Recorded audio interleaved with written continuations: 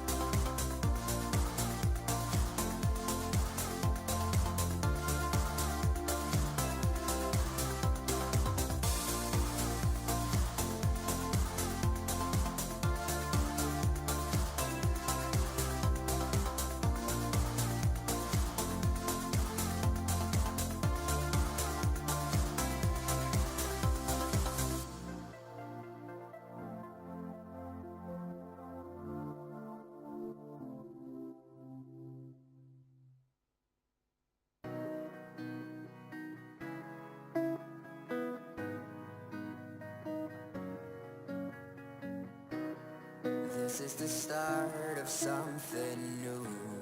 Taking my steps only forward. A change in the air, can you feel it too? This world is so big around the corner. So many possibilities. No dream can be too big. 'Cause this is the start of something new. 'Cause now I know this is my time. Time to just be me. Time to go my key. 'Cause this is my time. Time for me to choose what I wanna do with my time.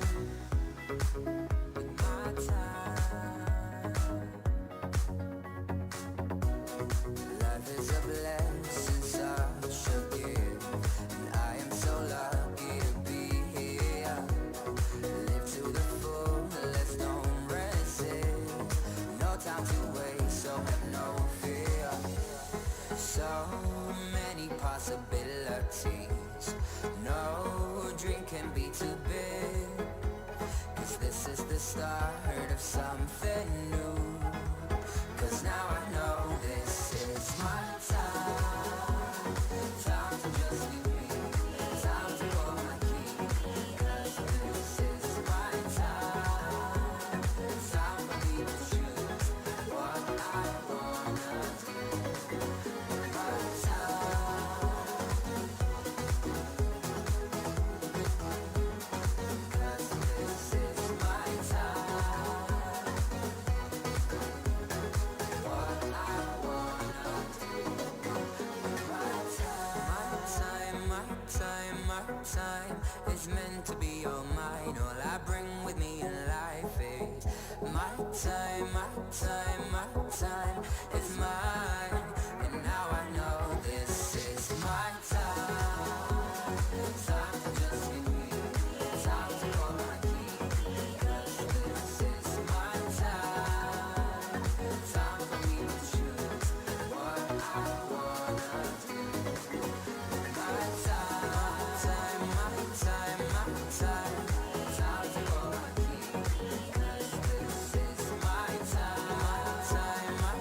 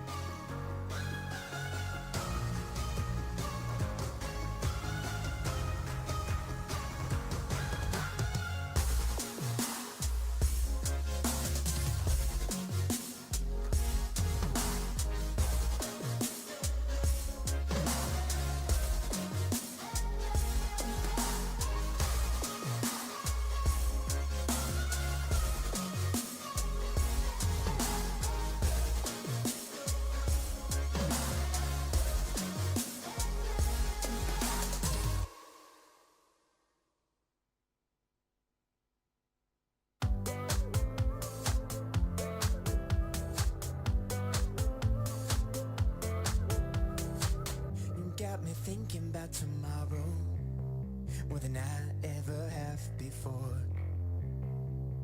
You're bringing light to my shadows. Every day you leave me wanting more. Every time you come up in my mind, a smile comes across my face. Even though I have no idea what we'll find, when I'm with you it falls in place.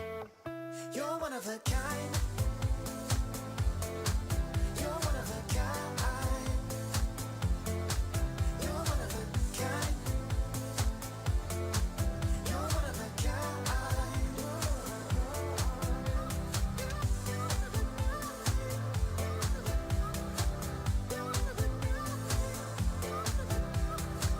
You show up first to every party, and you think tequila is your friend. You never say that you're sorry, and no matter what you can't pretend.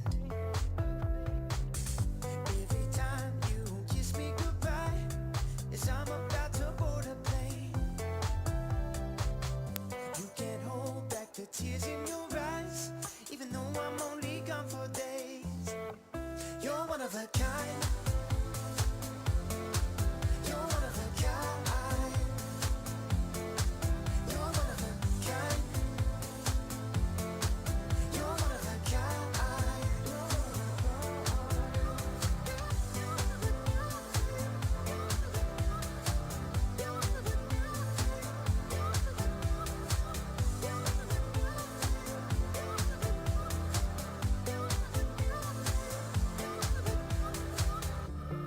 When I'm on the road, I need you to know there's lots of chances for love, but nothing's like home. Every time you come up in my mind, a smile comes across my face. Even though I have no idea what we'll find, when I'm with you it falls in place. You're one of a kind. You're one of a kind. You're one of a kind. You're one of a kind.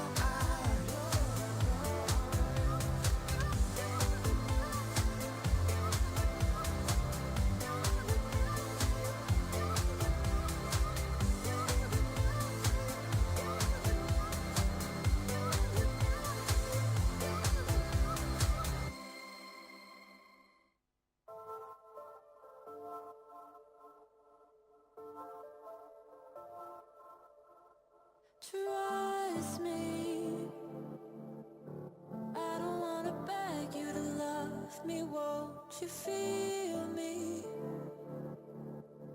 I don't wanna force you to hold me. What if I keep you on your toes? What if I give you the right dosage?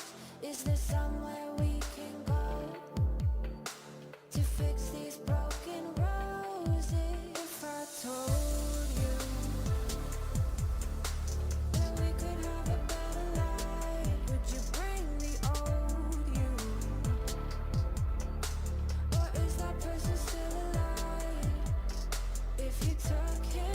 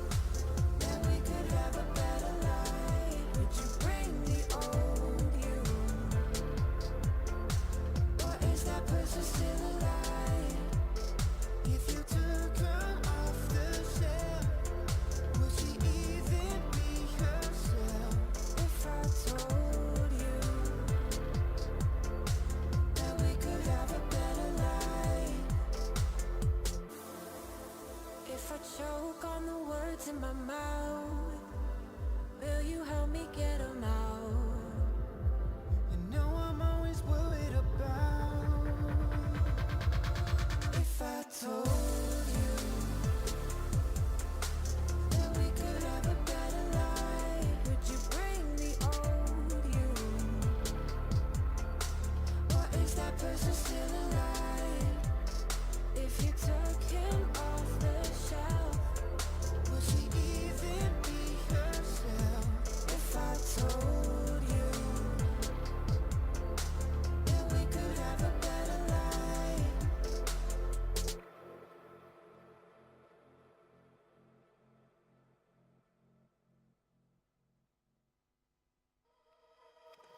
I can never keep my distance from a little mischief, I admit. Now I'm hanging on my hopes on us and letting you decide. I will never lose my interest if there's something in this. I'm convinced there's a glimmer of a hope for us, or is it just a lie? So why you selling me a lie? La la la la, la la la la.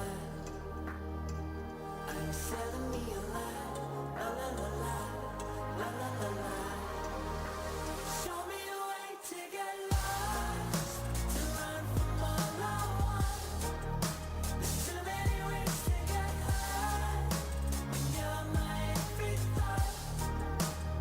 It's like I'm invisible, visible, visible, visible, yeah.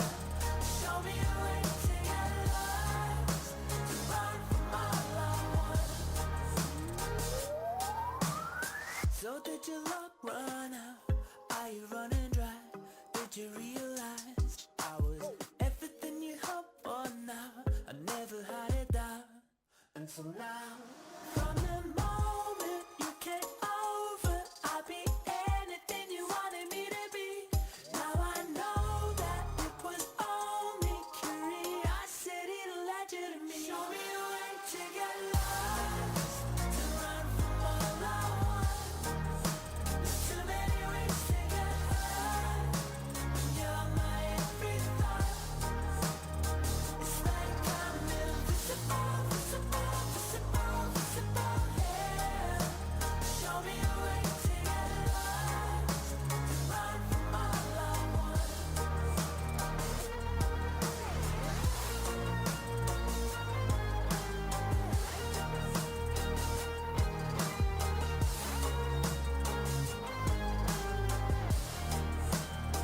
So are you selling me a lie? La la la la, la la la la. Are you selling me a lie? La la la la, la la la la. So are you selling me a lie? La la la la, la la la la. Are you selling me a lie? La la la la, la la la la. Show me a way to get lost, to run from all I want. There's too many ways to get high, when you're my every thought. It's like I'm invisible, visible, visible, visible,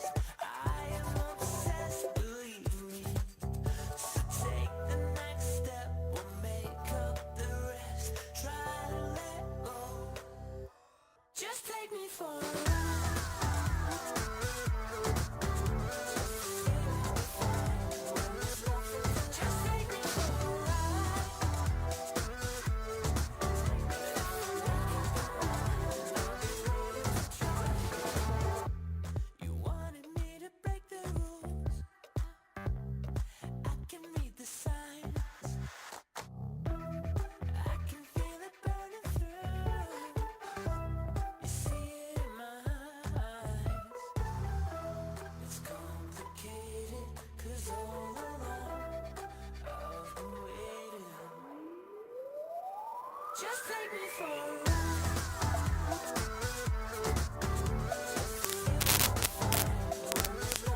Just take me for a ride.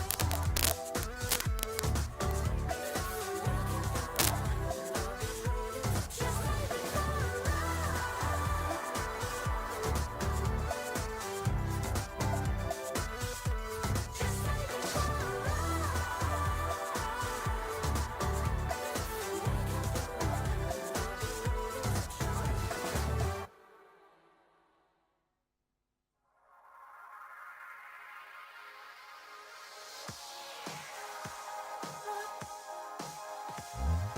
I don't know.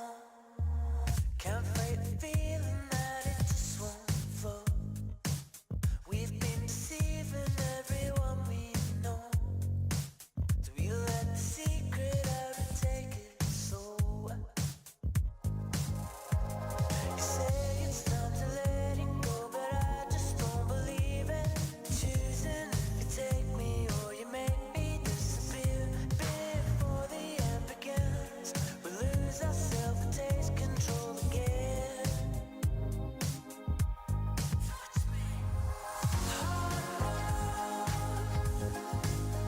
It's keeping us hanging on, and we know we will never fall out. We just wanna try some more. This can't go on forever. Can we escape and start again when no one can get us? Now you say that the most we can be is a memory where we are.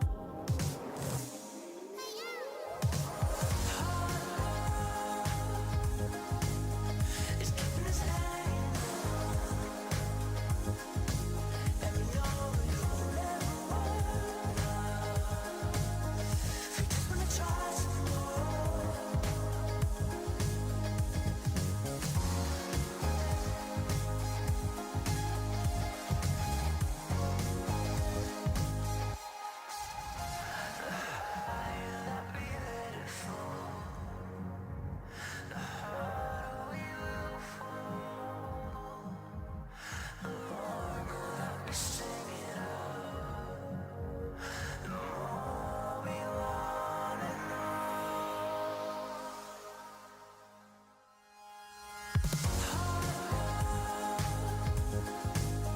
It's keeping us hanging on,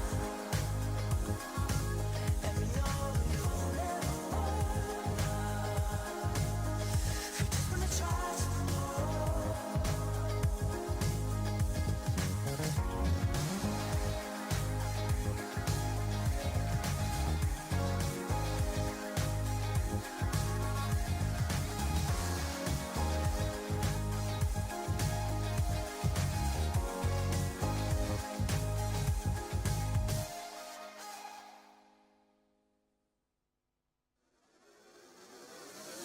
It's the small things that you do to keep reminding me there's magic inside me and you. Dream to reality. All of my worries and fears fade away with you. There is no limit to all of the things we can do. Let's go, take my hand and hold it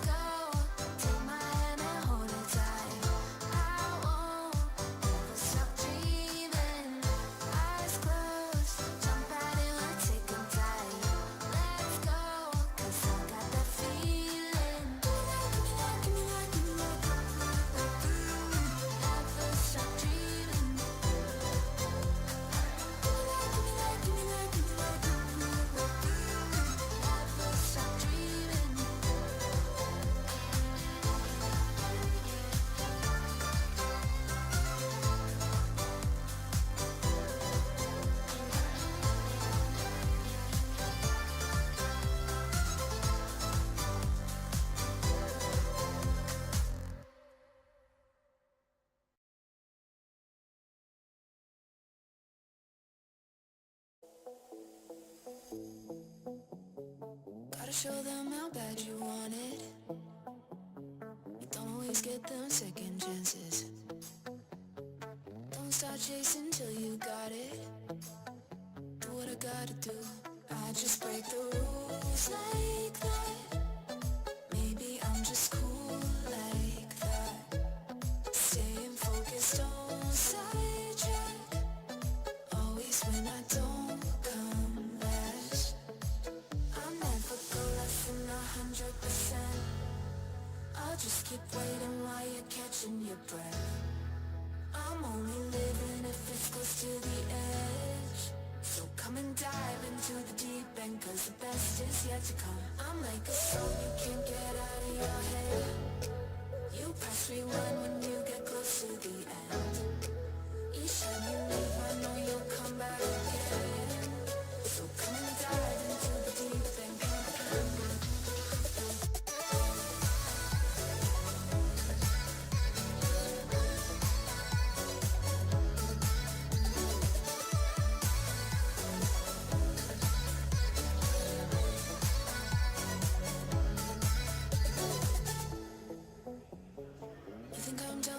Just started. I'm the fire that lights the darkness. Don't get strong, confused with heartless. Do what I gotta do. I just break the rules like that.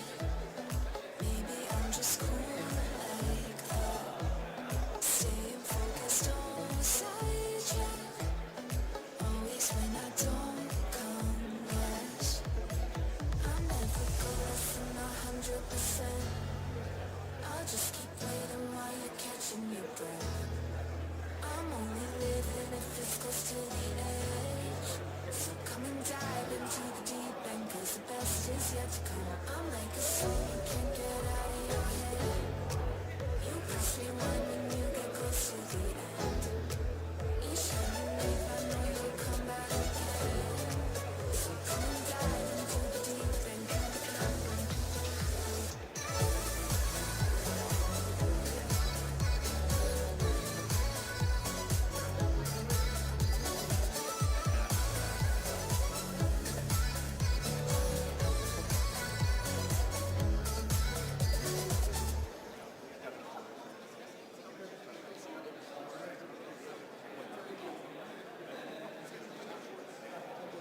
Underneath the neon, denim jacket you can lean on. In the dark we can be gone. Like a dream I think I see one. On the rig you know I need that. On my neck your name is ink black. Got your hand up on your hip like a pin up in that fit. I be lying through my lips, say anything to see it dip. Drop it low, let it show. Do your thing out on the floor. I'ma count the 1, 2, 3. Go us on the floor. I'm better when I'm with you. I feel it in my bloodline. Ice cold with the go-to. But you the one shining bright. Pump it like woo, baby. Better get your thing ready. I'm better when I'm with you. So would you be mine tonight? Too bad we breaking more. We might have taken slow. Back into the moment. The summer had a summer glow. Body like somebody gon' be missing, ain't somebody. Cook it like a ratty, I'ma eat it like a zombie. I'm better when I'm with you. I feel it in my bloodline. Ice cold with the go-to. But you the one shining bright. Pump it like woo, baby. Better get your thing ready. I'm better when I'm with you. So would you be mine tonight? Too bad we breaking hope. We might have taken slow. Back into the moment. When the summer had a summer glow. Body like somebody gon' be missing, ain't somebody. Underneath the neon, denim jacket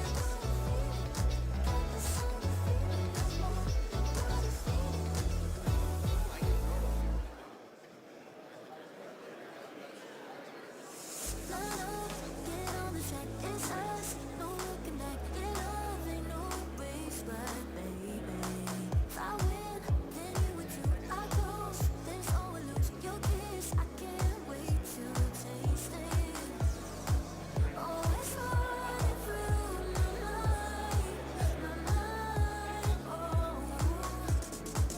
oh, we're running out of time, just tell me that gotta get you, once your hands on my skin, gotta get you, let you put me in, gotta get you, let the games begin, games begin, games.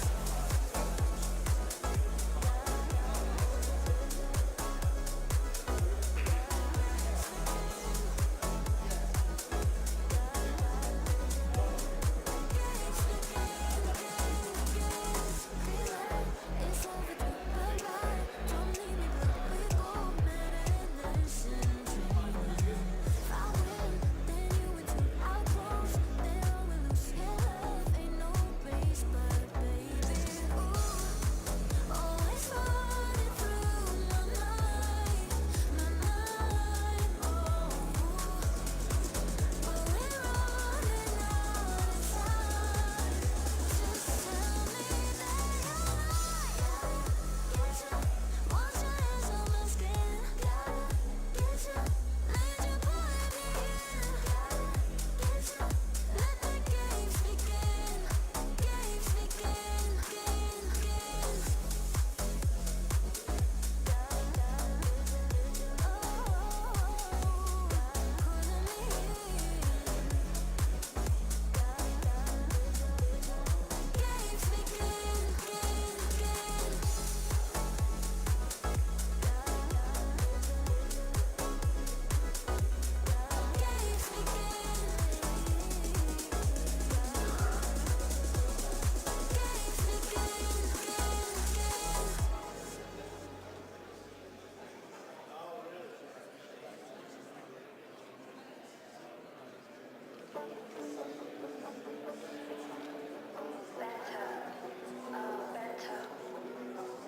I can feel the walls closing in. Yeah, the hardest part is trying to get over them. If you could see, would you do it all again? Yeah. Take my time, I haven't decided yet. Yeah. It's just a Saturday night, I don't know if I should call you. Deep in my mind, I find it's always all you. Waiting in line, I wish that I could walk through.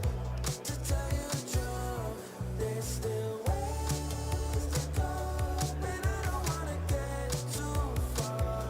Now it's too late for us, 'cause I don't wanna get involved, not this time.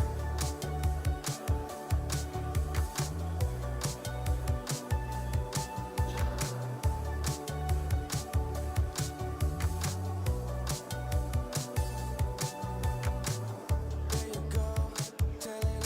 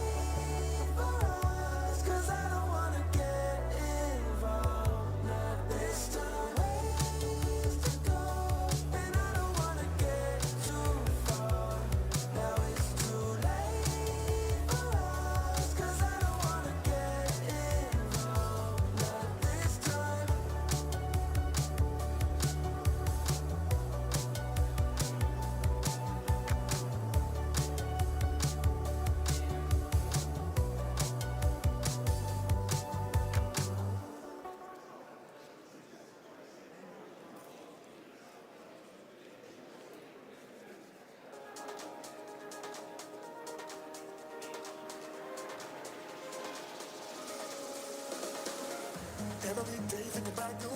Every night dream of you. Love the way you smile, love the way you move. Every day think about you. Every night dream of you. Love the way you smile, love the way you move. Every day think about you. Every night dream of you. Love the way you smile, love the way you move. All I want now is you. Every day think about you. Every night dream of you. Love the way you smile, love the way you move. All I want now is you.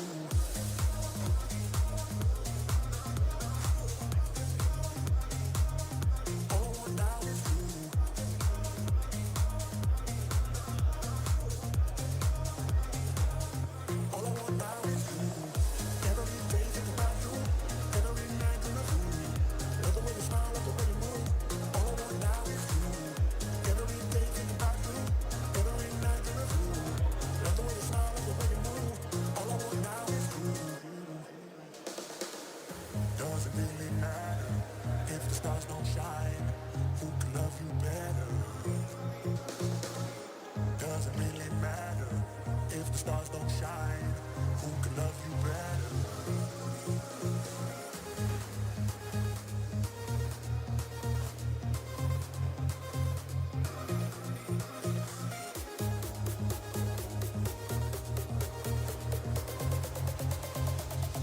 All I want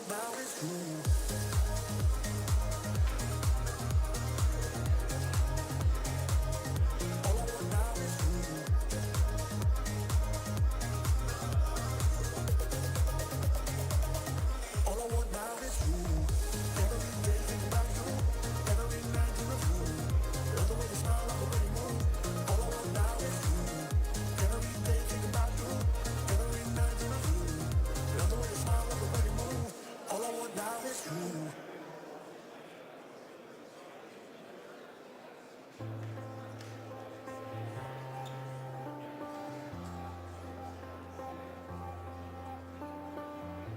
Frustrations keep swelling, I'm spiraling out.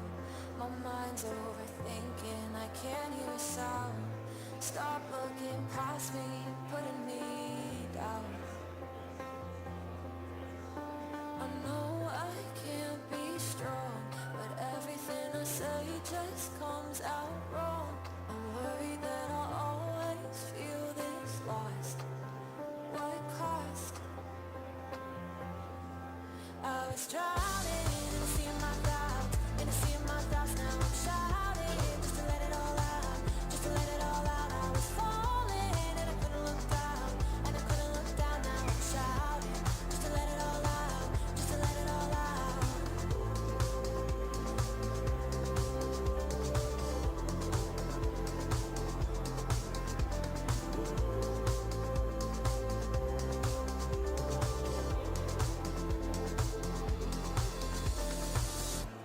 Resenting is easy, but anger gets old. Have trouble believing the things that I'm told. And I wish I could go back to the person I know. I know I can't be strong, but everything I say just comes out wrong. I'm worried that I'll always feel this lost. What cost? I was drowning in a sea of my doubts, in a sea of my thoughts. Now I'm shouting just to let it all out, just to let it all out. I was falling and I couldn't look down, and I couldn't look down. Now I'm shouting just to let it all out, just to let it all out.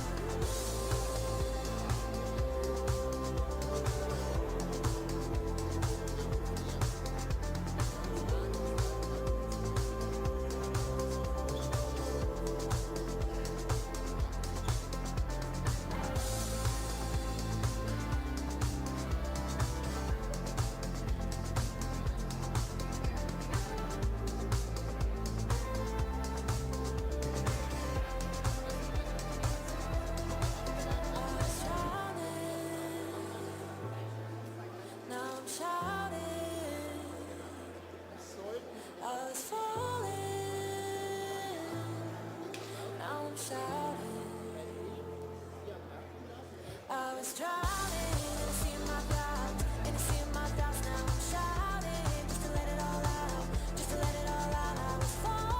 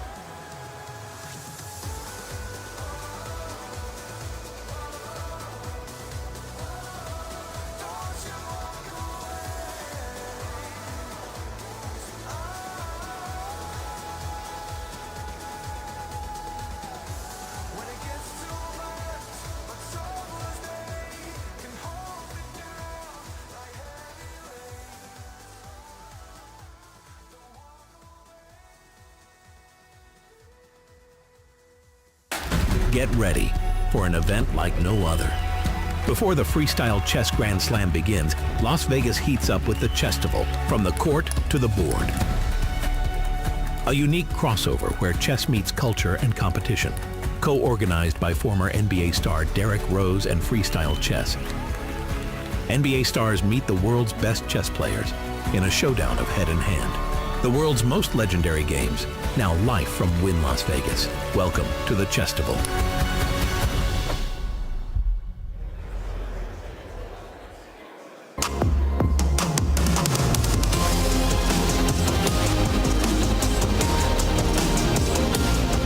Hello, everyone, and welcome to Las Vegas for the first ever Chesstival.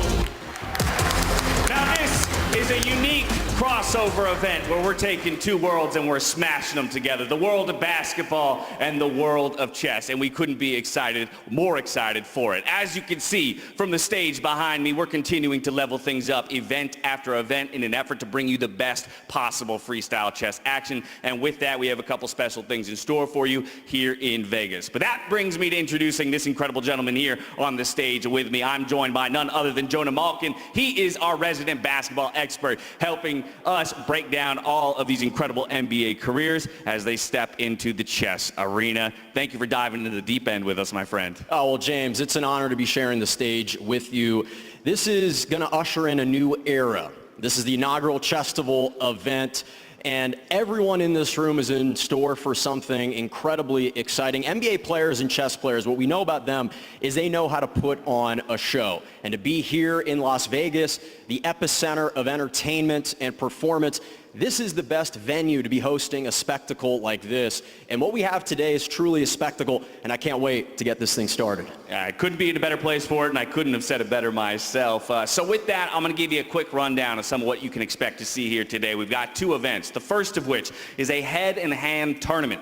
And how that works, a quick rundown. We're taking 8 NBA superstars, we're pairing them up with 8 of our most brilliant chess minds, and they're going to do battle in a single elimination bracket. How it works, though, since they're paired up, the brains behind the operation, the chess pro, is going to be naming a piece. The NBA player is required to move a piece with that name in some legal fashion, but that's all the information that can be shared between them. So it's going to be a really interesting dynamic as they try to realize all the brilliant ideas that the chess pros are having behind them. From there, we'll dive into a mano-a-mano, a 1v1 blitz tournament, again, between all of the NBA players where they can really come with their competitive prowess and see who is the official chess NBA champion by the end of it all. So with that, multiple rounds of blitz play later in the day, all that in mind, and without further ado, let's meet the teams who are about to do battle in just a few minutes' time. First up, with one of the higher chess ratings in our entire field of NBA players, and a guy who I learned last night shares a love of video games with me, but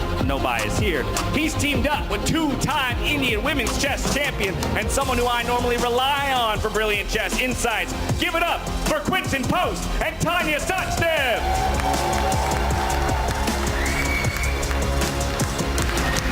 And next up, we have a 6-year NBA veteran, 2-time SEC Player of the Year who grew up playing chess with his grandfather at the age of 5. That's going to have to wait because he's paired up with one of the most acclaimed ambassadors of the game and the greatest female chess player of all time. Please welcome Judith Polgar and Grant Williams, who's walking in fashionably on time. Come on, Grant.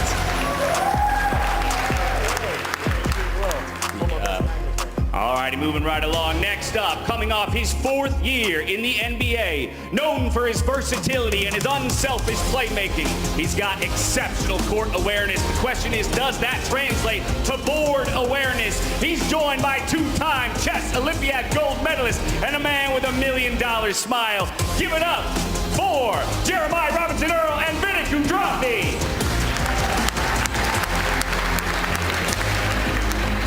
For our 4th pairing, the former 6th overall pick, who's become one of the best shot blockers in the NBA, and will try to wipe out his opponent's chessboard here today. Assisting him is a 3-time U.S. chess champion and the first ever World Fisher Random Chess Champion. Please give a hand for Onyeka Okongwu and Wesley So.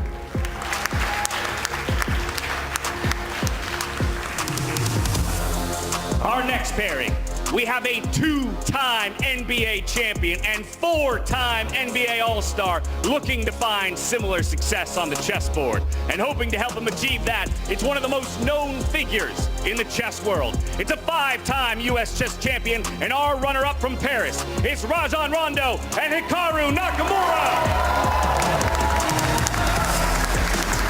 Keeping things rolling with our 6th pairing, a man who for 14 seasons captured the hearts of NBA fans with his hustle and iconic ducktail reverse soul patch. Who'll be competing with a former world number 2 who captured both the Rapid and Blitz World Championships and who CNN once called the David Beckham of chess. Say hello to the OGs, Drew Gooden and Levon Aronian.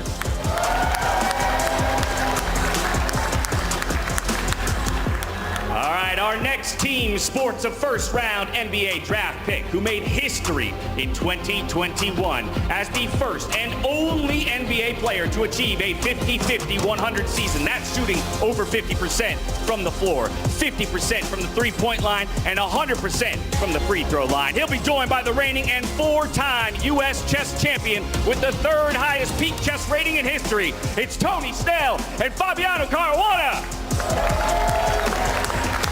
And finally, 2 prodigies who collaborated to put on this spectacular event. A former #1 overall pick, NBA Rookie of the Year, and the youngest NBA MVP, who's now a businessman. Joining forces with a 5-time World Chess Champion who's widely regarded as the best to ever do it. Please welcome to the stage, Derrick Rose and Magnus Carlsen.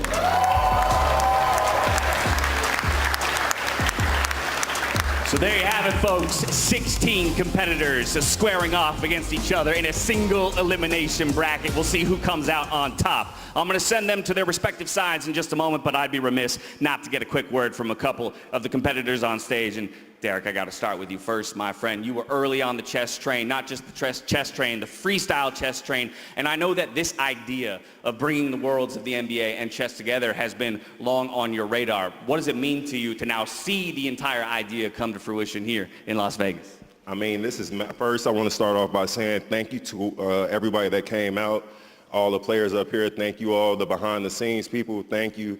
But this ideation came 2 years ago. I'm a man that says that failure is a man inability to reach his goals. And 2 years ago, I wasn't able to reach my goal. Being able to do this now is unreal. It's a blessing, and it's just a start. So thank you all for coming. Thank you all for flying out. And yeah, let's get going. All right, sweet. But I am going to come back to you real quick just on the chess of it all. Yeah. Because some of the guys you invited are pretty formidable chess players, my friend. So how are you actually feeling about your chances in this one?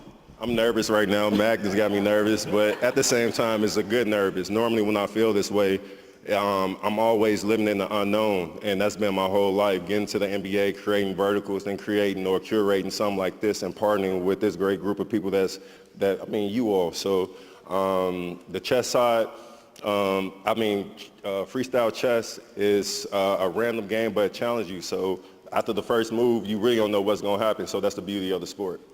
I appreciate you. Best of luck. Jonah, throwing it over to you. Who do you got for me? Yeah, so I'm going to start with Rajan. Rajan, first of all, you've always been known as a highly intellectual, cerebral basketball player with an exceptionally high IQ. You've also been known to having some interesting pre-game routines, of potentially taking 4 to 5 showers on game day. So it's been a while since you've had a game day. Now that you woke up this morning, is that something that you follow today? This morning was pretty rough for me. If anybody ever seen the movie Queen Gambit, I could have one of those nights, but I'm here, ready to go compete with these great group of guys and young women, so I'm excited to be here. In all seriousness, how do you think your skill sets being a point guard in the NBA for 16 seasons are going to translate onto the chessboard here today? Hopefully they translate extremely well. Like I said, it's the first time I just figured out that freestyle was even a game like 2.5 months ago, so I've been studying, taking some lessons. My guy here, my partner here, he gave me a good lesson last night, so I'm looking forward to learning and trying to see what I've learned so far. Yeah, I saw you guys practicing a lot last night. Hikaru, first of all, what do you think of that pregame routine? Is that something that could work for you?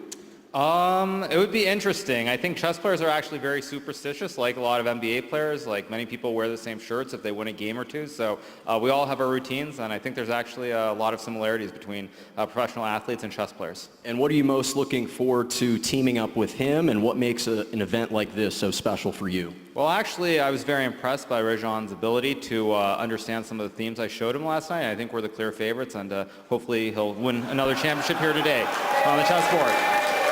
Back to you, James. Wow, well, I mean, that sets a high bar right there. Everybody's got sights set on that pairing there. I want to get a quick word from Vidit and Jeremiah Robinson-Brown. I'm going to start with you, or Robinson-Earl, apologies. A bit of a year of firsts for you in a way. I heard recently you gave the commencement address at your alma mater in Villanova, and now you're stepping into the chess arena of all things. So for yourself, what's it kind of been like this year 2025, moving into a bit of the unknowns? Yeah, no, it's been really exciting. You know, it's fun doing a lot of things that are uncomfortable and things that you're not usually used to. So I'm grateful for this opportunity to come out here and play chess. I have a lot of fun doing it. It's a hobby I want to keep getting better at, and it's great being able to learn from some of the best out here. So it's a lot of fun. Now, to that end, Vidit, this is just such an interesting dynamic because of obviously the chess prowess that we have on the stage. But you're in the uncomfortable position being able to only give so much information. So can you give me an insight with the few minutes that you guys have had to talk? What's the preparation look like? Are you targeting any specific ideas kind of as a coach trying to whip people into shape real quick? Yeah, I really enjoyed speaking with him, and it was evident that he loves chess, so it was very pleasant to talk about that. And of course, we have made some strategies, but it would be foolish of me to reveal it now. Magnus is right here, so... I did what I can there. Yeah. I tried. I'll save it for the game, but I think it will be a good show for sure. Okay, fair enough. I'm going to throw it back over to Jonah for one more final word here. Well, let me ask you, Onyeka, when you're playing defense in the NBA, there's a certain mindset that you have to have. You've always said your goal is to be the best shot blocker in the NBA history. How do you think that mindset is going to correlate to the chess board? What's going to be your approach today? I mean, how I treat it on the court, treat it on the chessboard, play defense, protect the king at all costs. That's how I'm going into it. And Wesley, you have an interesting partner here. Obviously, you have a ton of experience in this field, a former champion in your own right. What is it about this style that you really like, and what do you think about this duo's chances here today? Yeah, well, Chess Time 60 is great because you can produce a lot of innovative play, unlike in regular chess. And we're both very defensive-minded, so we're the right partners. Really look forward to it. Absolutely. James, back to you. Yeah, I appreciate all of you taking a moment to share a word with us, but I know you're itching to do battle. So I'm going to excuse each of the pairings to their respective areas here. As Jonah and I move over to that incredible contraption, we will draw your first starting position. So away with you. Thank you all very much. And as these guys take their seats,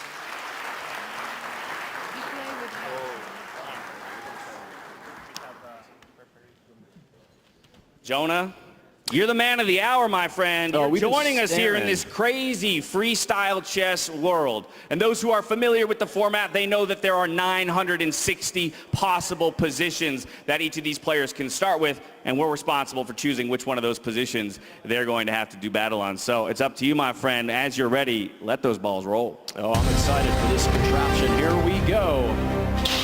And I promise, it's not rigged, just like the Mavericks winning the #1 overall pick in this year's draft, I promise. Oh, creating controversy this early in the broadcast. You gotta love it. All right, let's see what we got. It will be position 346. 346 is your starting position. Each of our pairings now has 5 minutes to discuss strategies and break down this position. And as they do that here in their respective starting areas, I'm going to be throwing things back to our studio where David Howe and Danny Ranch are standing by to help you at home understand maybe some of the basics of this starting position, and we'll catch you there in just a bit. Enjoy.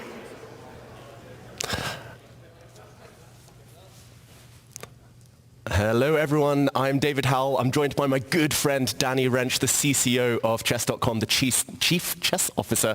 Danny, how excited are you about Chesstival today? This is incredible. This feels like a dream come true for chess events that we run at Chess.com. We're always looking and taking part in things. We've been doing things with the NFL for many years now. We've long wanted to do something like this with players from the NBA, so I could not be more excited to be here. And quite the opening ceremony there. I mean, how are you not pumped up after seeing the stage in there? Yeah, this is truly unique, this event. You'll be hearing a lot from us later as we break down the games, but in the meantime, let's go to the playing hall where we're going to be hearing from the NBA players, from the chess players, as they discuss the positions ahead of them.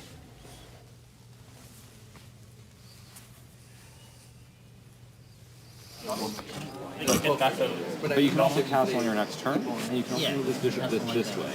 You can move a pawn and move the bishop this way. Yes? If the bishops are out of here. No, you can't. No, you can't castle right away. No. You need to move this. If you can move this queen somewhere, then you can castle. But you can't castle if there's a queen. Yes. If this queen is in here, then you can do this. Either If you can move these pieces, then you can go. the black king is away from the. I think you want to see which way the opponent goes, but most likely they're going to go to this side. So It's a bit trickier. So probably white's going to castle this guy, so probably we want to play the same castle. Sure. Like, I think if they go like this, then I see. That's not a bad idea. Yeah, for that, I'm going to move the bishop. It's also very good.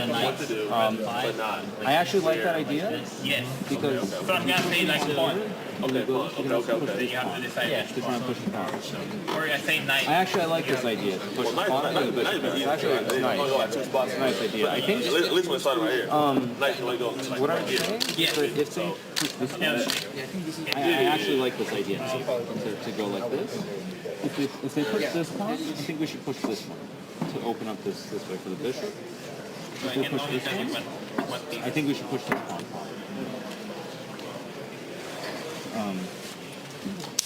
Yeah, we can also play like this if we want. Like this. I like your idea, though. I like your idea of getting the dish back. I like it. I like it.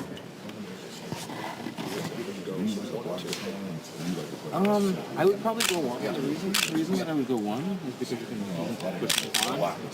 Again, see how you see, yeah, you get the bishop turn. Freestyle chess, that's very So I like this idea. So let's opt for this. Let's whatever they play. Let's do this. And then we think. Depends. But generally, you prefer to move this. We don't have to. You know what? I think maybe just play this one to start. And then we hang. Yeah, I think actually I like it. I think only if they push this one forward. If they push this one in front of the king, I would probably push this. But otherwise, I think your idea is quite good. Also in the beginning you want to activate this bishop, like open up. Yeah, I think actually just keep it simple. Just play that plan no matter what. Unless they push the pawn in front of the queen, push that pawn in the position. I like it. The most important for me is Yes, that's the only one where I think play this. Otherwise, yeah, like I push want to this go one and activate this. like this. Bring him here somewhere, you know? So But he's see, like, so what they're doing is it's too complex. Like, this is so complex that where the pieces go here, like, for me, I can understand where they belong, but you see how the pawns are? It's very hard because now you figure out where the pieces go behind, but you can't attack any of your opponent's forces. So it's very much maneuvering the pieces, and this is what I don't want for you. Like, I want to keep it much simpler, where it's very simple kind of ideas. I don't know. Are we sitting on the left? friends of anything else. Yeah, we're sitting on... I actually have no idea who sits where. Yeah, we're probably sitting on the right. Normally in this type of situations, like if they do something like this. Is it 5 minutes? 5 minutes. 10 minutes? 10 minutes. 10 minutes, okay. Yeah, it's called like a pawn thrust. No, but I think you got a good idea. You have to fight against it.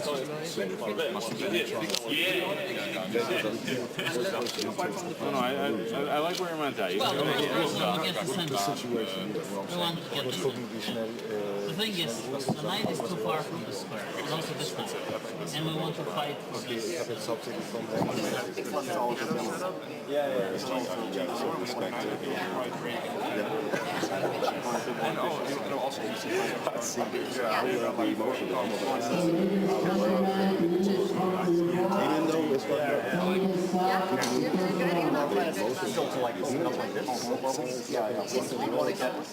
want to get both. So they like copies. Yeah, and then the question is like, what if they do that? What if they top out? Oh, What happens with 08? so in this case, I think what makes a lot of sense. Yeah. This is tough. Even if you have I think I could do something kind of interesting, which is like, I'll say knight, and then you put your knight on the like, takes get back to the knight. They grew up also interesting inside. Okay, it's time to go. I'm like neither approach is bad, but both are like different approaches. Which one do you think is like more? First one, pawn out, but queen out, pass knights out, and then at some point try to grab something. I think like you are. It is only going to be important. I like that get those moments everywhere. And here we go, the games are soon about to begin. We see Magnus Carlsen discussing with Derrick Rose the last minute strategies. Danny, what are you expecting from position 346? There's a lot to expect from this position. That's one of the things that makes freestyle chess great, is kind of that we don't know what to expect. You immediately pointed out that the two pawns in the corners, both on H2 and A2, are not defended, which makes you think of tactics. But it's not actually that easy to imagine anyone blundering early on. Maybe that's a good thing.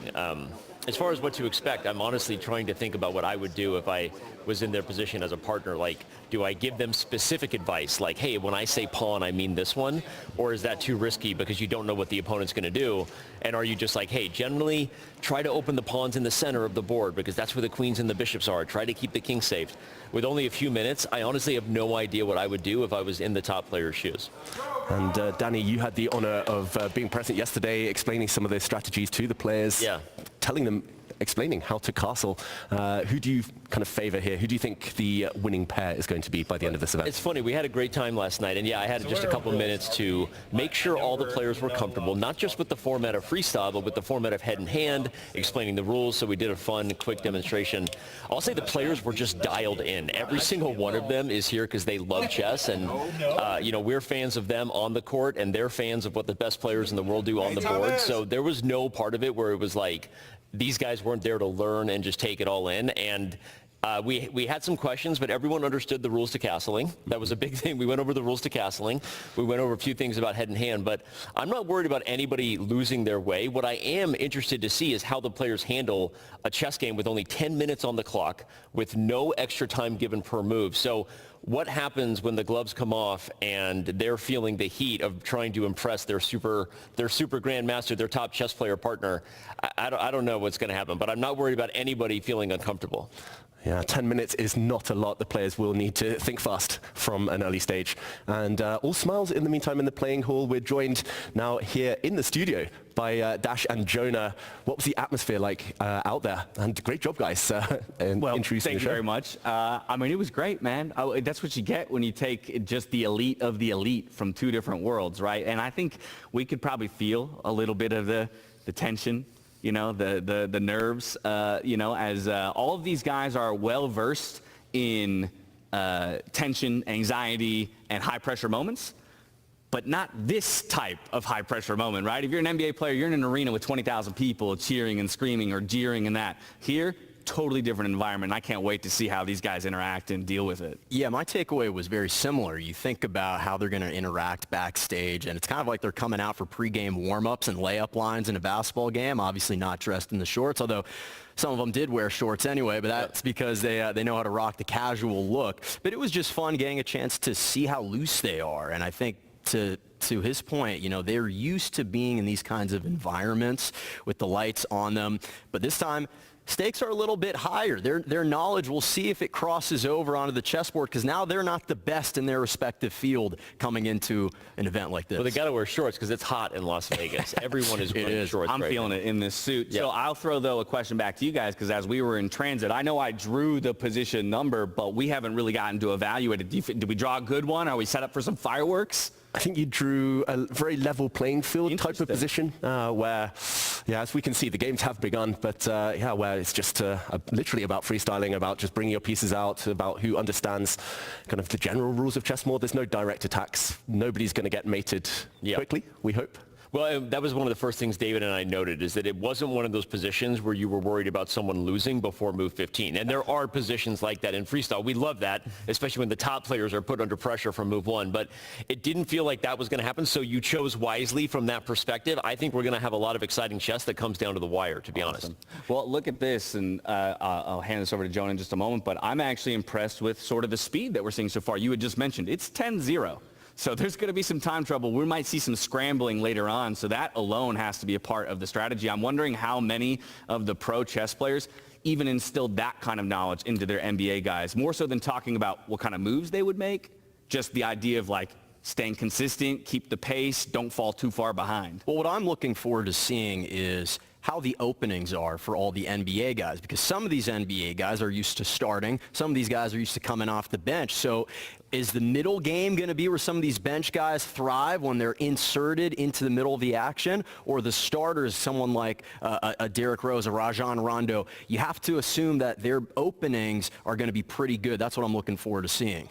And we started here with the games of Magnus and Derrick Rose against Vidit and Robinson Earl. And this opening looking very balanced. You talked about that, Jonah, the opening. I'm going to take us over to another board because the opening in one of them has been disastrous, and that is this one. Look at the position here. Black is missing a queen. Black is missing half their army. Unfortunately, queen. It's gone wrong. I saw David's eyes right as we were watching the other board, and we saw that evaluation bar slide all the way up. As you can see, white is completely dominating, although that might be maybe the first mistake that Tony has made for Team Caruana and Snell. But I want to answer your question, James, because I think the top players gave their NBA partners a lot of coaching on the clock, because I know it was a topic of conversation last night. They were very interested. They know that they're putting their NBA partners under pressure here, throwing them into the fire, and so they made sure that they were giving them lots of prep. But in this one, they might not even need that prep, because Fabiano and Tony Team, I don't know. I feel like I already want to give this team a nickname. Team TFAB. Team TFAB is already rolling their way to a victory here. And I'll call out. There's been some discussions from a number of us behind the scenes trying to figure out who might be the favorites, with the pairings and stuff. And two of the big pairings that I've heard a lot of talk about, of course, are going to be, oh my God, I'm drawing a blank all out of nowhere. Quinton and Tanya, Quinton being one of the highest rated players we have, and then Rajon Rondo and Hikaru Nakamura. But I think not talked about enough is Tony Snell and Fabiano Caruana as another sleeper duo that could really challenge for the final table. Yeah, they are kind of sleepers, and their personalities kind of mirror their games. Tony's kind of a to-himself guy. The way that he plays in the NBA, he doesn't seek the attention. He kind of just spaces the floor and is going to be a complementary piece to Caruana, who, again, we got a chance to interact with him yesterday. He wasn't the most boisterous one in the room, but that's why I think that pairing, to your point, can be a sleeper team, can do really well. And we can see they're not kind of interacting too much right now on the board. They're just scouring everything. And right now they've got a pretty good position, a chance to take the rook. No, rook just moved back. Ooh, he moved it, or he's about to move it to a square. It could be captured again. Unfortunately, yeah, it's looking very bad for black here. White has a whole extra queen, bishop, and rook, and 4 pawns. You see Wesley smiling. He knows that somewhere went wrong. Unfortunately, we didn't see exactly where. Of course, fans, remember, you can follow the games yourself if you want. They're all moving rapid fire, but we'll make sure we try to catch the big blunders when they happen. But Wesley has to stay focused because he has to remember that blunders can happen both ways. Right now, Tony is in control, being the NBA partner to Caruana. But you never know. Things can flip quickly as long as no more... as I say that, maybe another blunder is being made. So, might be a tough start here. Yeah, and maybe just a very quick action replay. We're still quite early in the games of what went wrong here for black a bit earlier as we see another piece leave the board. But if we just take it back a while ago, it started going wrong as early as move 3 when there was already a big threat on the board. And unfortunately here for Wesley and D'Antoni, they started to blunder. A queen took a pawn here, and already as early as the 3rd move, the black rook was trapped and the rest of the army started to fall. So this is the current live position. Simply black has no army left, and it looks like Tony and Fabiano about to take the win this early on. And Dash, there's drama happening across the board. What do you think? Should we stick here? If you're telling me there's drama, we got to go to where the drama is, my friend. So you let me know. Which board are you targeting at the moment? Yeah, let's go back to the game well, actually, let's go to a different one first of all. Magnus was doing very well, but it's gone a bit wrong. Let's go to the games of Quinton and Tanya. And that is this position. And that's a game to look out for, David, because a guy in Quinton, the highest ELO rating of all the NBA players coming into this game. We were talking to him last night, and he's playing all the time. He's getting in quality reps all the time. I have a feeling he's going to look like he knows what he's doing, but I don't know if we're going to showcase. Okay, there we go with their game, how he's collaborating with Tanya. Right now, what do you think of the board position for both teams? I mean, White is definitely in control. We can see when we first joined that the computers love White's position, but just the thing that's drawing my eye is both queens are currently hanging, and I'm wondering if, like, you have to do a double take a little bit because the queens are in the middle of the board and both can be captured by the other's respective pawn. So so neither player noticing that, neither Quinton or Drew, at least not currently, but. As long as Quinton moves the queen to safety, I think White should still be in control here. And we're currently having some technical difficulties with this board, so we're actually going to switch to the Magnus Carlsen game, the game we started the round with, and we're going to jump because things are heating up on that board too. It looks like clock situations, both teams, actually all the teams are playing very, very quickly. Yep. It feels like all of the players have kind of got that rhythm going early, but in the meantime, yeah, this board looks very balanced, and this is not currently the life. Makes me feel better I didn't double down on the fact that the queens were hanging. You could hear the hesitation in my voice, because I actually think that both Drew and Q, because it rhymes, I think both Drew and Q would have known that, and so that's actually not the position. We'll come back to it in a minute and assume that the queens are going to get to safety, but To your point on Quinton last night, he was one of the most engaged. He was asking for opening advice. Like, he was going big picture. He's like, I play the Queen's Gambit, accepted as white. Is the Hero Con good for me as black? And it's like, whoa, big fella. Like, we gotta look at your games first. But he was very into it and made sure he got as much coaching as he could out of the players as they tried to have dinner. Yeah, he was extracting info from Magnus as everyone was scattering out. He wisely stayed put, got a couple extra reps in, no, he's been fun to watch. I'm interested in this black double stack of bishops right now. Yeah, I think we're... Yeah, and in the meantime, we're actually going to jump into this game. We're going to get a refresh on the board, hopefully. Yeah, we want to hop over to check out how Rajan Rondo and Hikaru Nakamura are doing. Again, I painted them as a possible favorite in this competition, but look at that. Grant Williams and Judith Polgar right now with the white pieces. A very solid advantage, at least by the computer's standards. The question is, can the two of them together find the final pieces of the puzzle? Well, I was going to jump in and say when we were talking about sleeper teams and who are everyone's underdog or maybe favorite picks to win, and that we talked a lot last night about Quinton and Tanya, because Quinton is the highest rated player of the NBA players, and then Tony Snell and Fabiano Caruana. But I would actually say Grant Williams might have been the most overlooked. Partly his fault, because he didn't show up to dinner. We were waiting for him. No, I'm kidding. But people who don't know Grant, he's actually done multiple events with us before. He did an event with Tani Adewani for our Chess Kids Scholastic site. There's content of him playing chess online if you want to go down that rabbit hole. So he's also a very underrated player. And with a teammate like Judith Polgar, I could easily see them going all the way. And in the meantime, this position, we do see the evaluation bar. That's to the left of the board. The bar is all the way up in White's favor, and that is because currently it is Judith and Grant with a material advantage. They have an extra rook and a couple of pawns in return for just a knight. And in the meantime, it looks like Hikaru has been instructing Rajan here to move a pawn. He's, oh no, it's moving his bishop.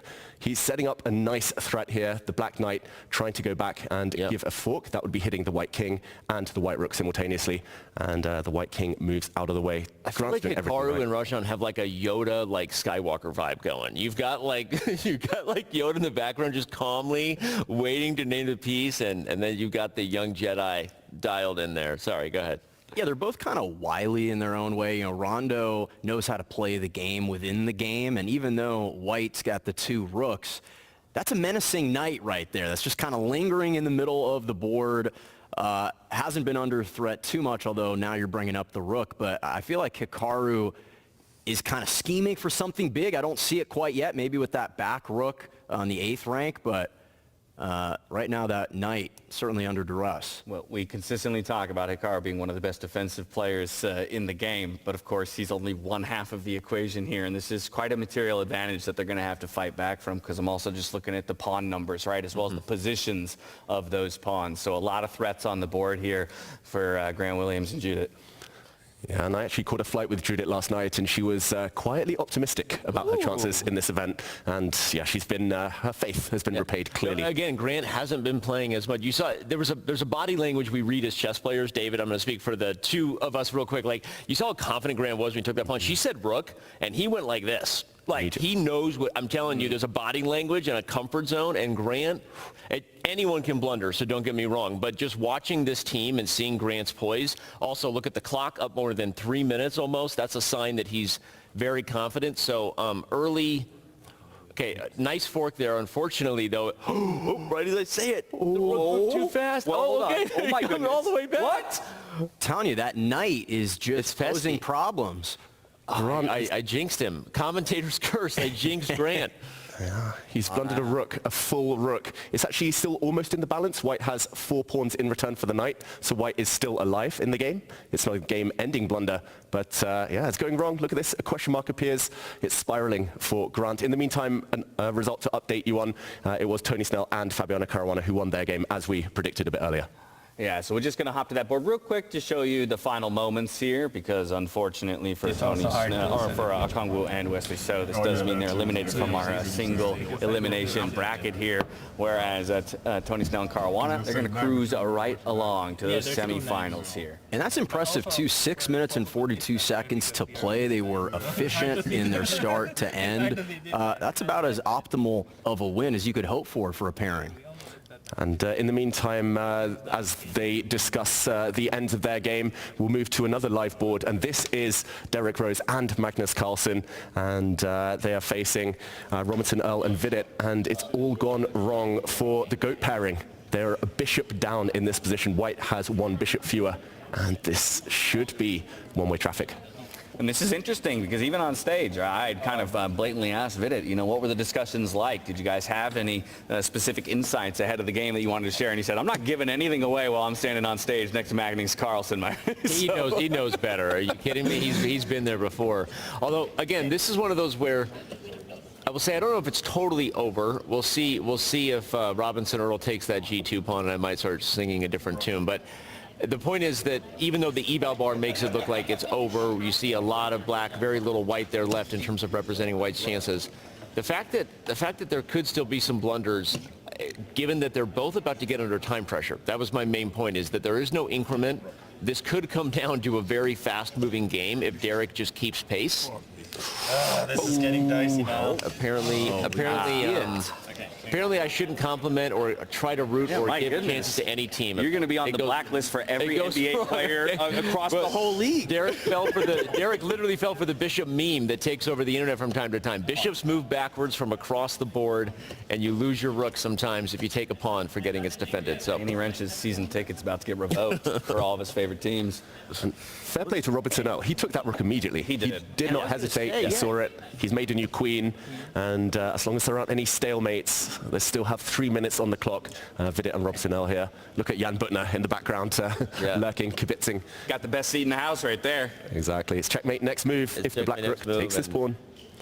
Because it is single elimination, with it, Magnus Carlsen and Derrick Rose's chances are eliminated. And there it is. Just like that, we have another conclusion. It will be Magnus Carlsen and Derrick Rose exiting after the first round, while, of course, Jeremiah Robinson Earl and Vidit Krajdrafti move on to their semifinal. While this one found a result, we did have one other result that I want to get to, showing you in just a moment. Quentin Post and Tanya Sachdev, they cruised to victory in their game up against Drew Gooden and Levon Aronian. So we're going to hop to that board. Maybe we can walk it back just a little bit. I am noticing a bit of a trend here, although actually the board that I see on the screen is not. No, that's the Snell card. Well, these guys are having such a good time, our cameraman can't get away from them. I understand that the vibes are infectious in there. They haven't left their seats. The game's been over for a while. T-Fab and Tony are besties now. They're vibing. Yeah, Onyeka didn't even know what he was going to be doing about 30 minutes before opening move, and standing on the stage, he was trying to talk to me about opening strategy, and I said, listen, you got Wesley, your partner. You're going to be in good hands.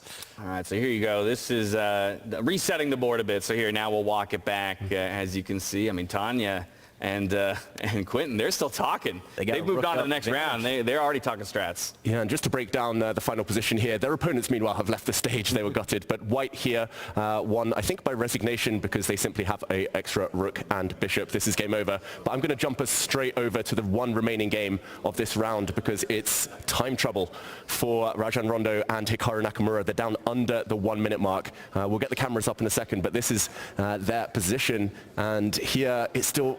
Well, it was in the balance until a move ago. Black swung back. Just blundered a piece. White has 3 extra pawns. Yeah, and not only that, the time disadvantage is even more disappointing than losing that piece, because without any help coming, no increment for those who speak top-level chess. You know that increment is bonus time that gets added every move. That's not the time control here. This is sudden death, as they call it, the most exciting event in the world of sports next to sudden death dodgeball, sudden death chess. Well, you know, Rondo's a 2-time NBA champion, so if you think you're going to knock him out early, you got something else to think about. This guy knows how to stay in games and extend them as long as he possibly can, and just trying to buy their duo enough time to create another blunder like we saw with the Knight earlier in the game. How's his speed, Jonah? Because he has only 24 seconds left on the clock to end this game. He's also very fast. I mean, moving up and down the court, especially winning the championship in 2008 with the Celtics. But I'm going to go ahead and say that I don't think that speed is going to translate here, because this is a tough position, and only 20 seconds. You got to be moving instantly, and it's hard to do when you're in a bad spot. It's also hard to do in hand, right? Because you have to receive the input first, and then you have to try and figure out what it is they're trying to get you to do. So that extra beat, can just cause you to lose very precious seconds. Down to 17 on the clock now here for Rondo and Nakamura. And I can tell he moves up and down the court. That black rook has been moving up and down the board a lot, but those are long moves, and that takes an extra second or two on the clock. He's got to move. He just has to move now. Down to 12 seconds. He's frozen. I think Grant is poised to. Again, despite the blunder earlier, I'm going to take back my commentator's curse jinx. I don't think I've really jinxed him. He knows what he's doing, and as long as he doesn't blunder and somehow get checkmated in the next few seconds, Team Nakamura and Rondo is going to run out of time. And, well, hey, to be honest, they painted a target on their own backs. In that interview with Jonah, Rondo's even said, I feel like we should be feared. We should be considered one of the favorites, and immediately drew the ire of some of their opponents. Listen, this is a long playoff series. That's how they're approaching this. This isn't a one-game situation. You got to win the first of 3 or 4. What are they playing to with this? It's not a 7-game series. This is. It's just one game. It's just one game. That's right. It is one and done. You had one and done. Kidding. I was waiting for the punchline of the joke. I'm like, this is not a long series. The Blitz tournament later. That's right. Have multiple lives. That's right. Oh man. But he thought he had more time to play with then. Yeah. And it was settled on the clock in the end. It was Grant Williams and Judith Polgar who won on time. The position was slightly in favor of white, but it was the clock that proved decisive. And look at that. All 4 results are in. 3 of the players piloting the white pieces came away with the victory. The only duo to win with the black pieces would be Vidic Gudrafi alongside Jeremiah Robinson Earl up there against Derrick Rose and Magnus Carlsen. So that's the first round concluded. But I got to be honest, like, this is part of my favorite element of the whole show, right?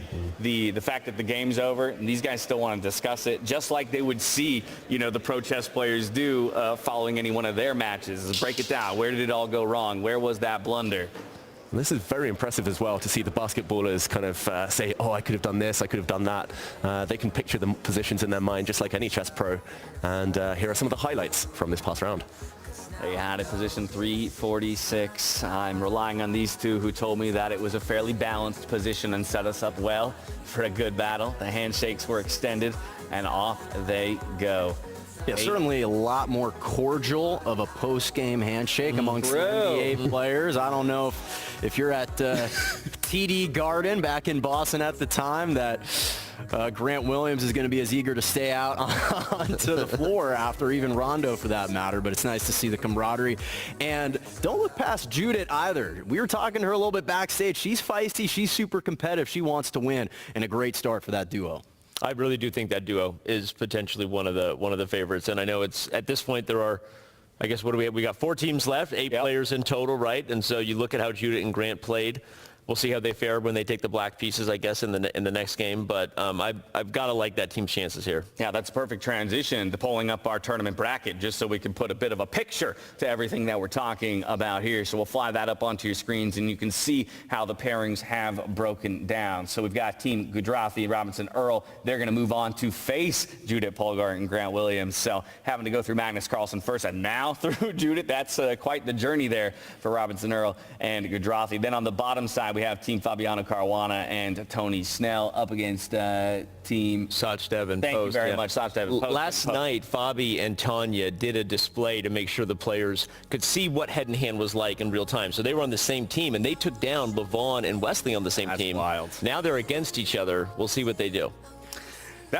Just talking about last night as well, I know you missed out, and you weren't there, you didn't get there in time? No, my flight got in too late, sorry. It was awesome, not just to see that first exhibition match, but then how quickly, once those seats were vacated, instantly refilled with new sets of people trying to get a couple games in, as much practice as they could, get a little bit of insight from a pro. So I think I saw Nakamura and Rondo going up against each other, and then Quentin sat down against Magnus himself as well for a try. Yeah, well, I'm curious for you guys as the chess guys. When you're playing in a tournament, you got multiple matches to play throughout the day. After one concludes, how much time do you take to decompress? Do you stay locked in throughout? What's kind of the in-between period like on a tournament day for you guys? It can depend on the format. I think some of the the world's elite events. David plays in chess tournaments that are a little bit higher than the level that I reached.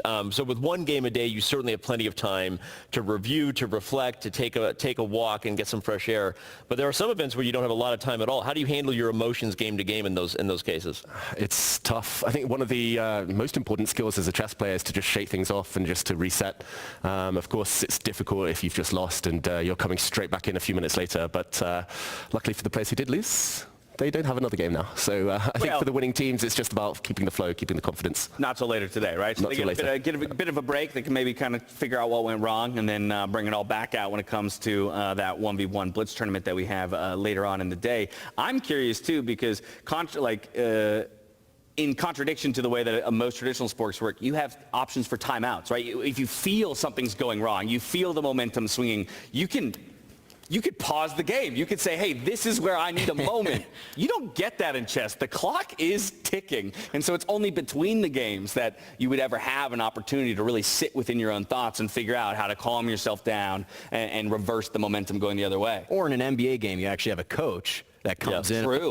Listen, players always think they don't want to be taken out. This is not their time for a hydration break. They want to stay in there. It's the coach that's got to yank them or call the timeout to regroup them. But to your point, in a singular sport, the only quote-unquote time off you have is when your opponent is making a move, but it's not time off because you're calculating what they're doing, what their vision is, and what they're trying to do moving forward. Well, I think the skills that a great chess player develops are internal mindset, the mindfulness, their ability to gather their thoughts and sort of find zen in a moment where maybe you don't see them physically reacting, but the tension is there. I mean, a lot of people saw a very recent moment where the tension came out, right? And a table was banged at the end of a very, very long game. I mean, if you think top chess players don't have a lot going on beneath the surface, you're just wrong. And I think the mindset to calm themselves and to stay in the moment is maybe something why a lot of top athletes love chess. A lot of them have shared that they enjoy playing a game of chess right before they go out on the field or onto the court because of the zen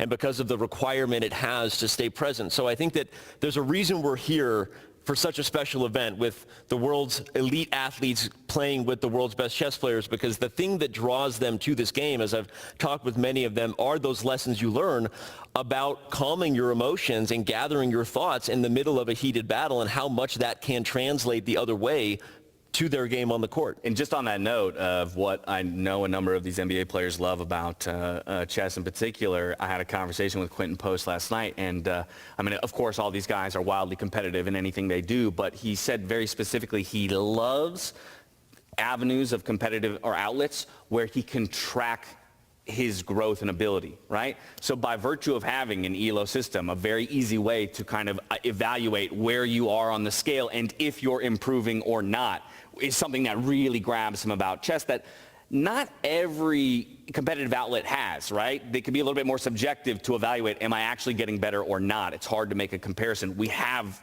kind of numbers, and I can say today I was a 1,500 rated player, but in 3 months, now I'm playing at a totally different level.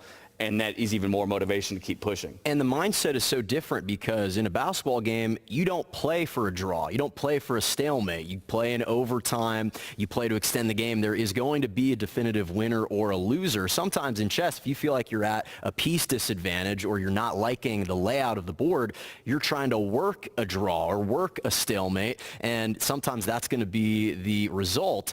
In basketball, that's never an option. So to your point, the mindset is never operating from a perspective of like, this game could end in a draw. No, this is going to go to overtime, bonus basketball, doesn't matter, regular season, postseason.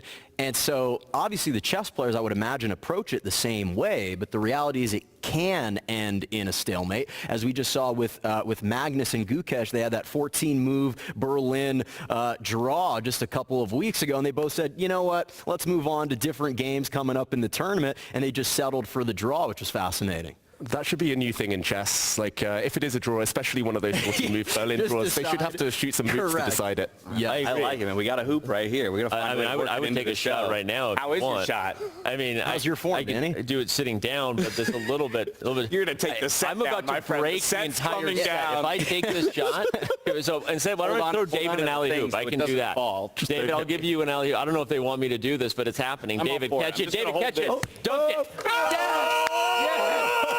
Okay, we did it. Sean Rondo. We did it. To a Kangwoo with an alley-oop. I love it. I was about to take the shot. Yes. I started looking at the beautiful set design here. I was like, Danny, don't break anything. Yeah, you're don't about do to that. ruin somebody's day. Yeah. We spent a lot of time putting all this together. The whole world just saw my belly as I popped up. And caught that. Yeah, but you just drove a basket home. Oh. In Yeah. front of Hey, good teamwork. thousands of people. To win a basketball game takes good teamwork. To win a game of head and hand takes a lot of teamwork. So there you go, Yeah. David. David, you host, and you've hosted some chess shows, so that's your realm. If you were inserted onto a basketball court for like a free throw shooting contest, let's say it was against your contemporaries, and your peers, how do you think you would do in a basketball shooting competition? Oh, you put me on the spot now, Jonah. Like, I'd like to think I have decent athletic prowess, but You showed it right there. Yeah, my kind of eye-hand coordination isn't always the best.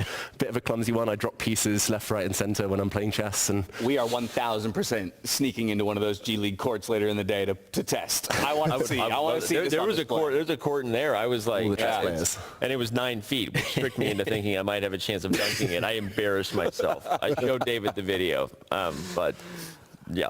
yeah. You've got some experience head in hand. I mean, we played one game at the after party in Paris, but when you're in that head position, and obviously you know that the person you're trying, to steer towards ideas does not have the same grasp of every chess concept that you have.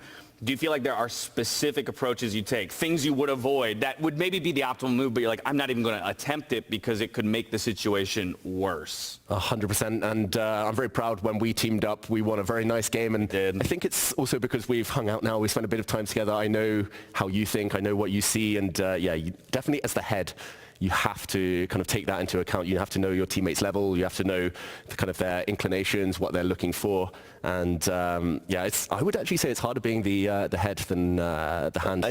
I'm really glad you brought that up because we haven't had a lot of chances to talk about the strategy of playing a head-and-hand match, but we do this type of event all the time for pro-am style events where you have a top player and a celebrity of some kind. So I've commentated for a lot of these, and I will say that I think usually the common attribute of the winning team is that the head has made a real effort to not name the piece that even they may objectively think is the best move, but naming a piece that is a move that they know their partner can find. Grandmaster Robert Hess, brilliant commentator, has played in a lot of head-and-head matches, and he wins all the time. And a part of the strategy he always takes, and he tells me, is that you want to name a piece that really is not just at the level, but you can tell the type of plan your opponent is focused on. Sometimes you're observing their body language to see where they're looking at on the board.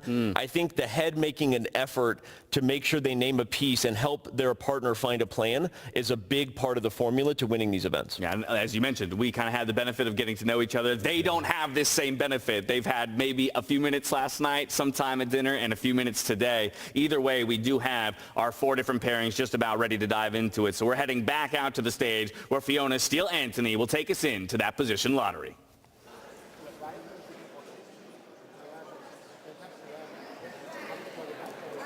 Everyone, to the Chesstival, we're through to the semi-finals. Unfortunately, we had to say goodbye to 4 of our teams, but 4 incredible teams are still in the running. They will play another game now with 10 minutes on the clock, and very soon we'll know who the 2 finalists are.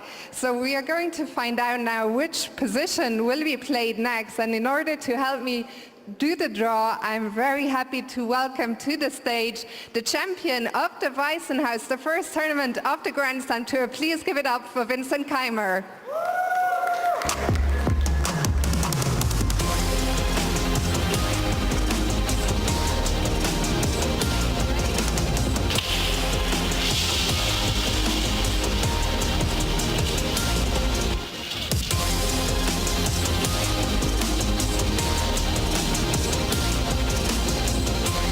753.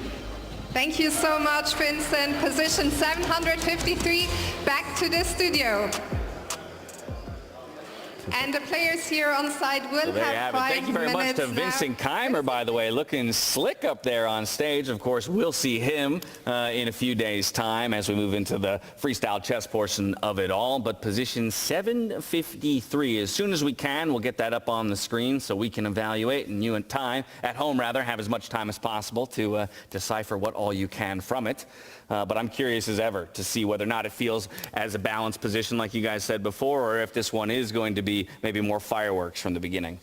Yeah, I think, what both the Tanya and Tony matchup along with Caruana and Snell, what they showed is they can take care of their opponent pretty quickly. They've had kind of a longer layoff to strategize a little bit more. I'm curious from your guys' perspective who you think that additional time favors a little bit more heading into this semifinal.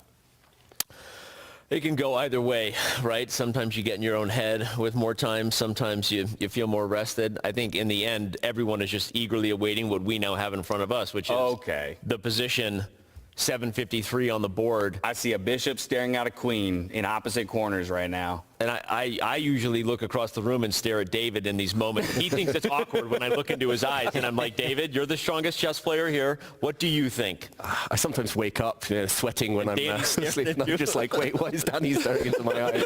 But yeah, the bishop and the queen are standing off against each other. If we look in those corners of the board, the diagonals, it's going to be all about that tension. Often queens get trapped in freestyle chess, and obviously the queen is the most important piece. You cannot allow her to get kind of caged in the corner. So immediately looking at that b2 pawn right in front of the rook to maybe slide forward, open up that line of sight for the dark squared bishop, steers across to the queen and kind of immediately pins her for at least a period of time until the player with the black pieces can find a way to evacuate her.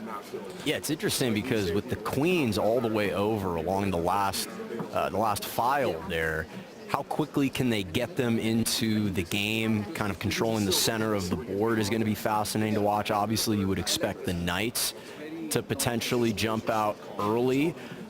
Between the two chess players, who's better historically with their utilization of the knight?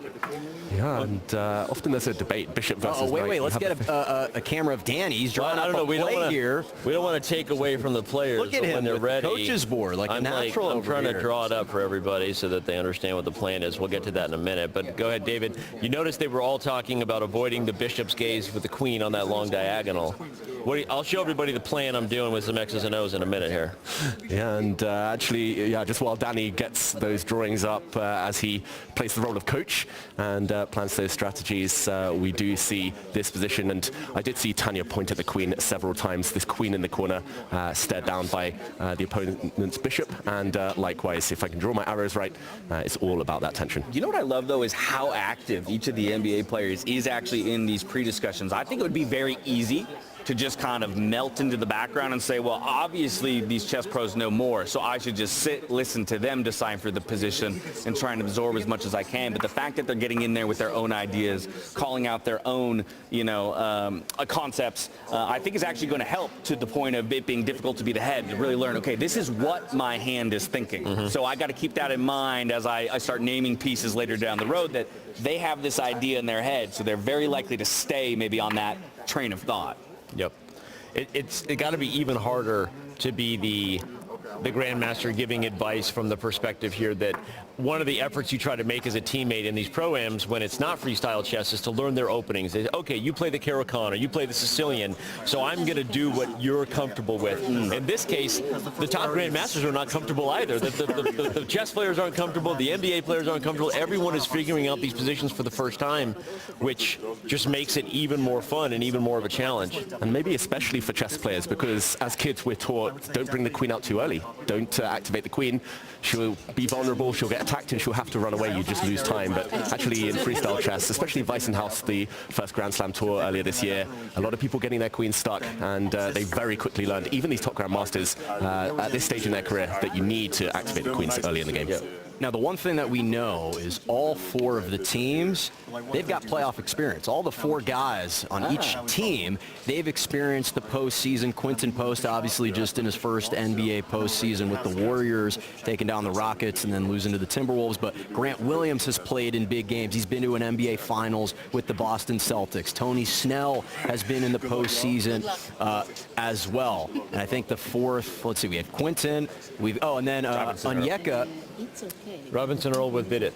Robinson Earl with Vidit. Yeah, so he's been in the postseason with the New Orleans Pelicans 2 years ago as well. So I'm curious to see if they start to feel a little bit more comfortable, given the fact that they're used to going a little bit further into tournaments. Well, you got to be feeling better just that you got past the first round anyway, right? Nerves out of the way. No more Magnus Carlsen on the floor, right? Every chess player breathes easier when Magnus Carlsen is not out there, let alone Hikaru Nakamura as well. So, but yeah, they're finding their stage. That was a swagger walk there by TFAB. I'm curious to see how many chess players pick up, kind of assimilate, kind of pick up some of that NBA swag. Yeah. I want to see some of the chess players, on their walk-ons in the future having a little bit more of a... I'd love to come up with the head-and-hand version for basketball. Chess players on the court with NBA players. Exactly what that would look like. I can tell you what it looks like. It looks like LeBron James pointing to J.R. Smith saying, "What are you doing in the NBA Finals? Got an offensive rebound, chance to win Game 1 on the road, and he didn't get a shot up." That's what it looks like. Yeah. The frustration of it not materializing in real life. Chesstival this year, maybe Basketball next year. Ooh, there we go. Okay, Already David. generating new ideas, but we're kicking things off here as the first moves have been made. We're starting with Quinton Post and Tanya Sachdev up against Tony Snell and Fabiano Caruana. I think this is a really interesting matchup. I will admit that personally, Quinton Post and Tanya are my pick. I think they are the team to beat. A lot of that comes from how good of a chess player I know Quinton is. To begin with, but they also seem to be just moving with some confidence here. Look at that, already a piece off the board. Of course, it will be traded immediately back here with the rook. There's a huge threat. Huge threat on the board. Will Tony see it? That is a checkmate in one threat, and the rook does move. Okay, Fabi said rook, and Tony knew exactly which rook he meant. By the way, legally, that was a genius suggestion by Fabi, because there was only one legal rook move. So I have to draw attention that Fabiano left nothing to the imagination there. He didn't say pawn, which was possible. Right. He didn't say king, which was possible. He said rook, and Tony didn't have any other options.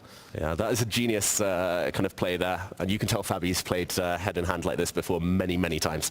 Many people would have said pawn, and 8 pawn moves, you couldn't go wrong there. Yeah, I mean, Fabi is not just a master of chess, he's a master of games, right? Like, That's true. If I had to pick one of the guys in the field who I would choose as just my partner going into a gaming event, I'd probably pick Fabiano, because he's got a mind for it. And I think there's this mini game that he's playing right now as just one half of the puzzle, and so far he's playing it to perfection. Now, how about that? Computer indicates missed win. Was there really something that substantial there for White? There were good moves for White. The White Queen can actually come out. The Black Queen is now coming out, but again, this opportunity is here. Yeah. Tanya said pawn, so we can't blame Quentin at all there, but True. The White Queen can come into a nice square. The White Knight is actually can come towards the Black King. This is a great position for the White side, but it's not immediately over. And I like that Tanya actually didn't say queen there, and here she said king, so Quinton actually knows how to castle, and we talked about this last night at the dinner to make sure all the players knew the rules to castling. It sounds like a simple thing if you're just tuning in, fans, but top chess players have forgotten the rules to castling in freestyle chess, so that is actually not a joke in terms of how that works. But back to the teammate thing, I think Tanya's doing the right thing by focusing on pawns and knights, helping Quinton get pieces into the game, because you don't want to go chasing moves like queen to c6 early on. You want to get everyone activated. Yeah, this is just a great game from both sides. Yeah. Looks really professional, really high quality. We see some pawn exchanges, especially Quentin and Tanya, I'm going to say, doing very well. But in the meantime, James, there is another game going on in the semis. Some tension on the board here, but there's some tension on the board elsewhere, and that's because right now Jeremiah Robinson-Earl and Vidit Gujarathy have again, at least by the computer's standards, found a very favorable position in their matchup against Grant Williams and Judith Polgar. So we're going to hop over here. We might need to walk it back a little bit because obviously we didn't see the same initial moves. I still see that black bishop on the board, so different ways for each of the pairings. That's right, and just to very quickly show the first couple of moves, we're quite deep in here, but still a lot of time on the clock for both sides. We did see a pawn push, actually the same first move we saw from Tanya Sachdev and Quentin Post, and here black did not do anything about this bishop in the corner. So if we fast forward to the live position, we just saw some trades for the first time. This black bishop stuck, not doing anything, not on an open diagonal, is the main reason that maybe black has a disadvantage, but again, nothing significant. Yeah, it looks a lot more congested for black, kind of in that upper fourth corner right there. White has been able to take a little bit more kind of the spacious route, if you will. It seems like there are a lot more kind of egress points for white, but that bishop is just kind of lingering there. Obviously, you have the queen protecting it. No, but you're not wrong, and the congestion will be very real. You see David highlighting that A8. I like to call it a big pawn. When a bishop is blocked by that many pieces, it's no longer a bishop, it's just a very tall pawn. And that's going to be a problem long-term for Grant and Judith if they don't solve it. So we'll see how Vidit and Robinson Earl keep their more spacious position, to use Jonah's terms. I don't disagree with it. Yeah. See, I was just about to say, but you don't want to trade away. You actually wanted to keep it. I think as long as Williams and Polgar now unwind and even play d5 at some point to get a pawn in the center, that position is going to change there very quickly for black. Yeah, the upper levels, we talk about the bishop pair a lot. Black here has two bishops, white only has a bishop and knight, but the board isn't so open, so that's not the biggest factor. It's not an open court right now where you can you can switch direction very quickly, and yeah, very congested. Great word there. I was going to say, before that pawn came up along the fourth file, there was a chance, it looked like, for knight to go up to 3, or pardon, let's see, 8, 7, 6, count backwards, 5. You're experiencing the difficulty of learning chess right now, my friend. Yeah, this is good. This is good. To the 5. Yeah, the C5. 5C, C5, pardon. With the knight, had a chance to kind of fork the queen, force it to move, get a pawn, and then check the king a little bit. Yeah, and that was actually the top move according to the computer, so good call, Jonah. Oh. But that has been prevented now wisely by Grant Williams. And the fact that black is now castled, you see the eval bar has gotten very back to level here. So one thing you just know, by the way, these two teams are playing very fast. I would almost argue they missed opportunities, like Jonah's knight to c5, maybe because they played a little too fast. I think that they're both nervous about getting under time pressure for good reason. Remember, it is sudden death chess here. No bonus time coming. What you see is what you get. But they've made a lot of moves, and they still have seven minutes to go here. So yeah, they're playing pretty quick, and honestly, they're playing very solid chess. I love sliding those rooks over, competing for the open file. Obviously, in this situation, black is going to be the team that comes out with control of that open file with the rook. Now opting for a little tension in the middle of the board here with the pawn push. Now the question is who decides to break that tension later down the road. Just a reminder for everybody at home who might be tuning in right now and wondering what the heck they're seeing on their screens. This is the Chesstival. This is taking the world of chess and the world of the NBA and smashing them together. And right now we're playing our head-and-hand tournament. So each of our NBA superstars is paired up with a chess pro, and it's up to the chess pro to try and guide that NBA player to victory. But the only information they're allowed to share is which piece name they want them to move. From that point onward, it's all about the NBA players making a decision. And there was a fascinating moment there. If we just bring up the big board, Vidit had a big dilemma, and if we just rewind 2 moves, black did break in the center. This was given a double question mark, a big error. This is a tactical blunder, but the only way to refute it, to punish it, is to play some flashy chess. First, you need to trade off some pawns. So Vidit could have said pawn, but now he could have said bishop. But maybe he didn't bank on Robinson Earl finding this. Bishop takes pawn here, sacrificing a piece, then lining up, attacking, pinning the black bishop, winning it back next move, and winning a pawn in the process. But complicated stuff. To your point, that would have been pretty high-level chess, and that's usually where teammates go to mislead their partner. You don't want to go down lines like that and rely on them solving those tactics. So, but you're right. It's unfortunate because Team Vidit, Robinson Earl may have missed that chance right there. Yeah, I think Vidit might have seen it, but yeah, it's so risky asking your teammate. It's also time-consuming asking them to work out that type of thing. I think a good practical decision there. When you're playing with these time controls, at one point as a player, do you decide to employ the strategy of swapping pieces? Is that a decision that you come to only in dire situations? At what point in the game, when time starts to become a factor, does that weigh on your mind? Yeah, it's a matter of taste. Sometimes exchanges, trades, they benefit you. Sometimes they benefit the opponent on their terms. But ultimately, when the clock ticks down, everyone, I think human nature to just trade pieces. It clears the board, clarifies things, makes it feel more simple. And that's what's just happened. All the rooks have now departed. And this looks very level. This looks like a Grandmaster game. Just fantastic level from both sides so far. Looks level, but now I come back to that very tall pawn that Danny talked about, right? That's where I think we're going to need to find a way to get it activated. And hey, with the pawn push, maybe it's finally alive in this game once again. Yeah, and it's been unleashed, this big pawn in the corner, now on an open diagonal. Great move there from Grant Williams, finding the right pawn to push. And in the meantime, this one's very balanced. Maybe we go to the other board. Exactly what I was thinking. These guys are already playing phenomenal chess. Let's check back in with the other matchup. We're going back over to Tanya Sachdev alongside Quinton Post up against Tony Snell and Fabiano Caruana. How about this one? This, I noticed all the rooks are on the board, but queens have left. I have to get out of here. Yep. Queens have left for both of these teams, by the way, David. Not to cut you off, but they've got ample runway to work with right now. Solid board play, not too much congestion in the middle. Do you like the positioning of the white rooks a little bit better than the black rooks? I do. I think the white rooks are better placed, but the black knight is a real beast in the center. It's controlling 8 very strong squares. It's on an outpost, we say in chess, cannot be challenged by an enemy pawn ever. Can't be challenged by the enemy bishop. White has a dark square bishop. The knight sits beautifully on a light square.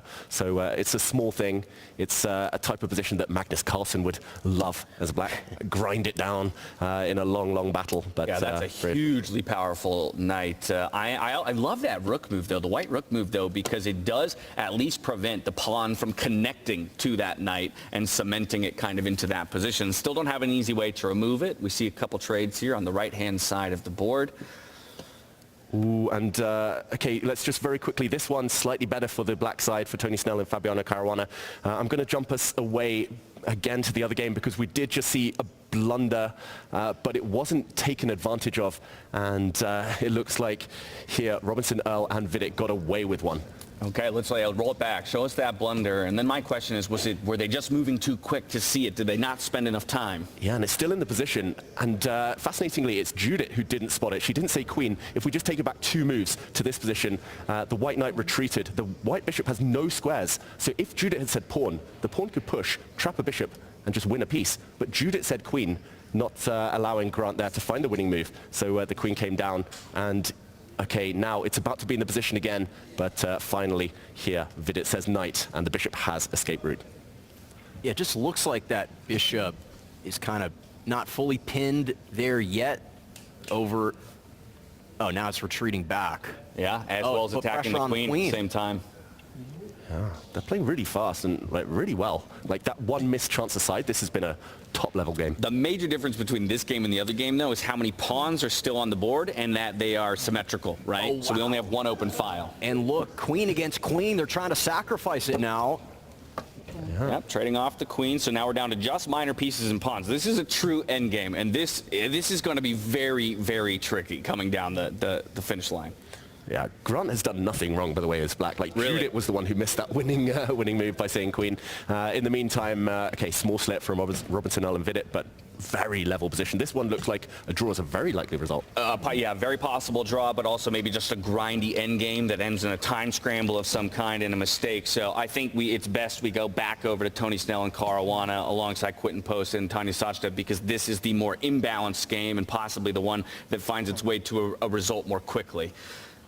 Ooh, and fascinating position. Again, just fantastic play by both sides. This endgame, we see the evaluation bar. It does favor black, but yeah, to win this, you need to show immaculate technique. It's one of those positions where anything could still happen, and it's all about the black knight in the center, but the black rook's now lining up in the corner here against a very weak pawn. That white bishop, that big pawn, that is the problem piece. Now, David, if you have the choice between being the black knight or the white bishop? When you're playing and you get only one of those kind of utility pieces, those X factors off the bench, if you will, which piece do you prefer to operate with? I'm a bishop man. I always have been. I was born that way. I love my bishops, but this is the one exception I'll make. That black knight is a monster, and the white bishop is asleep in the corner. Never woke up in this game, so it does look like an advantage for here, Snell and Caruana. Yeah, and again, so much of that is as as that knight is planted on specifically that white square, right? Can't be pushed away by any pawns. Any pawns that could push it away have already moved beyond the point that they could, and it's sitting on the opposite color from his opponent's bishop, so that other minor piece has no way to attack it. And, ooh, there was only one move. Let's get the right cameras up here. It's Quentin Post and Tanya Sachdev, I believe, with the white pieces, but that white bishop in the corner had to move. It was trapped. Now the black knight's moving in. Oh. But it's mutual attacks. Now the black knight is moved. White also has some attacks of his own against the black king a bit later. But first, it is a check. And you have to be very careful where you tread. You cannot move forward to this square, because then you'll walk into the second row. You'll walk into a pin by the black rook. You have to slide across. It's a 50-50 decision here. And that I think is a hard move to find, because at least even at my level, the inclination is not to stay on the back rank where those rooks can eventually come all the way down. I know that the bishop is guarding that corner square for the moment, but I do kind of feel like tucking it up might be that first idea, tucking up behind the pawn, and that could be disastrous. So we'll see. But sliding over, he finds it. Yeah, I was going to say, sliding over to C1 obviously is the right move, and it doesn't subject your bishop to pressure. Okay, now he's under check again. Oh, and now the counterattack is about to begin. The black knight has gone on the wrong circuit now. It needs to be in the center. Knights are just best in the center. It's just a thing. And now, once the black knight saves itself, it's white's turn to attack. This is turning. Yeah, this is a quick turnover, mid-possession, fast break opportunity for white to take advantage of a mistake from the knight, retreating. Chance for white potentially here to capitalize. And obviously right there, as we're highlighting, is that moment of opportunity. Oh, and now there's a winning move. White's winning move. This is a check. Is to go into the center. Oh, he doesn't play it. Tanya missed it. The white king could have stepped forward, and the black king would have been trapped. The white rook would have caged the king. Next move, it would have taken away the only escape square. That would have been checkmate forced in 2 moves. But Tanya missed it, and now the white rook has dropped off. Black has an extra rook for bishop. Wow, that was the key moment in this game. Yeah, this is looking really good all of a sudden here for Tony Snell and Fabiano Caruana. It's going to be a tough spot here for Tanya and Quentin to get out of. Going to reposition that rook away.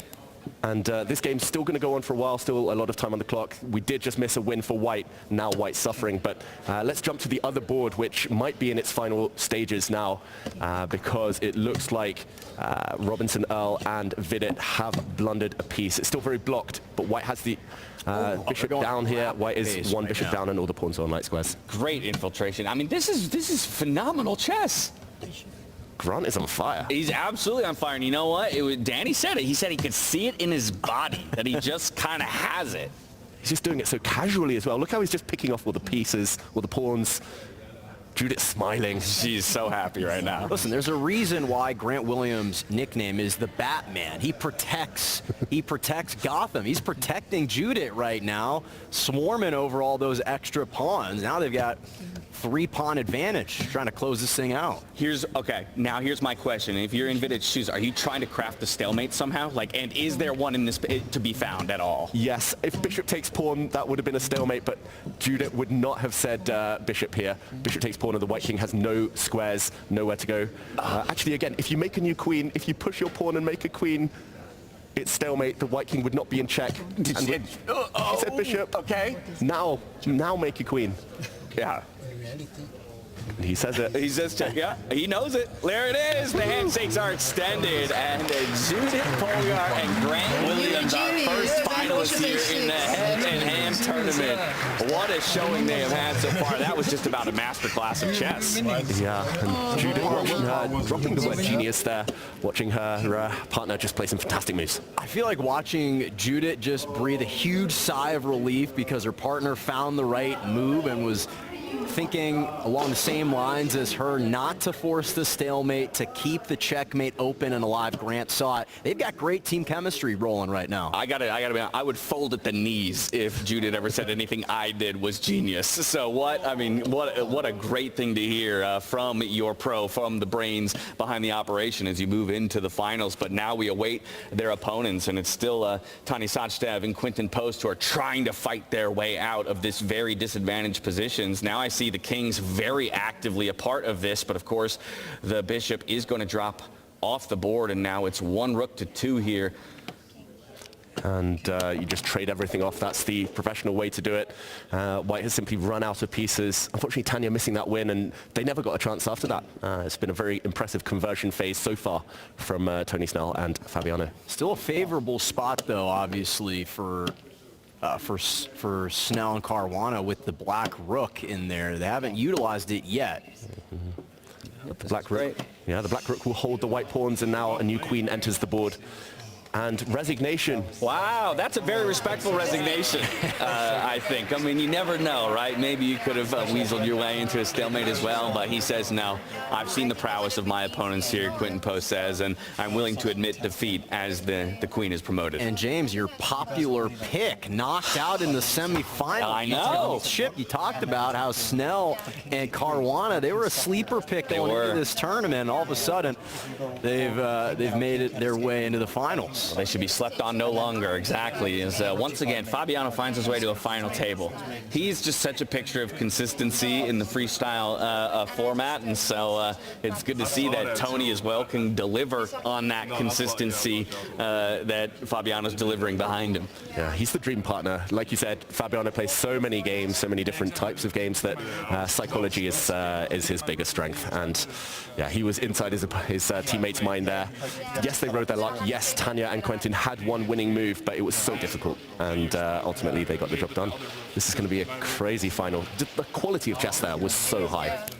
And quality, yes, yeah, and quality from Snell too. This is a guy that plays regularly. He plays regularly with Derrick Rose, in fact, all the time as former teammates on the Bulls. So to see those two advancing into the final round, it's impressive to see. To your point, they've been really calculated, precise moves, and they obviously strategized perfectly. Yeah, we had the surprise guest appearance from Vincent Keimer to draw that position. He delivered us a brilliant one, I think, because it did really test these guys in a different way. And that's kind of been the beauty of the 2 positions we've seen so far, is that they were starkly different.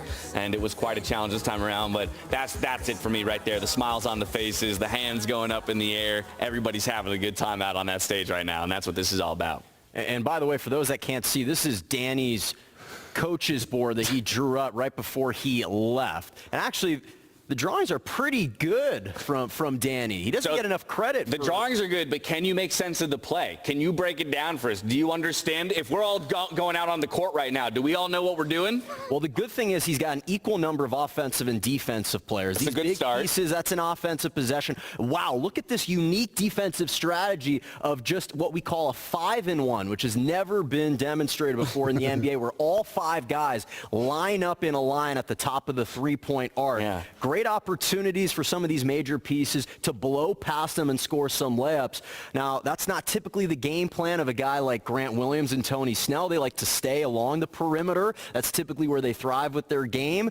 But give credit, because this is a pretty well drawn out play, especially for a guy in Danny that focuses on chess a lot. I'm not going to lie, but it'll make my life if one day we peek in on the NBA and we see guys talking about, remember, create the pawn chain when it comes to defense to make sure you're, think of him as a minor piece. This is the queen. Protect her at all costs. The wrench formation. The wrench formation. Well, just like Danny wakes up or David wakes up with Danny's face in his mind, imagine if one of these basketball players wakes up with Grant Williams or Tony Snell just hovering over them like a halo almost. That would be pretty fun Yeah, what have you been doing in the offseason to prepare? A lot of chess puzzles. I tell you that, a lot of chess puzzles. I'm not sure I should reveal this, but Danny was actually practicing his drawing for an hour before we went on. So I'm very impressed. He did good. He did well. Yeah. But David, as we like to say, Puzzle complete? You know my catchphrase, Jonah. It's his catchphrase, Wow. right? He did his homework. He did his homework. Danny's not the only one that did some prep for this tournament. Oh, man. Well, what do you guys make of our final pairings here? Again, it's Tony Snell, Fabiano Caruana, it's Grant Williams, and Judith Polgar. What do you, like, stylistically, did you notice anything between the two? Do you feel like, one of them's playing a little bit more aggressive, a little bit more loose? Do you feel like anybody's got a specific edge? I have a feeling it's Grant Williams and Judith Polgar who are maybe the slight favorites just because of the consistency. They've been making zero mistakes. They've been building up positions very nicely. The openings have been spot on.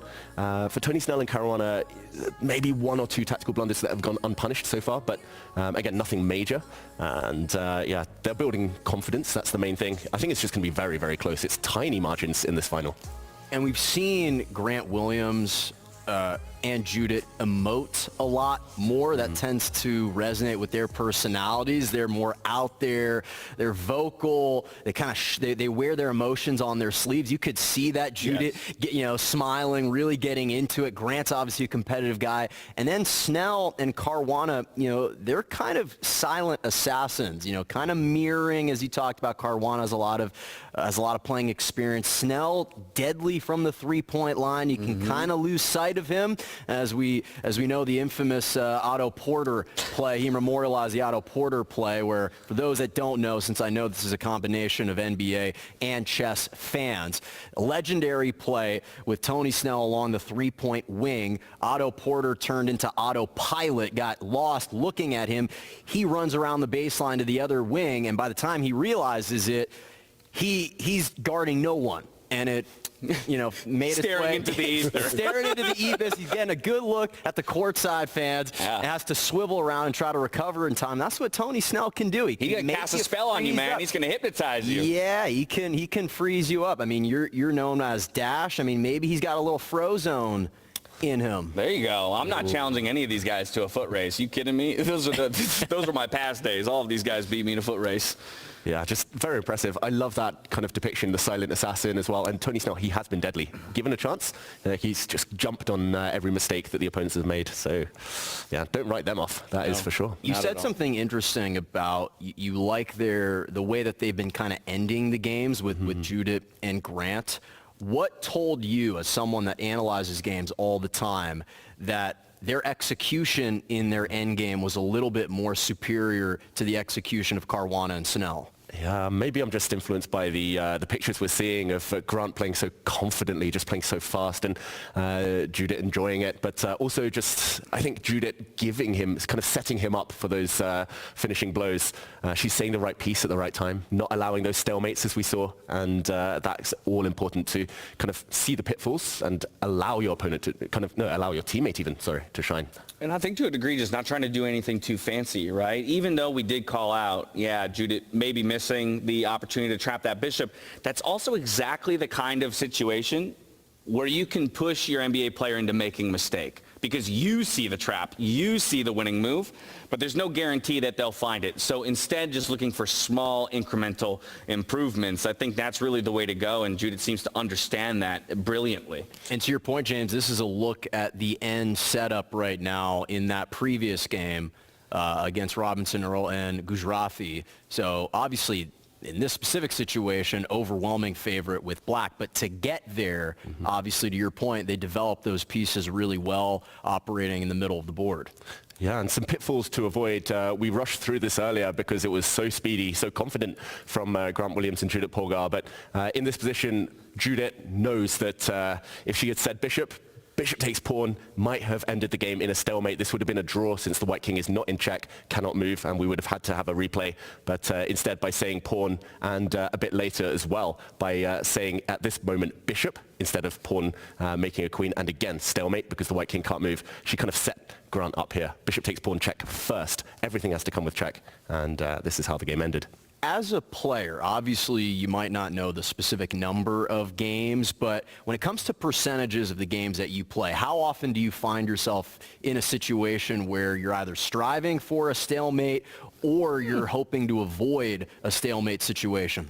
Yeah, it's not a high percentage, so that kind of makes it extra difficult because it's quite seldom that you find yourself facing those challenges. But I would say at the level of some of the basketball players, these things crop up a lot, and it's a very useful skill. It might save you 5% of your lost positions, maybe even less, but it's still, over the course of a long tournament, it's still significant. I would venture to guess very rarely a Grandmaster is fighting for a stalemate. They might at some point evaluate that they are in a losing position and that maybe their best option is a draw. But a draw, while the result is equivalent to a stalemate, is thought of a bit differently, right? Because that can be found in different ways, by repetition or something else. And so there can be maybe some cases where you go, okay, I've now realized my best option here is just to navigate to a draw.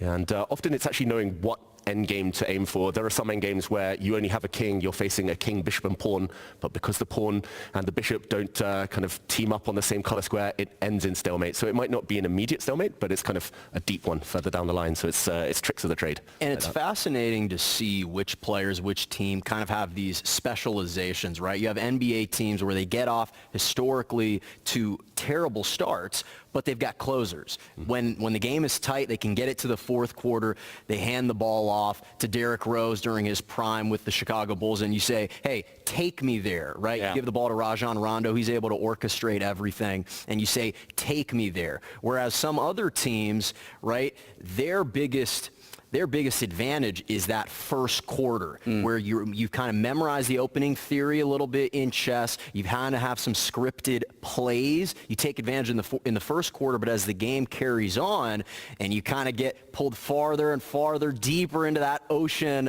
that's where we start to see the real differentiating factors. Yeah, no first quarter luxury, though, in freestyle chess, because you don't know what the first quarter looks like until all of a sudden the position is delivered to you. So we're a bit in the weeds of it all, but I hope that the pairings keep delivering on consistency. We're going to dive back into the arena for our final position lottery as we head into the finals of our head-in-hand tournament here at the Chesstival.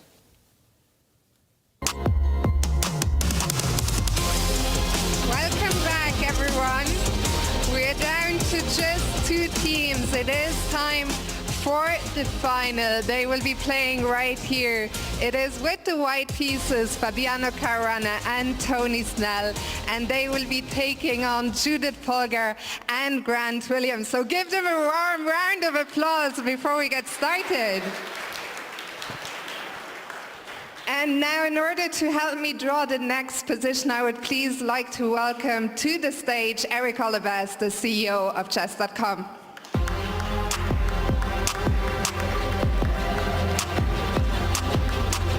Eric, are you ready?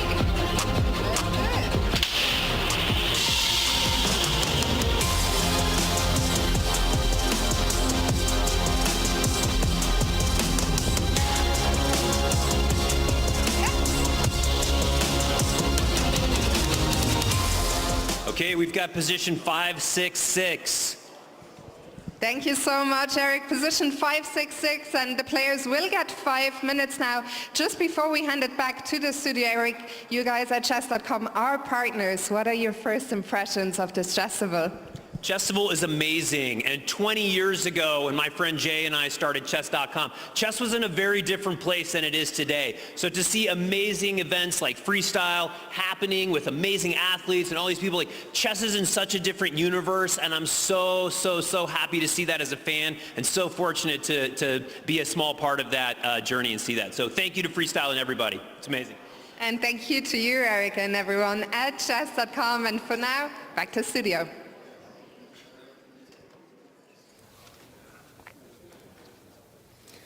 Thank you very much, Fiona. And it's position 566, which will be the battlefield for our final bout between our 2 top teams, Tony Snell and Fabiano Caruana, up against Grant Williams and Judith Polgar. This is, we'll get it up on the screens as quickly as we can for you all so we can start to evaluate the positions. This is interesting. It's somewhere in between that 3 and 700 demarcator, and it's moving towards that traditional starting position. But I do think it's far enough away that we're still going to see some interesting peculiarities. That's right. Position 518 is the position that most chess players know and love, and that is traditional chess. This is the position we see, but as you call, James, you're getting Yeah, well, I mean, you'd learned it by now. Yeah, well, half the position, that left side of the board, the rook, bishop, and knight for the white side, all in their usual starting positions. yeah, so that's going to feel very familiar to a lot of people, but then you kind of pan over to the right-hand side of the board, and it's all kinds of chaotic, because once again, we see that queen tucked away. Of course, the difference this time being that she isn't staring across the board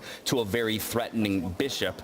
But is there anything that's looking weak to you, easily targetable? What are these grandmasters thinking about right now in terms of how they're going to develop an advantage early? Yeah, there's one guarantee. The grandmasters are going to be telling the basketball players here that there is an undefended pawn in each camp. And it's not just any old pawn, it's a very important one. It's on the F file, so just in front of the white light squared bishop and the black dark squared bishop. Those pawns, they're not defended. They can be attacked by knight within 3 moves, and if they're captured, that would actually end the game in checkmate. So there are possible 3-move checkmates in this type of position that you have to avoid. But of course, Fabiano and Judith will be explaining how best to defend against that. Yeah, it's going to be interesting to see the utilization of the pawns, because to your point, this isn't a traditional setup, but half the board looks like a traditional setup. So you're kind of having to create this line of demarcation of like, all right, half the board we approach in a traditional way, maybe half the board is a little bit more creative. And those couches were previously very busy. Now it's just these players. Exactly, yeah. Now you're in that one-on-one coaching session. I like this approach, though. Fabiano's like electing to play the black side of the board because they, as a team, will be playing with the white pieces denoted by the color of the table underneath. But he's allowing Tony to just view from that perspective and, hey, here's maybe some of what you'll see coming at you from the other direction. This was a great warm-up just to make some moves on the board, just to keep your eye in and to stay in the flow. So in this setup, David, which piece do you feel is the most dangerous piece on the board? I would say that beware of the opponent's knights. Okay, we see some pawns being moved here by Fabiano, but if the knights do come out, they are the pieces that can attack the weak F2 and F7 pawns. To your point, yeah, he's showing Tony how quickly to bring out that knight, especially into the B3 or pardon, C3 space. Yeah, looking for a way to protect that pawn that's in the sight line of the queen. Obviously, that pawn's already protected right now by the dark squared bishop, but eventually you're going to want to get the dark squared bishop into the game, so we jump that knight out in front, and it kind of plays a protecting role. And now their queen's a bit out of the game. Oh, looking for the pawn push as an option as well. But maybe we flip over, to the other pairing to see how Judith is whipping Grant Williams into shape with the couple minutes that they have remaining on their clock. Yeah, and I was impressed by Fabi's kind of decisiveness there. He was like, if they do this, we do this. It's not even a question. That is how you play. In the meantime, Judith, she's got a much more kind of creative flow. So see, they're on the same side of the board. This is interesting. I mean, again, it's I don't want to read into it too much, but that alone, just like it speaks to the dynamics of the team as well. They're shoulder to shoulder, buddy. They are feeling it. Yeah, it's a different style of coaching technique, but in a way, it more replicates the setup when they actually play, because when you're seated next to someone, it's different when you get a chance to look across the aisle, if you will. So they're trying to create a mock scenario that's going to translate perfectly into the game. And listen, there's a reason why Judith is as successful of a player as she has been. She deserves plaudits for this. This is an impressive move. The one great travesty of chess is that she retired so young when she was still such a powerful player. And in the meantime, we hear some applause from the playing hall out there. It does look like the players are getting ready to play. I just want to point out while we have the board, these are the pawns that I'm worried about. The F2 and F7 pawns undefended. White with a knight can jump, and already go pawn hunting within 3 moves. Just to mention that... In with a fork. Yeah, in with a fork, and maybe a smothered checkmate with the black king, nowhere to go. But just to mention, Fabiano wants to play this move. I think he's instructed Tony to play this move, and Grant in return was given this move by Judith, but that is the wrong move in this scenario because the white queen is perched in the corner ready to snipe this pawn. Yeah, I wonder what the idea is there. Maybe then, I mean, you either have to bring the knight or the bishop out to defend, but even still, just right out the gate, you're willing to toss away a pawn? Yeah, I think it's because Judith wasn't expecting this one move, and this is the only move that their intended reply would not work against. And something early to note, body language, Grant Williams was the only player standing up to shake the opponent's hand. Tony Snell said, hey, I don't want any of that. He's seated in his seat. He's locked in. Grant says, okay, he's gonna store that in his memory bank. This guy's a competitive guy. All right, here we go. A reminder to everybody at home, we are playing a 10-minute plus 0 increments, so you don't gain any time back on that clock per move made. So you're working with just the 10 minutes that you start the game with. Try not to get into time trouble and still navigate towards a victory. It's single elimination. You got to get it done here. Unless you find your way to a draw, then we go into some tie-break scenarios. And you predicted it accurately, that pawn up to G3 on the first move for T-Fob, as Danny referred to them as. Snelluana, I'm going to call them. Snelluana. Okay, I'm sticking with T-Fab, especially if I have to say that to their faces at some point. But how about that? Because it did follow those initial moves you talked about, but the Fabiano, of all people, elected not to go for the pawn, because it would have been him who responded with pawn as opposed to saying queen. Yeah, Grant did a great thing. He pushed his pawn forward first before planting the other pawn in the center. So he's built what we call the triangle, or sometimes the pyramid. The pawns control all the light squares. Bad news is that the black light square bishop is blocked. Big pawn itself behind that chain. But yeah, very, very logical start to the game by both sides. And in the meantime, it is, yeah, Tony the first to think. Yeah, first to think. I like this, bringing the bishop out, just creating threats on the board.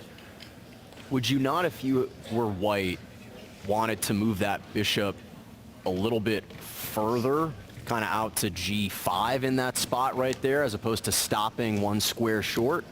Yeah, that would be a very sophisticated move, actually, and it looks like it just loses a bit of time, because after a bishop check, for example, now the black pawn can step forward and push, but if you then retreat the bishop, which he could have done earlier with a save of a move, then the black queen is even more trapped in the corner. It can never come out on this diagonal, so I actually really like that idea. Yeah, it's what we would, and correct me if I'm wrong, we'd call an inducing move, right? By bringing that bishop out first, you're inducing the pawn move, which actually might be disadvantageous for your opponent, and then you slide it back to your intended square. So great find, my friend. And oh, the queen is exposed in the corner. Yeah. Oh, I got too excited. Just to back up your point, Jonah, like the black queen was actually attacking a pawn, so that inducing move did happen, just in another another way. So just fantastic play again. This game so high quality already. Did I miss something there though on White's last move? Was there not a fork between the king and the queen? Am I just completely missing a retake? We'll just do a quick action replay of the last few moves. So here, black struck with a pawn move. We saw an exclamation point appear. That means it's one of the best moves in the position. Queen attacking the pawn. The white bishop threw itself in the way, attacking that black queen, inducing that block. And after a trade... Why can't I take that pawn with the bishop? Yeah. And fork the king and the queen? This one. Yeah, it is protected by the queen. Oh, just by... And this is why I'm not the expert on the broadcast. You're getting there, James. I was in the same camp as you, James. No, I would have thrown the game there, because the call would have been bishop, and I would have gone for that fork as opposed for picking up the knight. So would have lost my bishop there. I would have fallen out of the tournament right then and there. Good thing it's not me on that stage. And yeah, I mean, that's the impressive thing about both Tony and Grant here. They're just, I mean, no tactical blunders at all. They're seeing things. They're playing these nuanced, sophisticated, inducing moves. It makes you wonder what you're doing with your life when these guys are NBA superstars and also better than you at chess, you know? Where do they find the time? Where do they find the time? Yeah, that's a really merry thought, James. I'm sorry to put you in that dark place just right when now. I was feeling great about myself. Now you retreated me back into a dark pit. I'm curious about this double stack with the bishops, where basically one is just for show behind. It's in a logjam with the two pawns. Only that top at D6 seems to have some exit strategy here. Do you like that double stack with the bishops? Yeah, I really like it, and especially this one you just highlighted, Jonah, because it can go in either direction later. It's not even about the bishops moving. Bishops are great controlling pieces. They control squares, they control the court, and in the meantime, he's trying to go for the white king. We see opposite side castling, so look at how the white king is fixed on the right half of the board now. The black king is fixed on the left half of the board. That means both sides have license to throw their whole armies towards each other's monarchs there. This is really tricky position here. So much tension between all of those pawns in the center of the board, and there was a choice of which direction Tony Snell wanted to capture with that initial pawn capture. He goes to the right. Judith responds instantaneously. Pawn takes back. Nice, easy find. But now that knight is jumping forward, wants to solidify kind of a forward position, but it's still targeted and maybe traded off here soon. And both teams pretty even with their time controls right now, only about a 25-second differential, so operating the clock really effectively as well. Yeah, and they've been doing that throughout the event so far. Very impressive clock handling.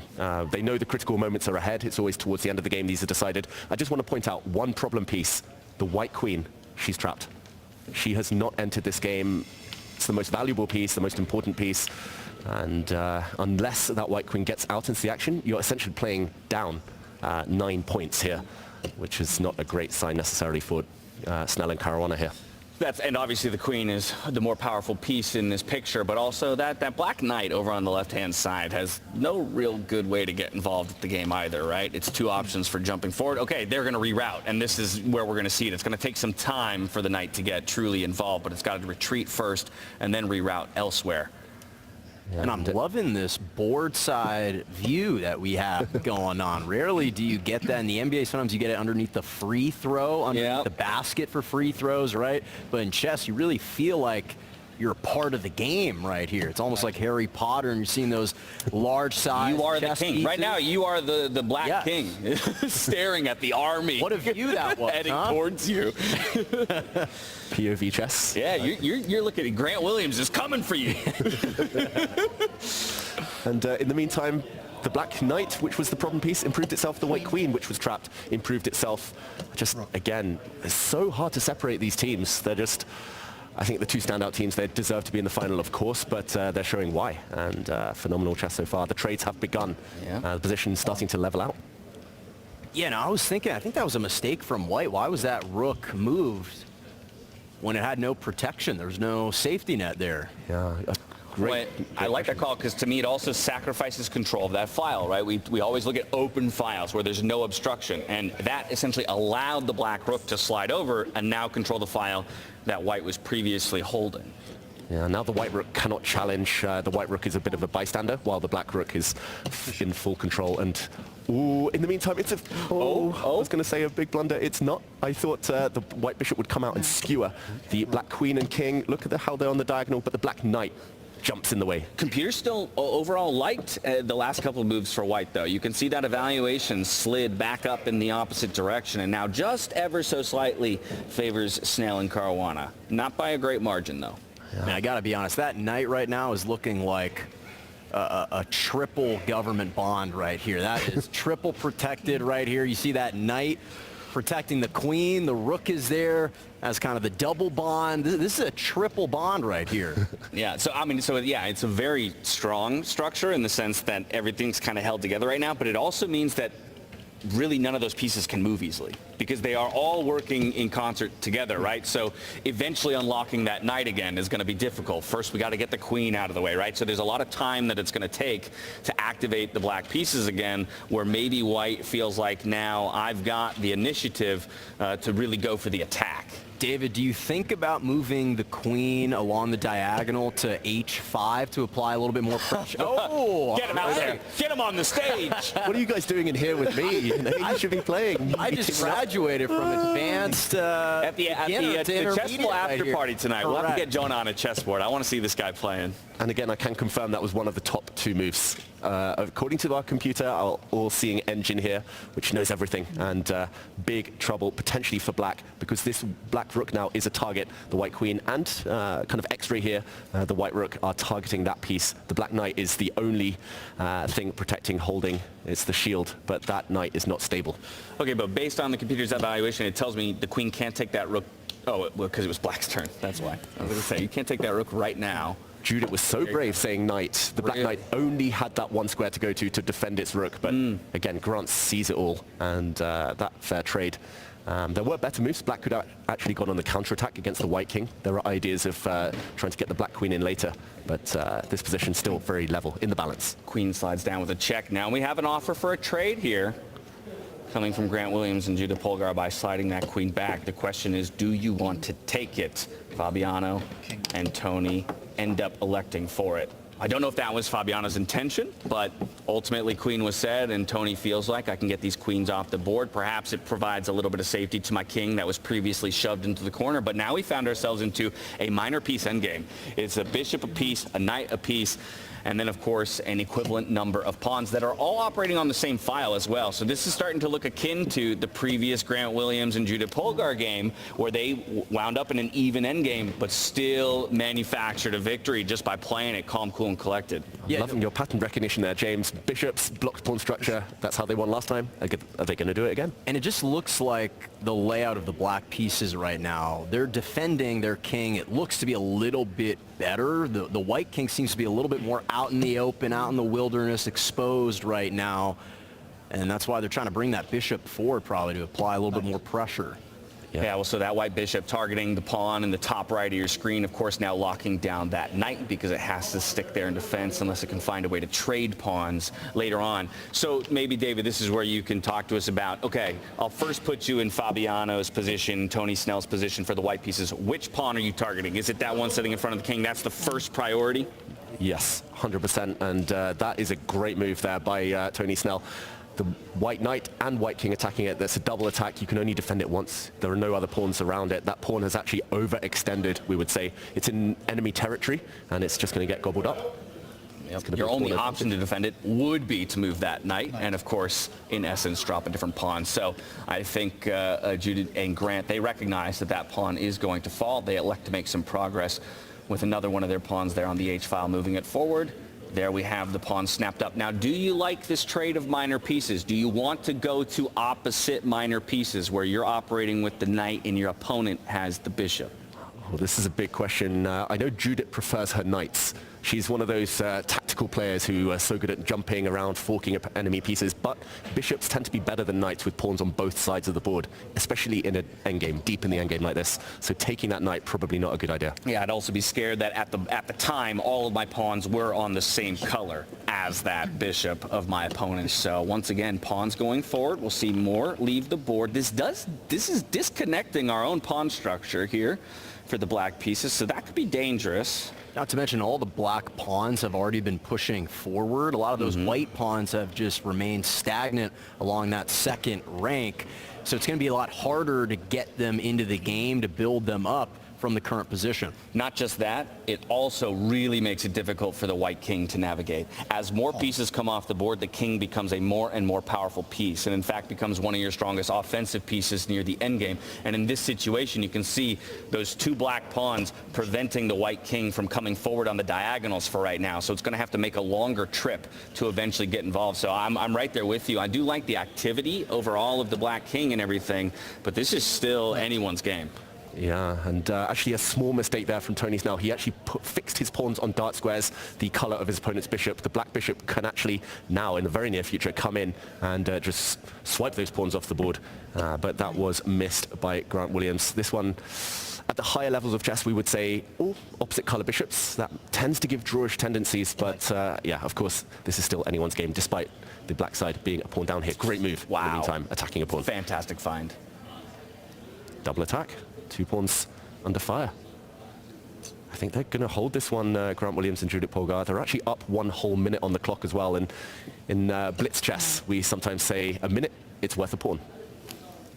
And it can be, I actually, you know, basketball players of all people might be some of the better to again, be cognizant of the time, right? Obviously, when you get into late fourth quarter situations, you have to kind of always have some knowledge of where that clock is at. But I do wonder, I'll be curious at the end of the day to talk to these guys, were they really paying that close attention? Were they using that kind of peripheral awareness that they have on the court to really understand where they are in time pressure? And as we've highlighted in basketball, you're afforded timeouts. You're afforded stoppages, right. Game plan to really make a calculated decision. And here, the time control, it's just sand in an hourglass, continues to trickle away. You don't have time to draw something up. I mean, again, unless these guys are playing footsie underneath the table that we don't know about, but assuming they're not, you have to make really snap decisions. And right now, it looks like Judith is pretty happy with their position at the moment. happy, but I am surprised that she went for the king move there, because I was right there with what you highlighted, David, that this would be the time to infiltrate with that bishop down behind the pawn chain and just start gobbling them up before the knight can make the long trip all the way to the other side of the board. She goes for the bishop now, but it looks like maybe Grant doesn't quite see it. He didn't realize that this is a target. It's the base of the white pawn chain. It looks hidden. It looks like you can't really attack it, but there you could have gone in and behind. That's why bishops are better than knights in this type of position. But now these pawns getting traded as well. Okay. It looks like both sides are just running out of ammunition. They're running out of pieces. Yeah, we might be going to our first tiebreak scenario. I don't want to call it too early. Still plenty can happen. But it's now moving in that direction. Things are getting pretty tight. We're inside the 2-minute warning, if you will, for white. NBA title on the line for both of these guys. And again, a little bit more room to play with if you're Grant Williams and Polgar. So I kind of, they're probably happy. They're probably not trying to settle for a draw here. A chance again, capitalize on that free pawn there to go up a piece. Suddenly 1 minute up on the clock, 1 pawn up on the board. It still should be a draw with best play. If this was just Fabiano against Judith, it would be a draw because white could hold the light squares. Black cannot break through on the light squares with the dark squared bishop, but this is really difficult for Tony to defend. This is going to be torture for the rest of the game. Do you consider, I was going to say right before that bishop was there, maybe bringing the knight to C3, have a chance of collecting a pawn, creating a more symmetrical board? Yeah, I think given the time, that's the next move now. Now that the white king's on a safe square, the white knight is going to go pawn hunting. Still defending very, very well. I have a feeling, unless this is decided on the clock, Tony's been playing so well that he's still going to hold this position. Yeah, everything's getting locked up. That dark squared bishop can't threaten anything because all of his opponent's pieces are sitting on light squares. It's just so high quality. I can't get over it. Like, I didn't know what to expect coming into today, but this is so impressive. This takes me back to old school basketball where you're just posting around the block. This is 80s basketball right now. This is Drew Gooden entering out of the womb, born in the 80s. This is just, hey, we're going to condense the floor right here. The heck with the three-point line. Let's bring this down underneath the basket and get rough and dirty here. Ooh, and Fabiano said knight. The one thing not to do is capture the black bishop. The white knight has to stay on the board. He takes it. Okay. And now black is winning. Yeah, quick response with the king taking back. So now, of course, it's 2 pawns to 1 and a king that's going to have to try and escort one of those pawns across the board for a promotion. The computer says it's a completely won scenario, but it's not always that easy to find if you yourself are not a grandmaster. And look at that, Derrick Rose enjoying the moment. He knows this final might be decided here and now. The white king is being kicked back the whole way. Fabiano was the one who blundered. He said knight. He should have just said king. There was no way to make a mistake with the king move, but that trade means there's no blockade anymore. The black king is going to guard its pawn, shepherd it forward, and a new queen is about to be born. They smell a little blood in the water right here. This is just perfect chess right now. This is so instructive in terms of how to win king and pawn endgame here. That king finds its way into an escorting position. The queen now finds the promotion there. Still have to put an end to it. And in the meantime, 31 seconds as well for Snell and Caruana as Judith Polgar here and Grant Williams about to take the Chesstival title, at least in the head and hand section. Black wins. There it is. The handshake is extended, and our first ever, the inaugural head and hand champions here at the Chesstival in Las Vegas 2025. It's Grant Williams and Judith Polgar. I should have said knight, taking out bishop person. What a I thought showing. king d6 was almost winning because you had to say knight. Yeah. And then knight is dangerous to capture. Yeah, we shouldn't. If we just wait, they can't do anything. If we just move our knight I'm around, just trying to it's get really a tough handheld to mic. defend like that. We were also low on time. It was low on time. That's why I kept moving past it. I just like every time I saw. No, I was our keeping key, that, like, our key thing was the time management. He was playing very well in time. Yeah. Once you guys got knight g4, then we were on the back foot. Before that, I mean, when I said pawn, I wanted to push this pawn forward. So then I Yes, I'm just trying to get it. Once I saw this pawn teaming, I said, I didn't see knight here. Yeah, then we were back in business when we were able to. But I shouldn't have said knight because I wasn't sure what to say at that point. I should have said pawn again. Yeah, crying because you started to, you just played so well. Look at one bad move. He got a bit emotional talking about how he's had this idea for a few years, even tried to make it happen. It didn't come to fruition, but what it means for him to finally get this thing up onto its feet. The NBA and the chess world colliding, and I hope that he feels this delivered. I feel like it delivered. We've been talking about it the whole way through. The level of chess on display today far exceeded my expectations, and you can see the smiles on their faces. At the end of the day, it's about having fun, and to me it looks like they've done just that. Yeah, exactly. I heard whisperings of this potential event back a few months ago. I heard Derrick Rose, he was tuning into the broadcast, he wanted to make this happen, and it's so nice to see dreams come true here. And I think Derrick's going to have a few things to say in the Blitz tournament later. He's going to be trying to make amends for his first round defeat here, but yes, just so nice to see everyone enjoying themselves so much. And I like that you're already calling out the Blitz tournament, because now these two gentlemen here, Tony Snell and Grant Williams, right, with their showing in this already now, they've got targets on their back as, okay, we got to keep our eyes out for these guys in 1v1 scenarios. Of course, they won't have the benefit of the heads behind them. But how about this? Not even quick to celebrate. This is so interesting to me. They're perfectly assimilating into the chess world, where you just win the whole damn thing. You're the first ever head-in-hand champions in the Chesstival. And you know what? Let's break down the game move by move by move first.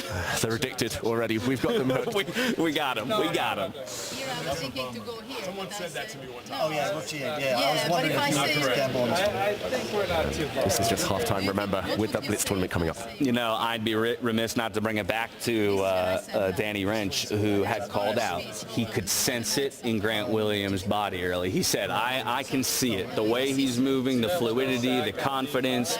He's a chess player. And it bore out exactly like that.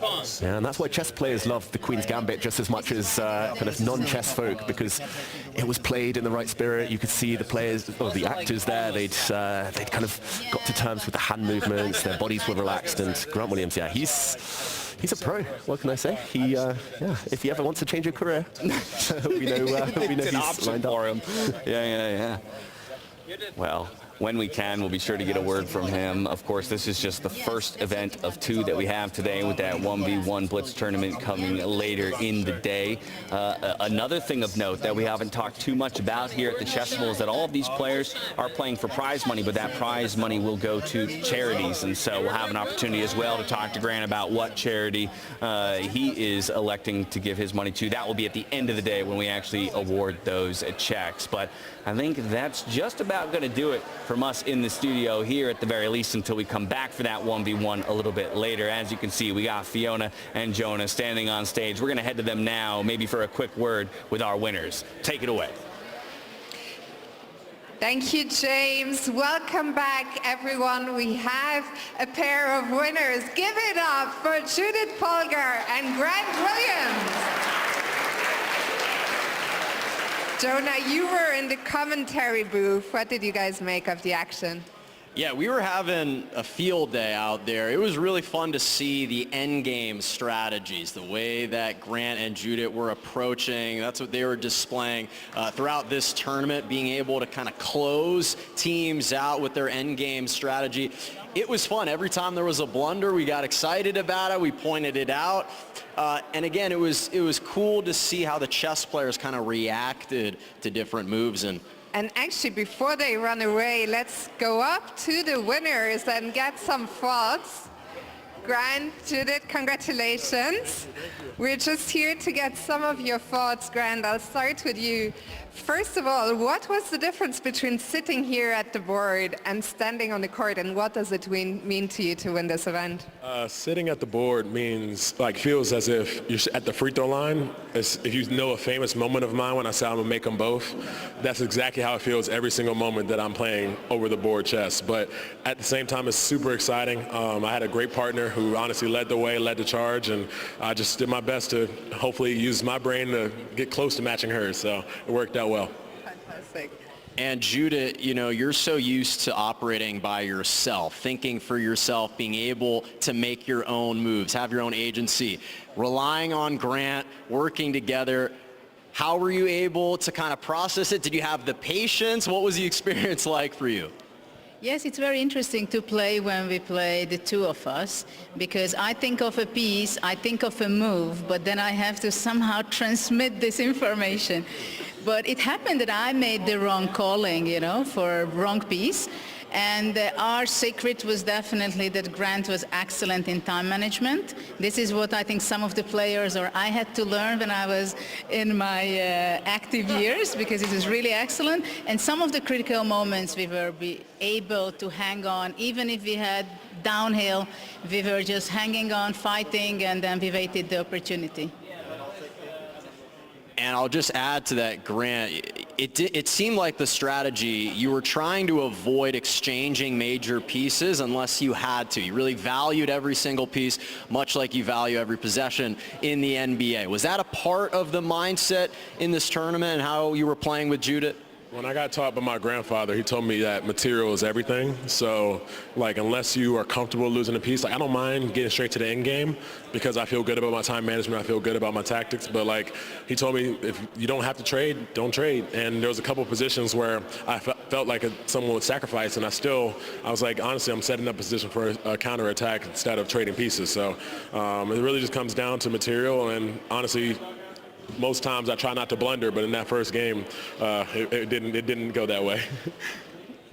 And Grant, this is not the end of today, it's just the beginning. The next event is about to start where you'll play on your own this time, but do you feel the win has boosted your confidence? It definitely has boosted my confidence. The issue is now not getting overconfident, especially as Judith knows, I get very fast when I'm ahead in material. So just making sure to stay calm and collected so that way we have a chance of winning after. Well, all the best of luck to you. And Judith, I guess you'll be watching, maybe encouraging Grant? Absolutely, I will be around and supporting you. And I think we're ready now. So, Jonah, I'll hand it over to you to welcome yes, we all ready. all our First, players. congrats again to you guys. What a just an opening part one. We still have a lot more chess to be played. And with that, let's bring back all the chess players that participated, that were partnered up with the NBA players, because we got 4 new additions, some fresh meat that we're going to introduce to you just now. One, let's see, yes, let's have all original 8 members come back out. Congratulations, you guys. That was just round 1. Still a lot more chess to be played. Yeah, you can walk all the way down.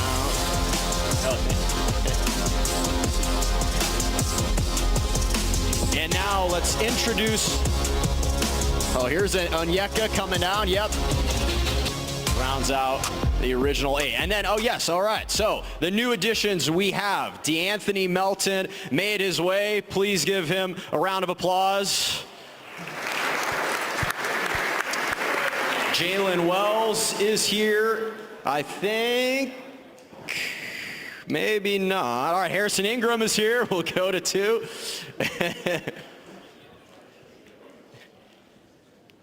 And we have and Paul Reed, there we go. I was looking for him, there he is. 3rd additional member. So we've at least got the original 8, and we've got 3 new chess players and NBA players as well for round 2. And Fiona, why don't you describe what's in store next for us? Absolutely. So when it comes to the format, what we just saw now was a knockout. So every round we lost one of the teams. In this event, it's a so-called Swiss tournament, which means all the players play all the games. Those players with the most points, so those who win the first round will be paired against someone with 1 point. Someone who lost will play against someone who lost. And in the end, the player who has the most points wins the tournament. The time control will be quick and fast, 5 minutes, no increment for the players. And that is the most important when it comes to the format. There's $25K for the winner for the charity of their choice. And I think in terms of format, that is it. Well, I think we're going to do the lottery again to see what position we have for Fisher Random. Shall I let you draw the ball this time? You pull it. Ready?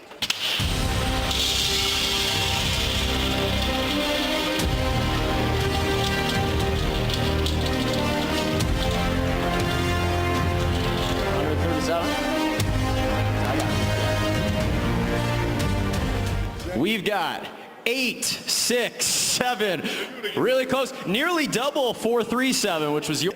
So I'm going to place, well, I'm going to hold this out for people to see. 8, 6, 7 is the combination for this upcoming random. Say that again. Yeah, so now you can take your seats. Yep. Great question. Much like in the previous tournament, the players will once again Yes, you get a couple minutes to prepare. To discuss. Yep.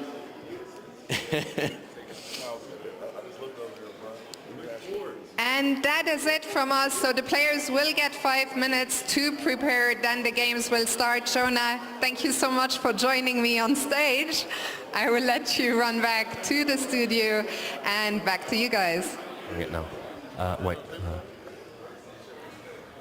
And there you have it, position 8, 6, 7, as we move into the second event of the day. But David Howe, I think the most important thing, as we will get a quick look at the starting position, isn't necessarily the starting position itself. It's the fact that while they will still have their pros at their disposal for the pre-planning stage, once they step up to the board, they're completely on their own. So this is a different beast entirely. Exactly. Flying blind. It's going to be a lot of fun. I have a feeling we might see a few more slip-ups, a few more blunders, but that only adds to the excitement. This is position 8, 6, 7.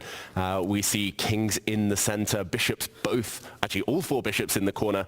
And yeah, let's see how the pros, I'm going to call them these days, the basketballers. This looks like a really dangerous starting position, not just because of the placement of those bishops and even the queen kind of sitting on an outside square, but I'm also looking at things like where the rooks and the king are, because how many of them are individually going to remember their own right to castle and maybe use it well in a crucial moment later on. I would venture not too many of them are going to be actively thinking about that themselves as opposed to being driven to it by a chess pro. But they are getting 5 minutes to pick the brain of their chess pros as well as for each of our top-level chess players to kind of instill, hey, here are the 3 crucial things I want you to be thinking about throughout this game.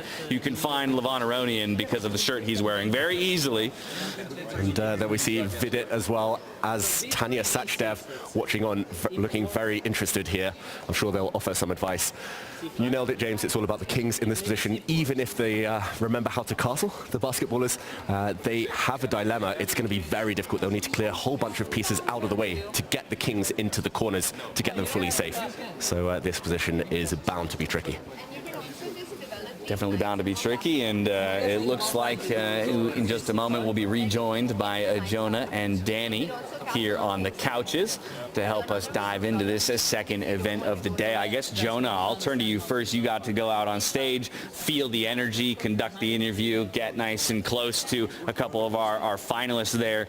Do you feel like Grant Williams is just poised to take the energy of that victory and bulldoze the competition?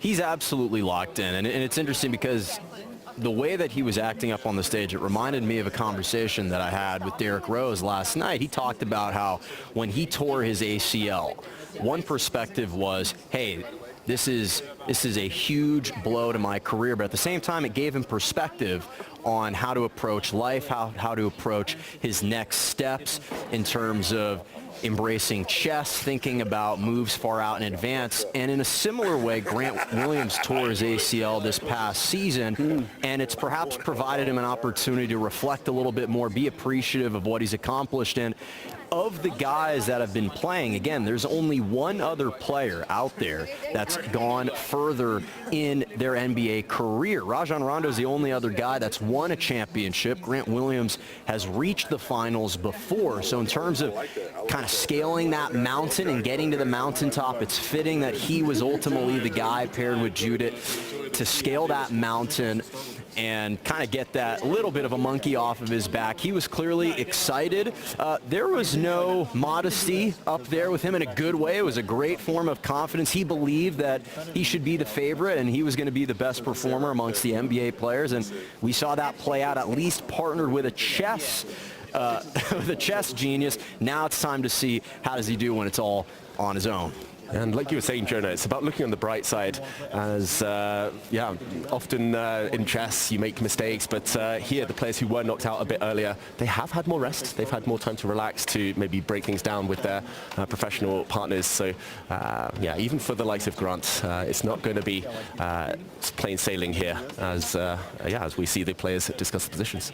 We had the peek in at the conclusion of the game, listening to the finalists reflect, and one of the things that Judith said was the saving grace for them was how masterfully Grant Williams was able to manage the clock.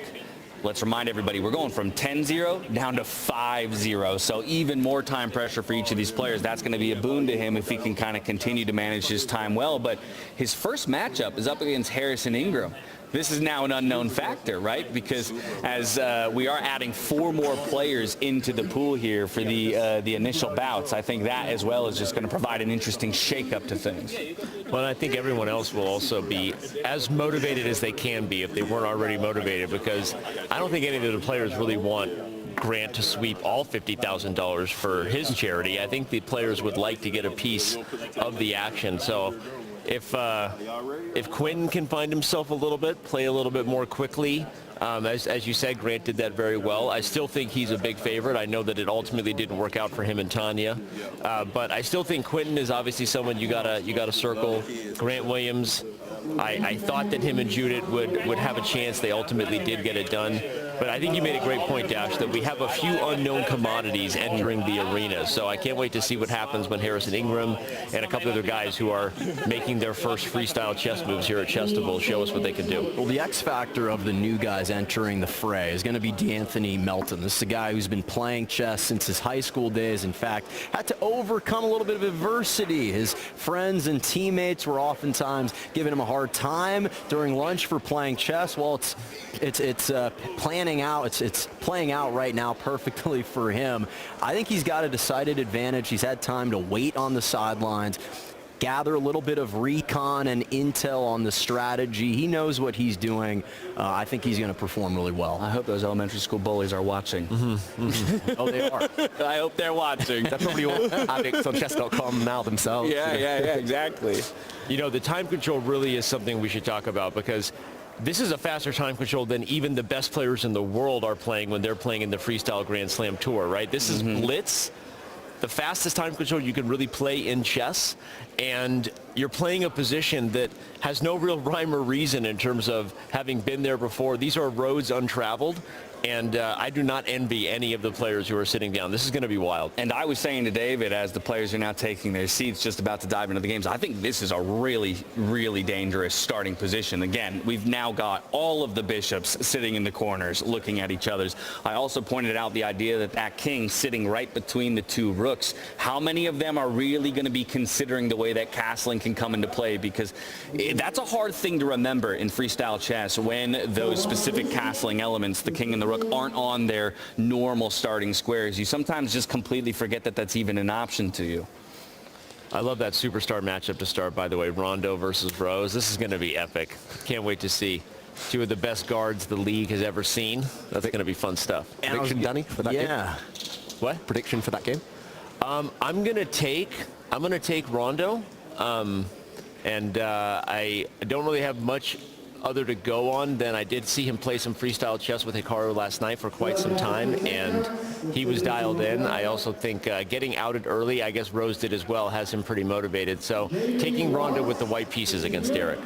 Okay, I like that call. I think as well, I heard through the grapevine that Hikaru came away from that same set of games last night in the evening saying, okay, I've got a very strong partner. While it didn't work out for them in the head-in-hand portion, perhaps Rajon Rondo can show us what he's made of here in the one-on-one scenarios. I think probably no better place to start than that marquee matchup between Derrick Rose and Rajon Rondo, and then we'll do our best to take a view of as many games as possible. Of course, understand that, as Danny said, these are very quick time controls, so we also don't want to overwhelm everybody by jumping from board to board to board and just playing catch-up all of the time. And especially in this blitz format with with just 5-minute controls. The openings to these games is going to be critical. Obviously, you want to establish good middle game to create a potential opportunity to execute your end game strategy. But that opening is going to be really key.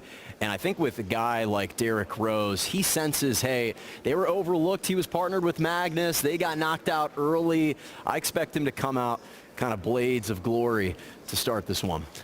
I have a theory that these two were held back by their partners in the head-in-hand. I think just the pressure of playing alongside Hikaru, alongside Magnus. Nobody I think a lot of people would say that Hikaru and Magnus's chess is the problem. Definitely holding back. I was going to say, now they'll be unleashed. I'm sure. I feel like David Howell gets to say what he just said, but some of us are not allowed to say. Their partners have held them back. Hikaru and Magnus have been holding back people's chess for years. No, but I do agree with what you said, Jonah, that the opening stage is critical, mostly because of the time control itself. There are two ways that the opening stage will come back to bite you. On the board, but otherwise on the clock. If you spend too much time in the first 10 or 15 moves because you're uncomfortable, you might have a good position and it might not matter. You might not have enough time when it matters most. So that's going to be interesting to see who handles their nerves quickly out of the gate. There's also, I think, a pattern that, again, I've recognized kind of around my level in chess, is that a lot of times players kind of fall into playing to the pace of their opponent. Right? And so that, again, I'll be really interested to see who in each matchup ends up being the one to dictate that. But my opponent's playing fast. Now I feel like I have to play fast to catch up, right? And so who is going to be that person who's got the confidence to move quickly and maybe, again, induce a blunder as their opponent just tries to, stay close on the clock. We have our first moves being made. Makes total sense to me that we're going to open up that dart squared bishop nice and early here. For the white pieces, Rondo, very smart move. We're going to have a knight jump out in response. We saw some hesitation there from Derrick. Now, the players did get some advice. For those of you who were with us just a few minutes ago, you saw all of the grandmasters, the top players in the room, doing their best to coach their former teammates and head in hand. Now they're on their own, flying solo out of the nest. I don't know if they remember everything that they were taught already. The nerves are going to get to them fast. Was that an early Berlin defense with the knights coming out, David? We'll call it that. It's the Berlin of position 867. Berlin 867. I mean, that will be the day somewhere down the line where we start having opening names for different freestyle opening. No, we don't want that, because then Magnus will quit that too. You're right. We don't want openings for freestyle. We want it always freestyling. No, I'm kidding. But we've talked about that a lot. I think the players have said, when we do move on to the Grand Slam here in Vegas over the coming days, they've said that they're already recognizing patterns, how to approach positions with the bishops in the corner versus the knights in the corner, and all the different ways that you can think about a freestyle position. But it's completely different than opening theory, like the Berlin or others, and the players like that. It's the Rondo Rose defense. That's Ooh. Rook out though. Doesn't feel right. We're already delivering on multiple names. We got T-Fab earlier. Now we got the Rondo Rose defense. I love it. Listen, if we're going to stick with real nicknames for Derrick Rose, he was the Windy Assassin. Ooh. So if he's able to knock out a couple of these pieces here, we'll start to have to invoke that nickname. And I would call it an assassination if he takes down Rondo in round one here. I would say by chess rating, Rondo should be considered the favorite in this matchup. But still a very even board, as at least evaluated by the computers so far. I think it might be wise before games get too far advanced that we really quickly go check in with our newly crowned champion from the head-in-hand tournament in Grant Williams. He's going up against now one of our newcomers in Harrison Ingram. Didn't get the opportunity to play in that partnered event. And so this is our first look at his style of chess. And look at that evaluation bar, dead even, Danny Rand. I like his style of chess. I'm looking at the position, and white is in good shape. That big bishop on h8 is a big pawn. Grant has not solved that problem. The eval bar says it's close to equal, which again is good for Harrison Ingram, shaking off the nerves given that he just got here. But I like white's position more than the computer says, and I'm pretty sure David would agree with me on that. And if we look at the clock, not too big of an advantage for Grant, so things going okay for Harrison right now. And I think an advantage for Harrison is we talk oftentimes about kind of entering mid-season form, if you will, coming into a game with some momentum. You're already warmed up. Ingram's been playing in the Summer League the last several games. He's been getting runs up and down, so he's coming into this arena hot. He's already got a good sweat in. You don't need to activate any of those brain muscles. He's trying to operate in mid-season form right now. Yeah, this position looks fantastic for white because the black queen trapped, the black bishop in the corner trapped, but we have to go back to that other marquee matchup because there has been a big game-changing blunder from Derrick Rose. This is the game position. He's down a whole piece. We see a trade here. White is going to recapture that bishop, but just to take it back and rewind, just 2 moves. In this position, the black knight on the edge of the board found itself dropping off after knight takes pawn, forgetting about this white queen lurking on the diagonal. He's simply a full knight down now, Derrick Rose. But we should remind everybody that the blitz is not single elimination. This will not be the last you will see of Derrick Rose in regards to the format, everybody. Buckle in. We're going to have multiple games by your favorite NBA players here. So even if Derrick goes down here, unlike the head and hand, it is not the last we will see of him. Yeah, this is a Swiss-style format, so players, as they move from round to round to round, will match up against players with similar score lines. So winners try to face winners, losers face losers, and we'll continue to play things out. But yeah, what a find here so far from Rajon Rondo. Of course, it did come off of the back end of a blunder from Derrick Rose, but that's kind of what I was talking about with a position like this. You forget about those bishops and the queens that are already placed with such long sight lines. I think cross-board vision is a really difficult concept sometimes to maybe not even understand, but to see, right? If I'm looking at a board, I see that pawn, I'm only looking at these 3 files. You know, I'm not thinking about what's all the way over on the other side of the board, and in this case, it spells disaster for him. Is that a thing, Jonah? Full court awareness? Because in chess, full board awareness is so important. Oh, absolutely. And Rajon Rondo is probably the best at exhibiting that. This matchup reminds me of their epic 2009 NBA playoff series in the Eastern Conference. Rose was a rookie, scored 36 points in his first game in the postseason. It went to 7 games. 5 of those games went into overtime, in fact. It was a one-of-a-kind kind of a series. And to your point, it was the battle between the young buck and a still young buck in Rajon Rondo, just his 3rd year in the league, but he was trying to showcase something a little bit different. And what's cool is they both have different styles. Rose was more electric, athletic, powerful, and Rondo was very calculated, savvy, and that's how he's kind of approaching this game right now. Look at this. We just heard it. Derrick Rose just getting confirmation. I talked about kind of how difficult the castling element can be based on the starting position. So he's just doing his due diligence, making sure he refers to the arbiter. Is this a position in which I can castle? And if I'm going to do so, is this the proper way to do it? But he should have asked the arbiter what it was a good idea, because it was not a good idea. It hangs the rook. So Derrick does get castled. He was correct that it was legal, and the arbiter confirmed. Unfortunately, the king, in switching places with the rook, left the other rook undefended, and Rondo just continues to clean up there, to Jonah's point. Rondo was young in 2009, but he was already an NBA champion, right? So a little more experience there on the court, a little bit more experience right now on the board for Rondo. We talked to him last night, Hikaru and I, and asked when his obsession with chess started, and he is a Queen's Gambit on Netflix series convert. There's a lot of them. Like so many. But he's like, I watched the Queen's Gambit, and it's been all chess for the last 4 or 5 years. So Rondo is, I think he's underrated, and it's exciting to see him get a win here, and I know Derrick will bounce back. Yeah, Rondo's playing smooth. At this point, looks like he might be able to kind of walk this one down to a victory, so I want to hop to another board. Let's go over to Tony Snell. He just took that loss in the final up against Grant Williams, but it looks like it's taken him no time to rebound here as he dives into that 1v1 blitz Swiss stage, and he's got a commanding hold of the board here over Drew Gooden. Yeah, this is a winning position for Tony Snell right now. He simply has an extra rook, now an extra knight to boot, and the black pawn is 2 squares away from promotion. And it's a resignation. Drew Gooden resigns. We got there just in time. He's not going to make Tony Snell play out for it. He says, this is enough of a material disadvantage, and I know that your chess prowess, as I just witnessed it on the stage, would allow you to pilot this one to victory.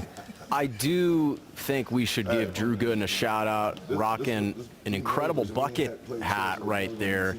You know, no one talks bucket hats are coming back, by the way. Bucket hats are coming back. No one talks about kind of chess attire, but I kind of like the unconventional approach. It didn't work out for him, but he's playing comfortable.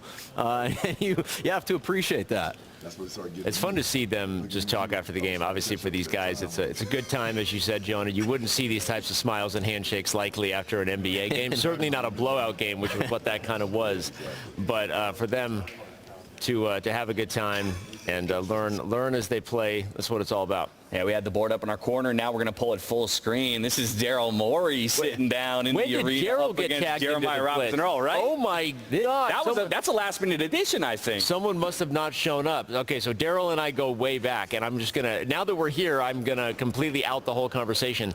Daryl has been begging to get into this event since it came together for a couple of months, and I told Daryl many times, you're not getting in the event because you're just too good, man. But here he is. He found his way in, and I think Daryl Morey is the instant favorite. Well, he found his way in, but he also just found his way out of what was a kind of a tricky position. As we entered the board, he was in a quote-unquote losing position, but as you say, he just needs that one opening. He finds the fork on the king and the rook. The one thing I'll say about Daryl is he doesn't like blitz. So Daryl is a 1600 rated player on chess.com. He also loves freestyle, plays a ton of chess 960. Oh my gosh, what's happening here? Yeah, and look at the clocks as well. The players have no time simply. So can Daryl keep up the pace? He's getting checked left, right, and center. The Black King in the middle of the board now, but only 10 seconds remaining. Oh, it's another check. Yeah, that evaluation bar is swinging. You can almost forget that it exists at this point because it's about the time trouble, the time scramble. Both players trying to avoid any kind of blunders. A lot of pressure here for this Black King. That was a great move, by the way, from Earl Robinson Robinson Earl, I'm sorry, is playing fantastic chess. He's playing so fast he broke the DGT board, but that's a queen that just left the board. And he resigned, or Daryl lost on time. And I was going to add, Danny, that to your point, you know, Daryl, he's one of the most analytically driven general managers in the NBA. This guy doesn't make he makes calculated risks, but he's a bold general manager, an intrepid approach to his job. He likes to have everything figured out. He's very forward-thinking and futuristic. I'm not surprised. He's doing some recon here. He's doing some scouting, testing their IQ.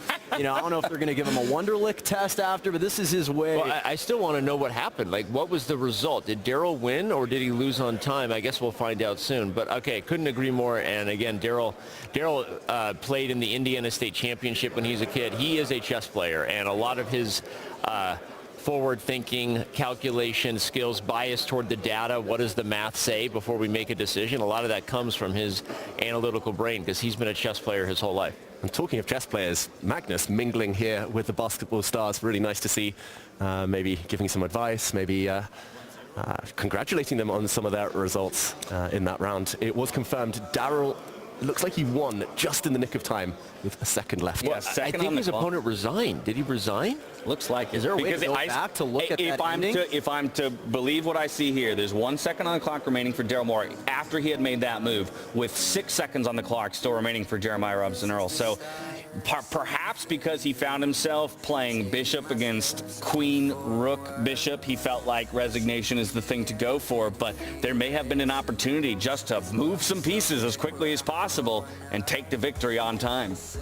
It felt like the placement of his rook kind of had the king in lock and handcuffs there.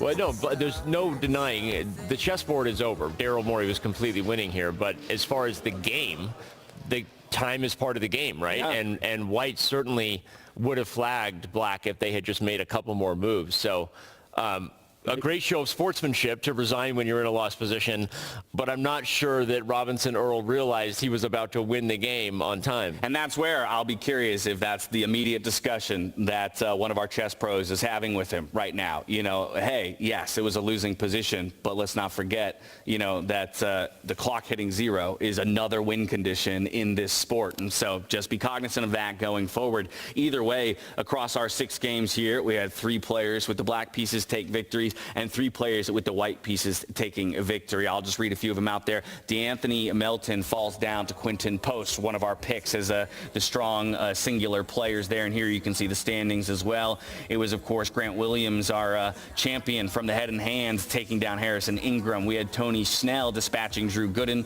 We had Rajon Rondo over Derrick Rose. We had Onyeka Okongwu over Paul Reed. Didn't get an opportunity to see that matchup, so we'll try and get a look at each of their games in the next round. And then, of course, Daryl Morey getting away with murder, perhaps, in the 6th matchup. But he will cruise to a 1-0 start.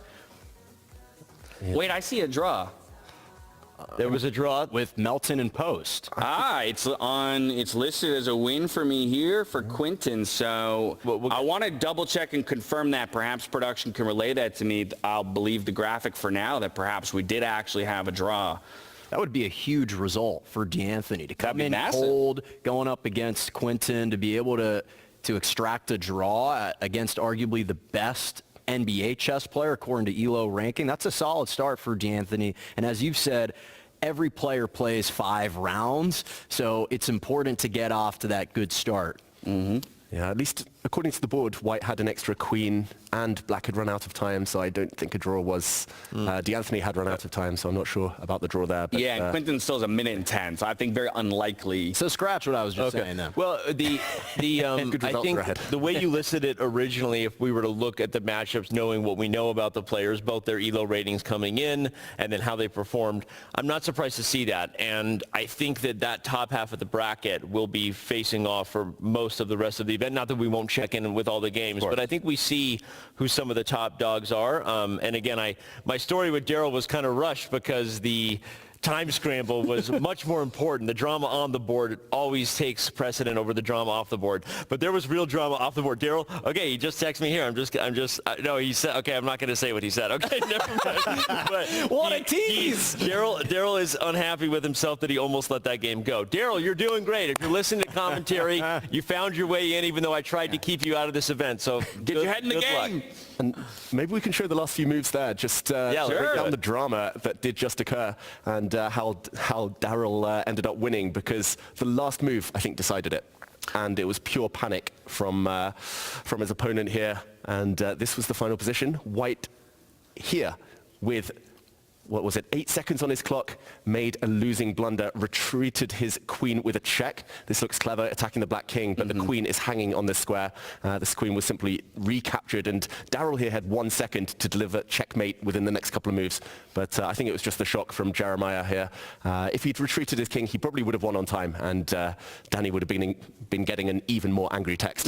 But Daryl doesn't get angry, to be clear. I'm giving him a little bit of coaching right now, reminding him to just trust himself and play quickly. But as I said, Daryl doesn't like blitz. So despite being the heavy favorite, I would argue coming in, he doesn't necessarily feel like he's the favorite because this is not his favorite time control. So game on. This is going to be a fun few rounds. Bringing it back to that discussion or that point about the possible draw, we have confirmed with the arbiters there was no draw. So as we suspected, Quinton Post takes the victory there. So we'll get that fixed in our standings, but it also does mean then that we have 6 victors, 6 losers. That will make the pairing in the next rounds fairly easy because once again, in a Swiss system, you attempt to pair people with the same score line against each other. If that's not possible, then of course there's other ways to determine the matchups, but we'll have 1-0 players playing 1-0 players, 0-1 players playing 0-1 players in the next round.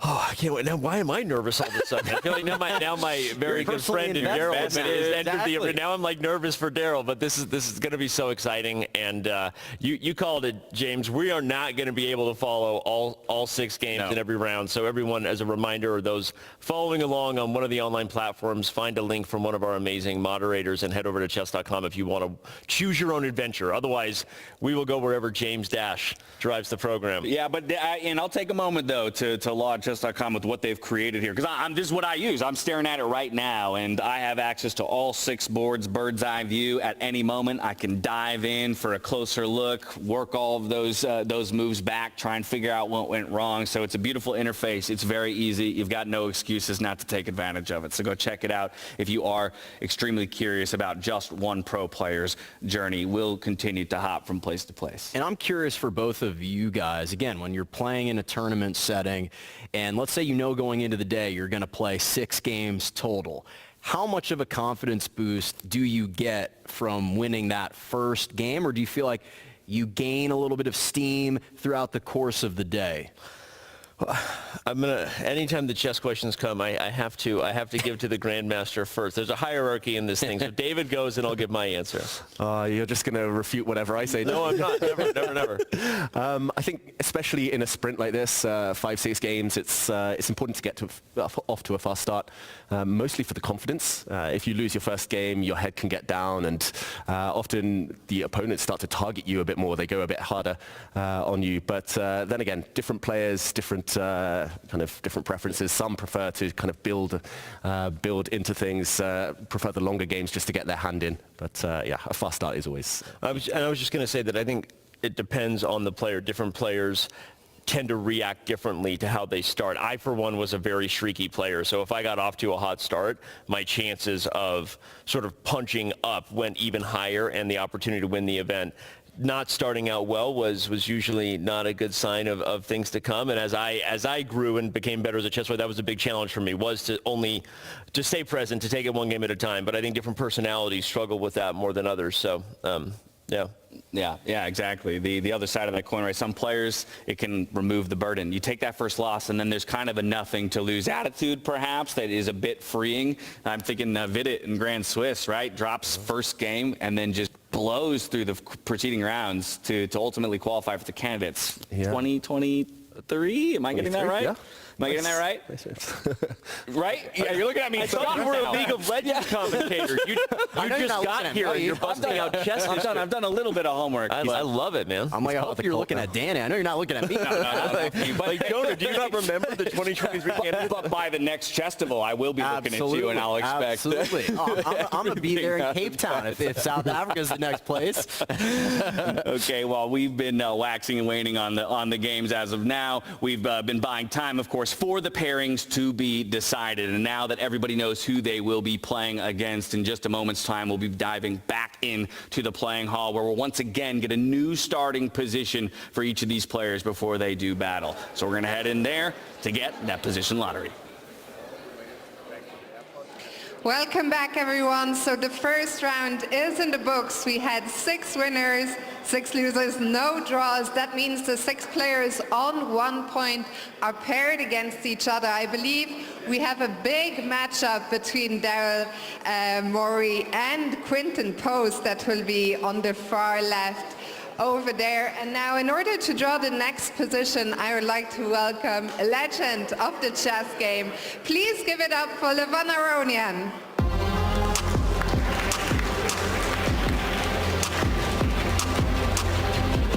Levon, are you ready?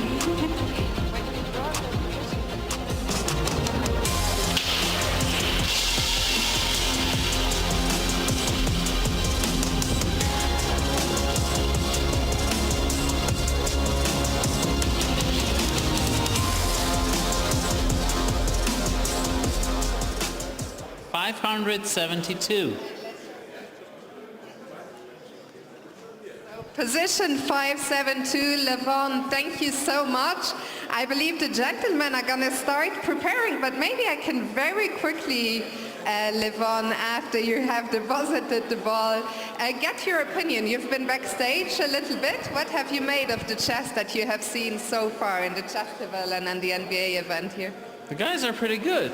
I'm really impressed. I mean, and they're learning very fast, so yeah, it's wonderful.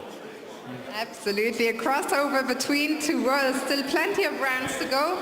Levon, thank you very much, and back to studio. Thank you very much, Fiona. Thank you so much, Levon. Hoping he drew a position as spicy as the shirts that he wears. He always delivers when it comes to the fashion choices. Hopefully he delivers us a beautiful game as well. And I also know that Levon is the kind of person who is happy to tell you what he thinks. So the fact that he did just flat out say, these guys are good, that means something. I was just going to say that's high praise coming from Levon. He's not a BS kind of guy. No. And it made my brain go to, I wonder what the ELO rating of our chess players would be on the court, right? Because these basketball players are performing very well here on the board.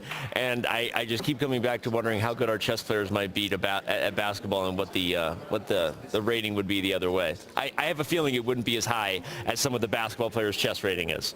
Well, what's interesting is if you dissect that even further, it's easy to kind of jump to certain conclusions about, okay, this basketball player plays this position. Perhaps as a point guard, it's going to naturally translate a little bit more. But what we're seeing with the evolution of basketball is a prerequisite to play in the NBA. You have to be able to orchestrate the offense regardless of size, regardless of position. So how does that translate to chess? Well, it translates in that all these bigs now are having to understand the same concepts as the point guard. They're going to have to be able to run the offense just as well as the guards from time to time. So the fact that we're seeing all of them different positions still thrive in this environment isn't a surprise to me. Yeah, the game is more cerebral than it's ever been on the court. The expectations of the players is higher than it's ever been, which means chess is more needed than it's ever been to help align with all the things that chess does well for people in terms of critical thinking and thinking just a few moves ahead. So I love it. I mean, it's brilliant, right? It's kind of a dance. It's a ballet. The orchestration of an offense, right? The orchestration of all your pieces, understanding the strengths and weaknesses of each of them, making sure that they're moving in concert with each other, in support of each other, right? You know, we never want a pawn to get too far off sides and ultimately be left for the taking with no support from anybody else. Or maybe we need that pawn to secure that knight onto a forward powerful square or something like that. But having that macro-oriented view, it's going to be, I think that's really an interesting insight that generationally there might be kind of a really distinct difference as the game of basketball develops that lends itself to better chess players. And one of my favorite things that Magnus said a couple days ago leading up to this event when he was talking about the similarities between chess and basketball is the fact that you have constraints, literally physical constraints in both. You have a chessboard that's a certain size, you got a basketball court that's a certain size, and yet the best of the best understand how to create limitless opportunities, limitless space within a confined space. And to be able to allow these basketball guys now to showcase some of that same thought process on the basketball court to the chessboard is really fascinating to watch. I love it and agree. And by the way, I love how good of a time they're all having. I love the audio, by the way. Shout out to the team for just getting us that feed, because the dialogue between Magnus Carlsen, Daryl Morey, and this group, this is pure gold. You can't get this content anywhere else. Oh, we've got a pen out. They're taking notes. This is study hall. Is that legal? I don't know if you can take notes before a game. I mean, we're going to get a fair play. Arbiter's going to swing by. And David, while they're analyzing, I wanted to get your thoughts. This is one of those unique positions where there is the potential for tactics early. I know your eyes are staring down that long diagonal where both white and black have the chance to open up the queen early. And this is one of those weird spots where I think we could get blunders soon if the players aren't careful. 100%, and I have a feeling that the players with the white pieces, this is the black team, we see the black table under the board. I have a feeling the players with the white pieces will be kind of not expecting any counterattacks. They'll be thinking they can get the front foot very early. This is the starting position, and the players were laughing about some tricks to do with these diagonals. Levon, Magnus, they were mostly talking about this move, a quick attack. Just to point out as well, this is position 5-7-2. Earlier today we had 5-6-6, and the only difference is that the knight and bishop have been shuffled, the pieces, and then on the other side of the board as well, a bishop and rook have been shuffled. So the players should be able to. But that knight bishop shuffle is huge because that pawn is hanging there, and this is. And by the way, just show that. Okay, you can't guard that pawn by moving it because then the rook hangs behind it, right? If the pawn moves, now there's a rook hanging, even bigger problems, and.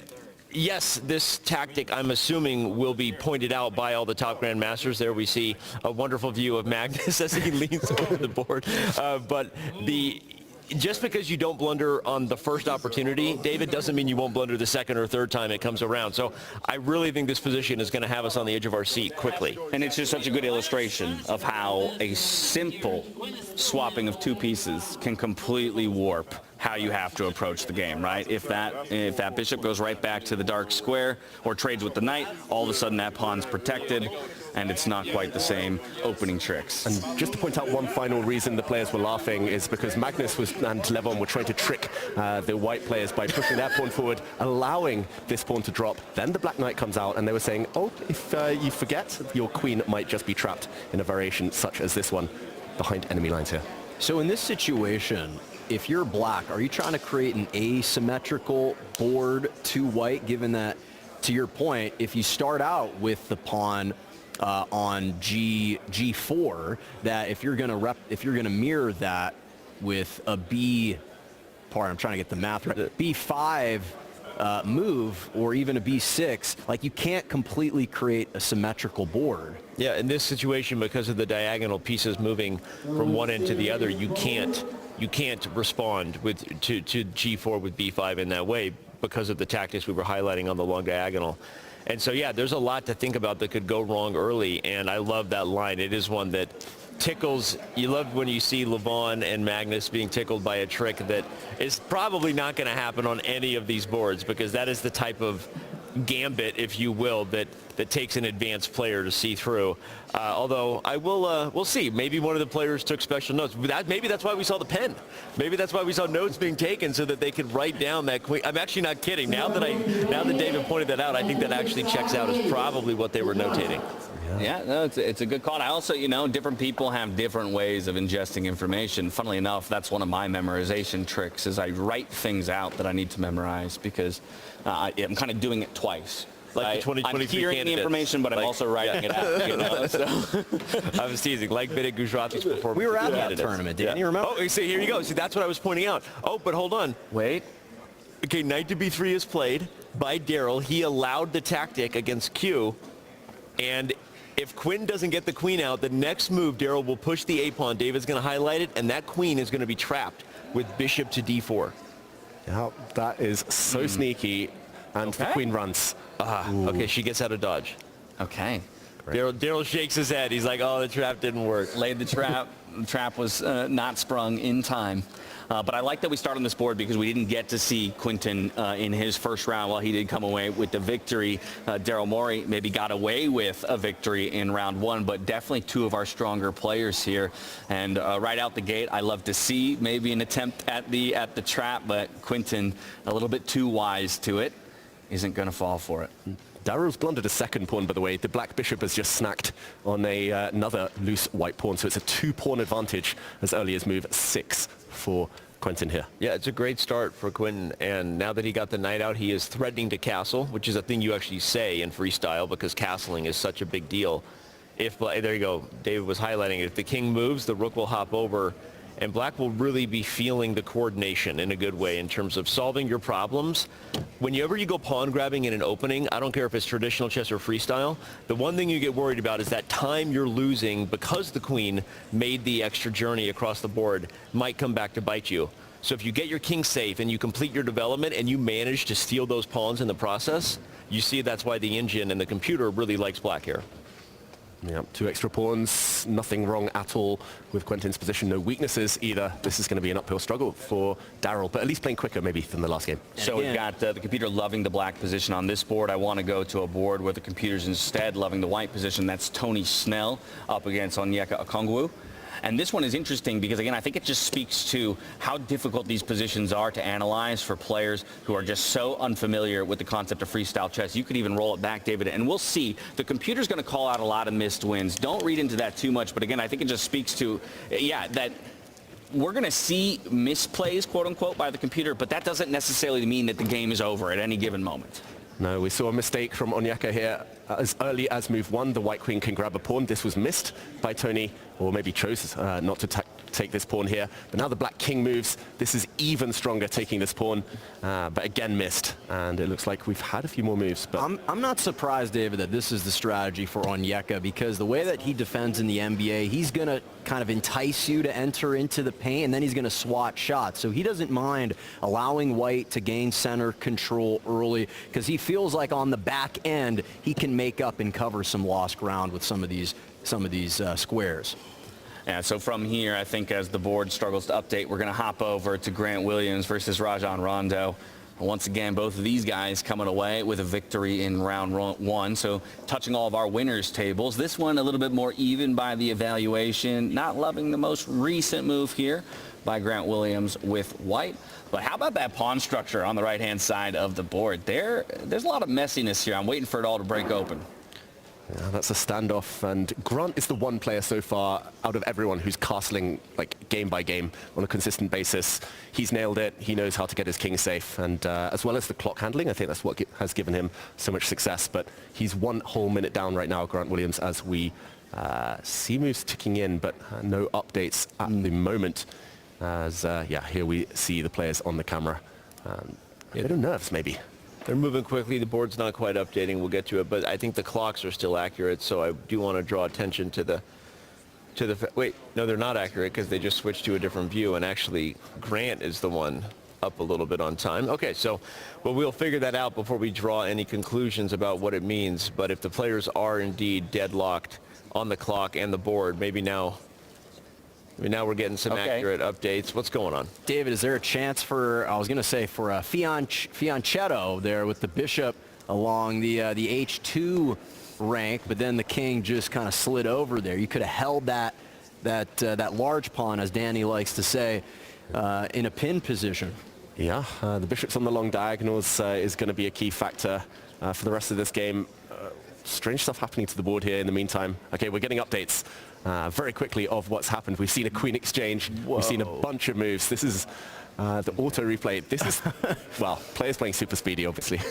Okay, but, well, there was a rook hanging, and he got away with it. Okay, so Grant indeed got away with a big blunder there. The rook was on pre, as we say in chess, meaning it could be captured for free.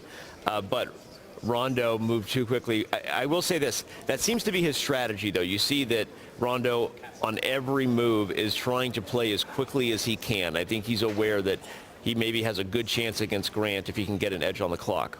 Ooh. Interesting. Chooses to defend. Oh, okay. That was... whoa. What's going on? The king moves. He touched the pawn, maybe could have moved that pawn, should have moved that pawn, because now the white king is getting kicked around, and not just that, but the white bishop is hanging as well. When the checks dry up, black will happily capture that piece. Grant in big trouble, maybe his first loss of the day. King He is might way get off checkmated. sides. He's on the run right now with that king. Yeah. Wow. Provocative. He's playing deep. He's playing for the cherry pick. He's waiting for the, the missed shot, the rebound, the lob down the court.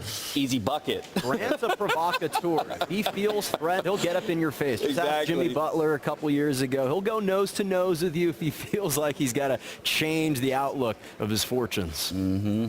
So there we see that bishop picked up. I mean, I think one of the really scary things, though, here overall for Grant Williams is the advancement of that black pawn and protected by the rook as well. That's just a threat that's going to loom throughout the course of the game. Now the knight's looking to infiltrate into the back line. This is difficult here for Grant Williams. Yeah, we probably won't have time to show it, but there were real opportunities to maybe even checkmate Grant's king in the middle of the board there, and of course that's a hard thing for Rondo to spot. I see you smiling over there, David. We can't show every tactic. You got to let that one go. There were some nice ones there. But the G pawn will run, and James's point remains that black has a big advantage here. In fact, I really like this move, rook f8, if he just swings it down. Mm-hmm. And in the meantime, Grant, this is definitely the kind of least confident we've seen him so far today. Well, it makes sense. He's going up against the champion. This is the first time that he's really being tested with his back against the wall. Rajan's been here. He's done that. He's closed out a team. He closed out the Lakers in Game 6 in 2008. So he understands how to execute endgame right here. Grant is kind of on the run. He's not used to playing a stiff competitor like Rajan in this setting. Ooh, and big moment. That was a forced win for black there with some very clever moves. Grant found the move there. Rook to g4. Getting behind the pawn is exactly where you want a rook in any ending for fans watching. That's actually, you saw why the eval bar switched up. Suddenly, the white rook is actually just dominating that black pawn. It can't move anywhere. And if we look at the clock, Grant's biggest advantage is now off the board and on time. And the white king, though, is just, it's been on a journey. It's been a great piece. Yeah, but the clock is such a huge factor. I think it's a brilliant call. It was what Judith said was the saving grace for them in their head and hand. And once again, he's using the clock to his advantage. And just like that, the eval bar swings the other way over the course of 30 seconds. This is where experience does pay off. So Jonah highlighting the experience on the court, which is fair, but the experience on the board, I think, is in Grant's favor, not just today with the head-and-hand victory, but just overall. I mean, the fact that he held his own, managed to gain a time advantage that he has of more than a minute, and defend a completely lost position, I expect him to win this game now. Mm-hmm. Although, still great moves here from both sides. as Black now is going pawn hunting. The Black Rook about to capture some pawns, maybe with some checks. It's all about the clock. Rook and pawn games are so difficult, man. Yeah, they're the worst. Yeah. They're the most common type of end game, unfortunately. Yeah, exactly. That's the thing, though. Because look at this. Look at this. Oh, no, he wants to do a skewer. That one move and Rondo is winning. Goodbye to the Rook. He's only got 12 seconds to checkmate, though, here with Black. He's got an extra Rook. He's about to have an extra Queen. Will he have enough time? Time trouble. See, yeah, Grant Williams, he knows that time is a win condition here. He's going to keep fighting. But wait, we have a arbiter. So do you opt to move the Rook all the way to the 8th rank? It's too late now because Grant the answer was yes, Jonah. That would have been the right call. But actually, he didn't take that opportunity. And the arbiter watching closely. But look at this. Talk about high-level chess. You know these guys care because they are making sure that all the rules are being followed and that whatever's going down is legal here. Ooh, the Black pawn did promote with a check. That was the key. That's why. It was hard for us to follow based on what was actually going down, but So Rondo can move out of the way, then the Rook can slide back to defend the promotion square.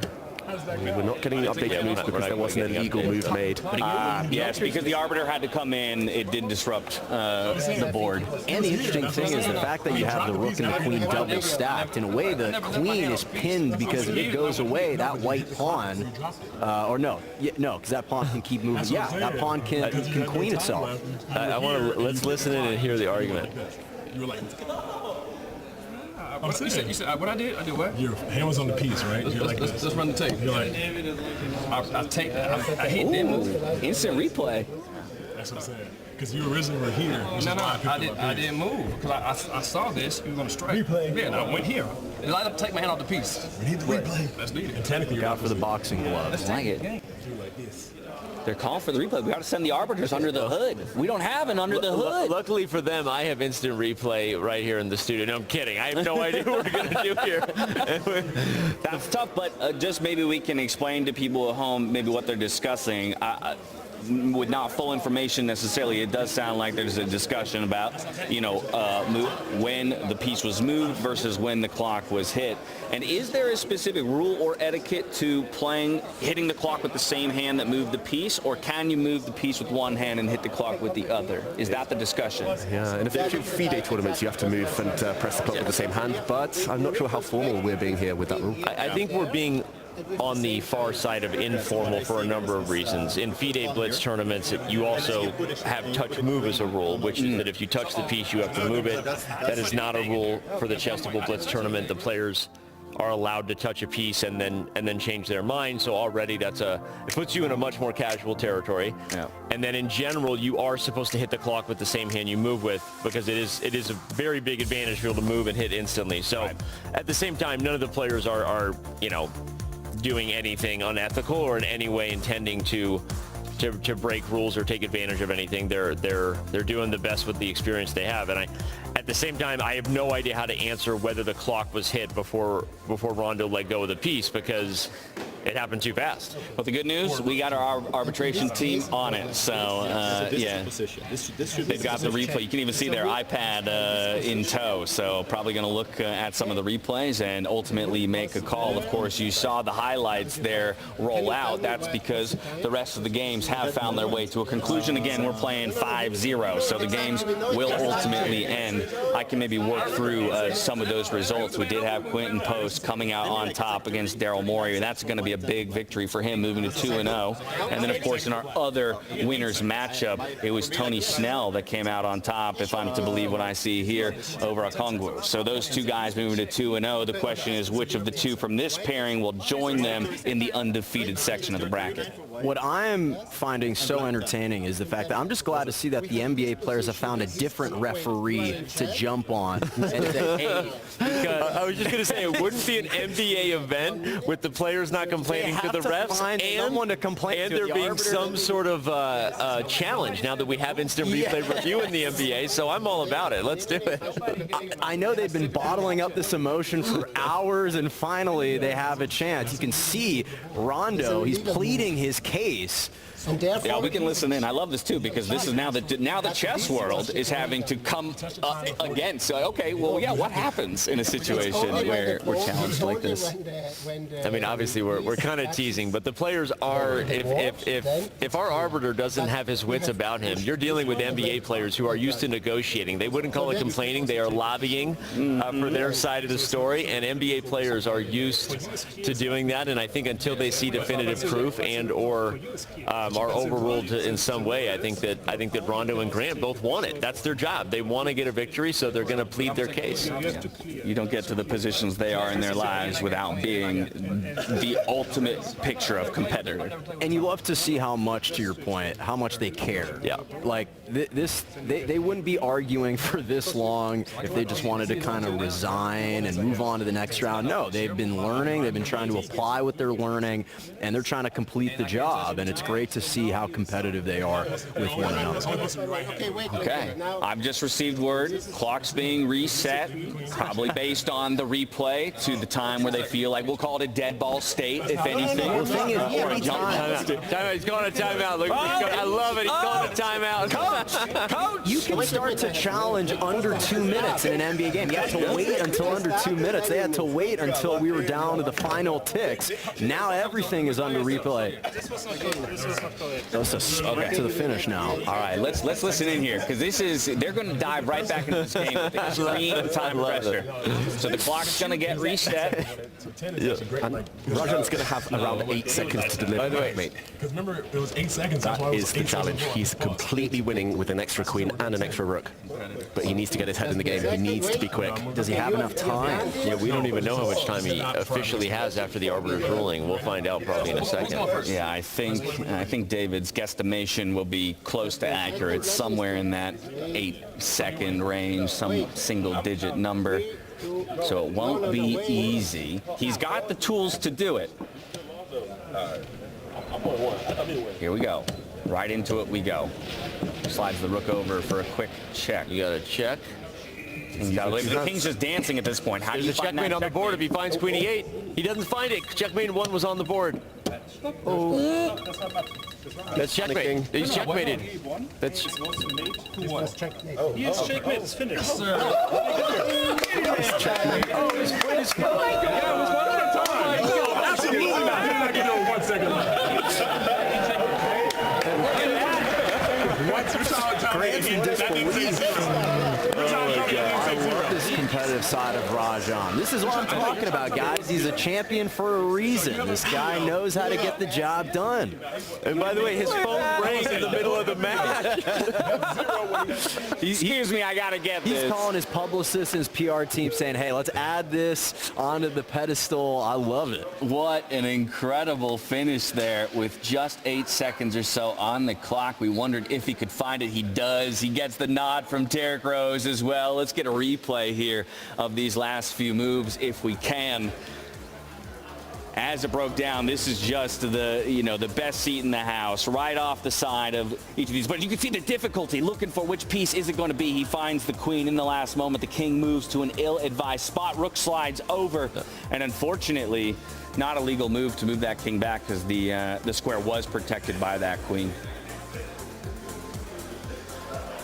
Wow. Look at the celebration. He's jazzed, man. He's gassed up. That's an NBA post-game celebration right there. These guys care a lot. Grant knows that he let it slip because he was very close to flagging. And I think if those guys play 10 games, I do think Grant is the favorite. But Rondo got the job done. Yeah, in dramatic circumstances, but maybe we'll show the end of that game on a board in a moment just to reiterate the fact it was checkmate that ended it, but ultimately drama, and what chess tournament basketball game is complete without that drama. Yeah, so when we can maybe pull that board up just to kind of work through the final pieces so people can see it maybe from the perspective they're used to, the digital board, as opposed to the bird's eye view. This is our overall standings here. Of course, you've got 3 players sitting at 2-0. It's Tony Snell, it's Quinton Post, and Rajan Rondo. Then we've got a whole bunch of players now who are sitting in 1-1 positions, and then a couple players sitting at 0-2, still searching for their first victories of the day. Well, look at the dancing Dutchman, Quinton Post, right there in the number 2 spot, off to a quick start. Again, he got those extra reps in last night. favorable, start to the opening rounds for him. Good start for him. And of course, your boy, Daryl. I was just going to say, he took down the highest rated player in the event. Quinton Post was the highest rated player in the event until the last minute fill-in of Daryl Morey, general manager of the Philadelphia 76ers, sits in. And there you go. Daryl, he's got his work cut out for him because, as I said, blitz is not his favorite time control. So despite his 1600 ELO on chess.com being higher than Quinton Post, fast time controls are not his thing. Yeah, and with a person like Grant Williams just taking a loss, that could very well be your next matchup, right? So you're not necessarily looking at much easier opponents in your next round, quite possibly. And David Rose off to an 0-2 start. If you're Derrick right now, what are you telling yourself? Well, it's tough. It looked like Derrick was getting involved a bit towards the end. He was enjoying that drama. But yeah, you just have to forget things. You have to shake it off. He loves chess. He loves it so much that I think he'll be enjoying the moment. But in the meantime, just a quick action replay of these final moves. Let's take a look at it. So a reminder to everybody that we kind of had a pause down as the arbitration team came in because there was some discussion around the clock and what were legal moves. This was about the position of the board when we jumped back into the game with mere single digits. You see 10 seconds on the clock there for Rajon Rondo. David, take it away. Walk us through how he found that checkmate. Yeah, so first of all, this is where the initial controversy lay. White here, Grant Williams didn't realize he was in check. He tried to promote a new queen himself. This was an illegal move, so they had to take it back and continue again. When things recommenced, 10 seconds for Rajon Rondo. He, here in this position after the White King moved, first gave a check. The White King stepped in front of its pawn. He gave another check. This was where he started to panic. Danny pointed out that he could have delivered checkmate immediately by bringing his queen to the e8 square. The White King trapped. Instead, he gave a different check, and with 1 second left, he found the checkmate. A bit of panic first, but this ended the game. The rook check, nowhere to go for the White King, as Grant Williams tried to move his king. That's where the arbiters stepped in to point out it was illegal. This square covered, the escape covered by the Black Queen. So great find in the final moments. Rajon Rondo moves to 2-0, continues an undefeated streak here in our 1v1 Swiss style format. Before running through this replay, we're talking about Derrick Rose falling to 0-2. You asked maybe what Derrick Rose is thinking. I want to know what maybe Magnus Carlsen is saying to him, because that game was actually really swingy. We didn't get to watch too much of it. We were focused on some of our top-of-the-table matchups. But between Harrison Ingram and Derrick Rose, they were winning chances on both sides all throughout. So I think, if anything, that's what I would hope someone like Magnus or one of the other chess pros is saying to him, that, okay, sure, the result didn't end up in our favor, but if you were to go back through that game, there were many winning chances. We just need to find one of those in the future game and capitalize this time around. That's 100% what he's saying, and the reality is it's the same advice you would give a top grandmaster in this spot, because you're in the moment, you're still in the thick of the event. You have to focus on what's positive, what is working, so that you can try to get more out of that in the next game. There are opportunities to review the tape.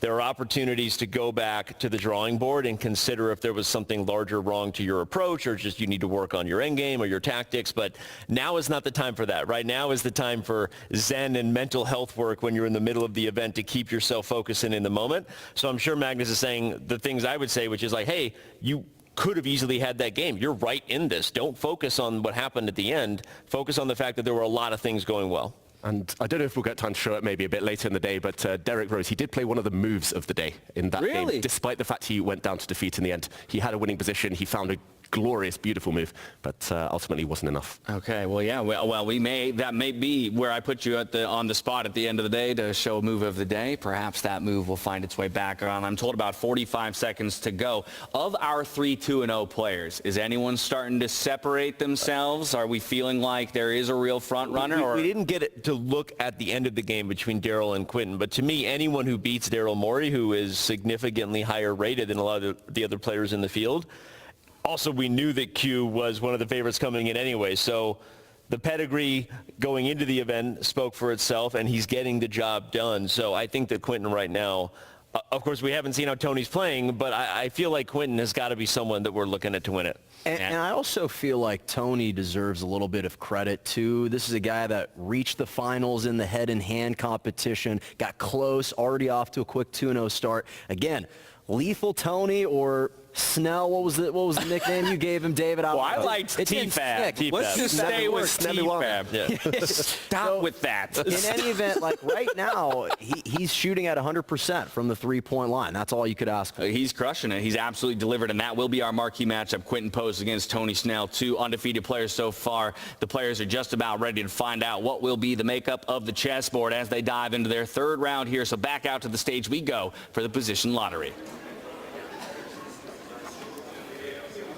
Thank you very much. Welcome back. This is already round 3, and in round 2 we saw our first bit of drama. Give it up for Mr. Rajon Rondo, who checkmated his opponent with just 1 second to go. Commiserations, Gran. So yeah, Rajon, Quinton, and Tony are the 3 players on 2 out of 2 on board 1 over there. We'll see Quinton against Tony. And in order to draw the next position now, I would like to welcome to the stage, he's a 4 times US champion. Give it up for Fabiano Caruana.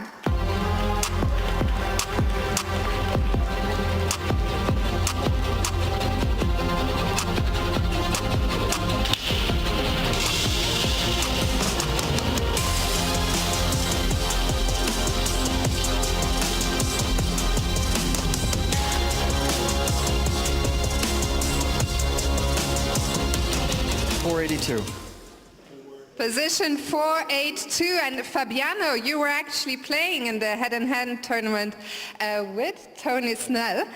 Tell us, what was your impression, not just of Tony, but of all the players here? It was fun. I mean, we had a good team. Tony was playing really well. You know, we were like 1 step away from winning. But I'm really proud of our team. I think Tony did a great job. I had fun. You know, it's a bit painful to lose at the last minute, but I still had a lot of fun. Do you think Tony can win this whole thing? Yeah, for sure. Yeah, yeah, definitely. He's really good. I told him that if he's wants to take up tournament chess, like competitive chess, I think that it would, he's already ready for that. Fantastic. Well, we'll see. He has a big matchup coming up against Quinton right now. The players will get 5 minutes, as always, to prepare. Best of luck, gentlemen, and back to the studio. Thank you, Fabi. Thank you so very much, Fiona. Into the next round we go, round number 3, and it's position 482, which will be the battlefield for this one. Once again, we got bishops tucked in the corner. We got queens as well that kind of have long sight lines, so very dangerous diagonal as we're looking from the left-hand side of the board to the right-hand side of the board. But this time around, it looks like a more traditional setup to a degree on the right-hand side of the board, where the rook is established where it would normally be, followed by knight, bishop. Yeah, the right half of the board is fully traditional chess. Yeah. But it's just that queenside, we would normally call it the left half of the board, that they need to figure out what to do with. Yeah, now we're seeing Rose, Harrison Ingram, Snell, and Grant kind of talking strategy here. Obviously, a couple of those guys in desperate need of a win to climb up the leaderboard.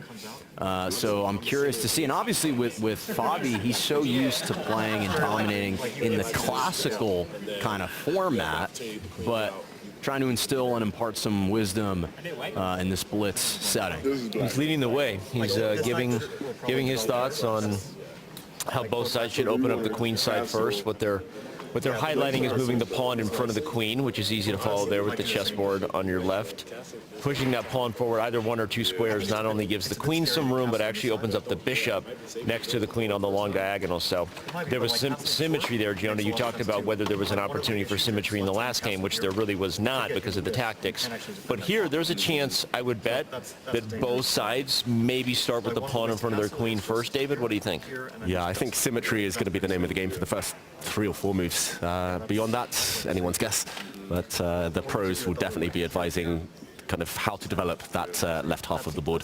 That's Fabi, very This is so typical of Fabi, though. Even when it's we're in the main event and it's all of the the top GMs in that circle together, he is usually one of the most willing to offer up ideas, push that conversation forward.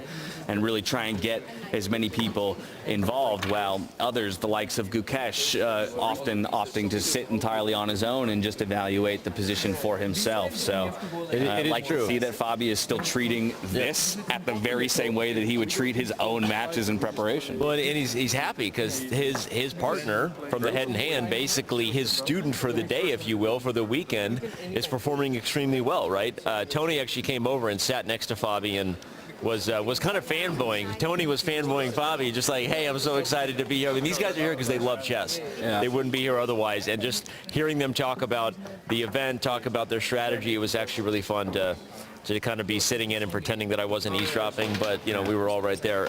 So, no, I think Fabi is super motivated to help Tony at this point. Poor Quentin Post, we gave him a 1.5 tall table. he's got to bend all the way down just to see. Honestly, I'm just going to say, talking to Quentin last night, I think threw out my neck.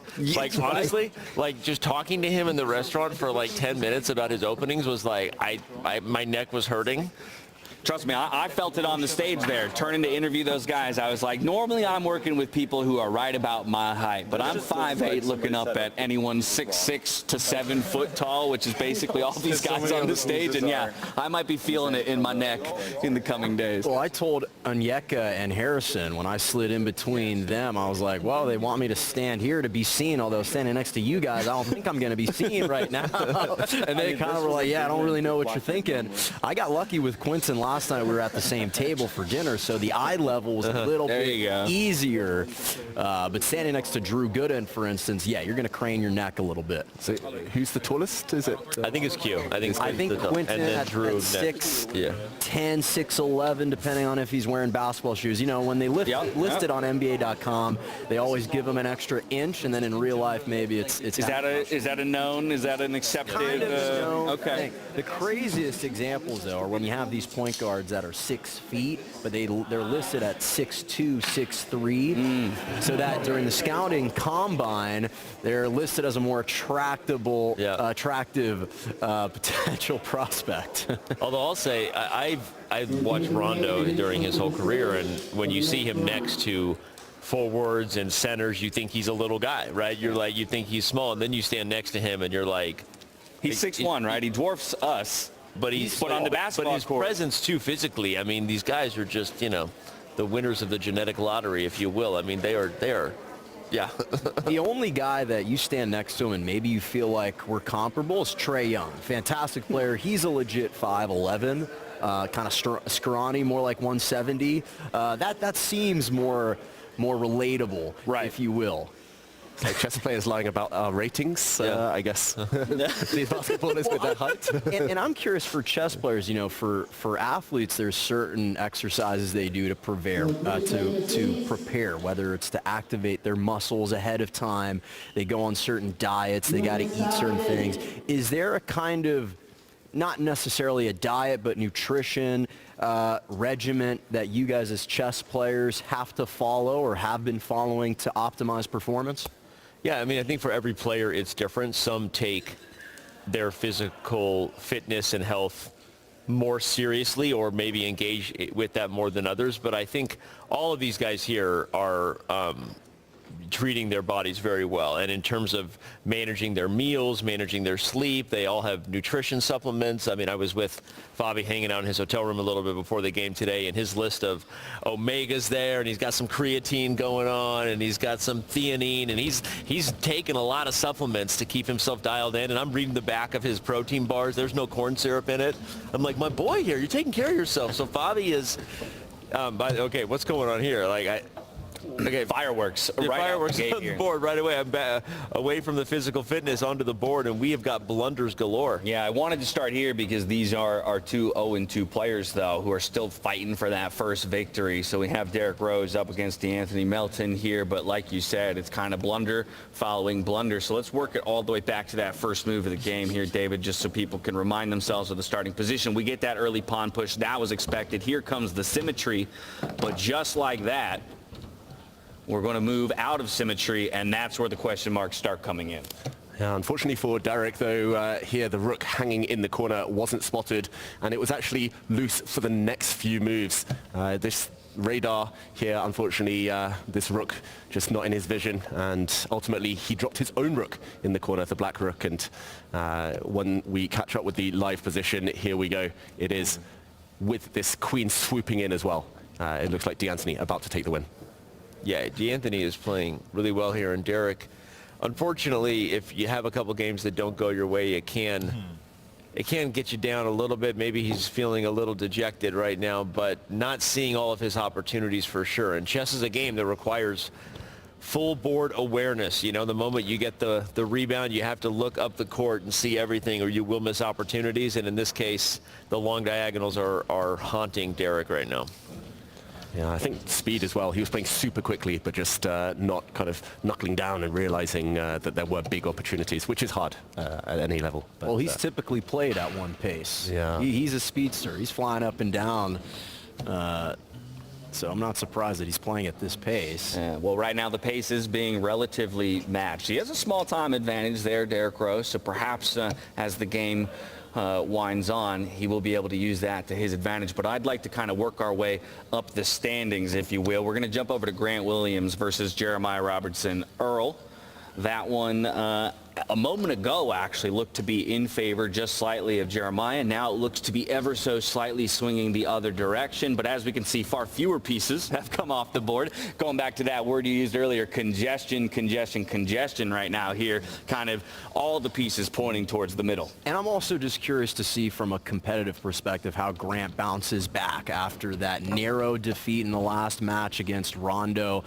You know, is he going to come out a little bit more conservatively? It looks like, you know, retreating with that knight, he's black, so he's pressing forward with those pawns, trying to apply a little bit of pressure right now off the bat against JRE. Yeah, he seems to be bouncing back nicely. He's up on the clock, and I like black's position here. Things can always backfire, especially when there's a bishop on A1 hitting, okay, the long diagonal there, but white chooses to trade it away, and that's probably in Grant's favor, as long as he doesn't get his king in too much trouble there. Yeah, we got here just in time to see all the tension broken and all the pieces start flying off the board. Exactly, speed. The big difference, the reason the eval bar likes black is because black has an extra pawn, and wow, great move there from Grant Williams, setting up a threat against the white queen, which is undefended. Not just that, but the bishop undefended. There's going to be a check either way, and the white king being checked will lose time. And Johnny, you know what that means? He's been doing his puzzles. Yeah, that's right. Soon, puzzle completed. Ooh, nice. Nice. We'll see. But the rook slides over to defend. Yeah, but if Grant sees he can take, he can still do it. Exactly. Because it's a check on the white king, then the queen hangs in the end. That's an intermezzo, we call it in-between move. You play a move where you unleash the attack of another, and white would love to safeguard the queen, but you can't because your king's in check on G1, so you have to deal with the knight first. I don't know if Grant sees it, though. I'm looking at his hand. He's looking at other pieces. He doesn't see it. He backs up his king. Okay, but is Jeremiah aware of this persistent threat? Because it could sit on the board for a while if he doesn't recognize that his queen is just one move away. He does.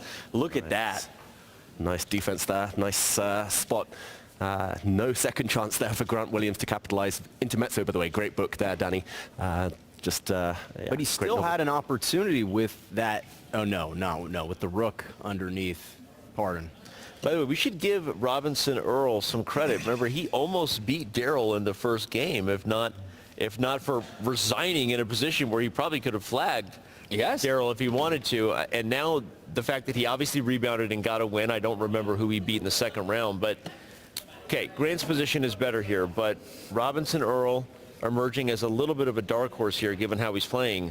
And I think he saw that discovery on his queen and moved her to safety. That wasn't an accident. Yeah, he's really played exceptionally. In that last round, just to put a name to it, he took down D'Anthony Melton to move to 1-1, and now he gets to challenge Grant Williams here.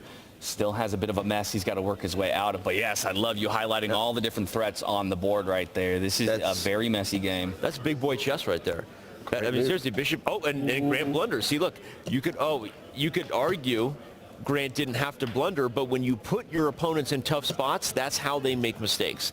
That's what Magnus Carlsen does better than any chess player in the world. And you could argue, well, his opponents didn't have to blunder. Yeah, but they blunder all the time because when you put pressure on people, they make mistakes. And I really like how Robinson Earl handled that whole series of moves. I mean, Jonah, you could probably speak to that same kind of a thing happening on the basketball court. There are just certain players who apply an amount of pressure that can be overwhelming. It puts either defenders in bad spots or vice versa. As a defender, I apply so much pressure, I'm going to make you make a bad decision. And that's the reason why coaches often employ full court presses, is to kind of fatigue these athletes, get them to make uncharacteristic plays. JRE is someone that has a lot of length. He normally is coming into the game really fresh.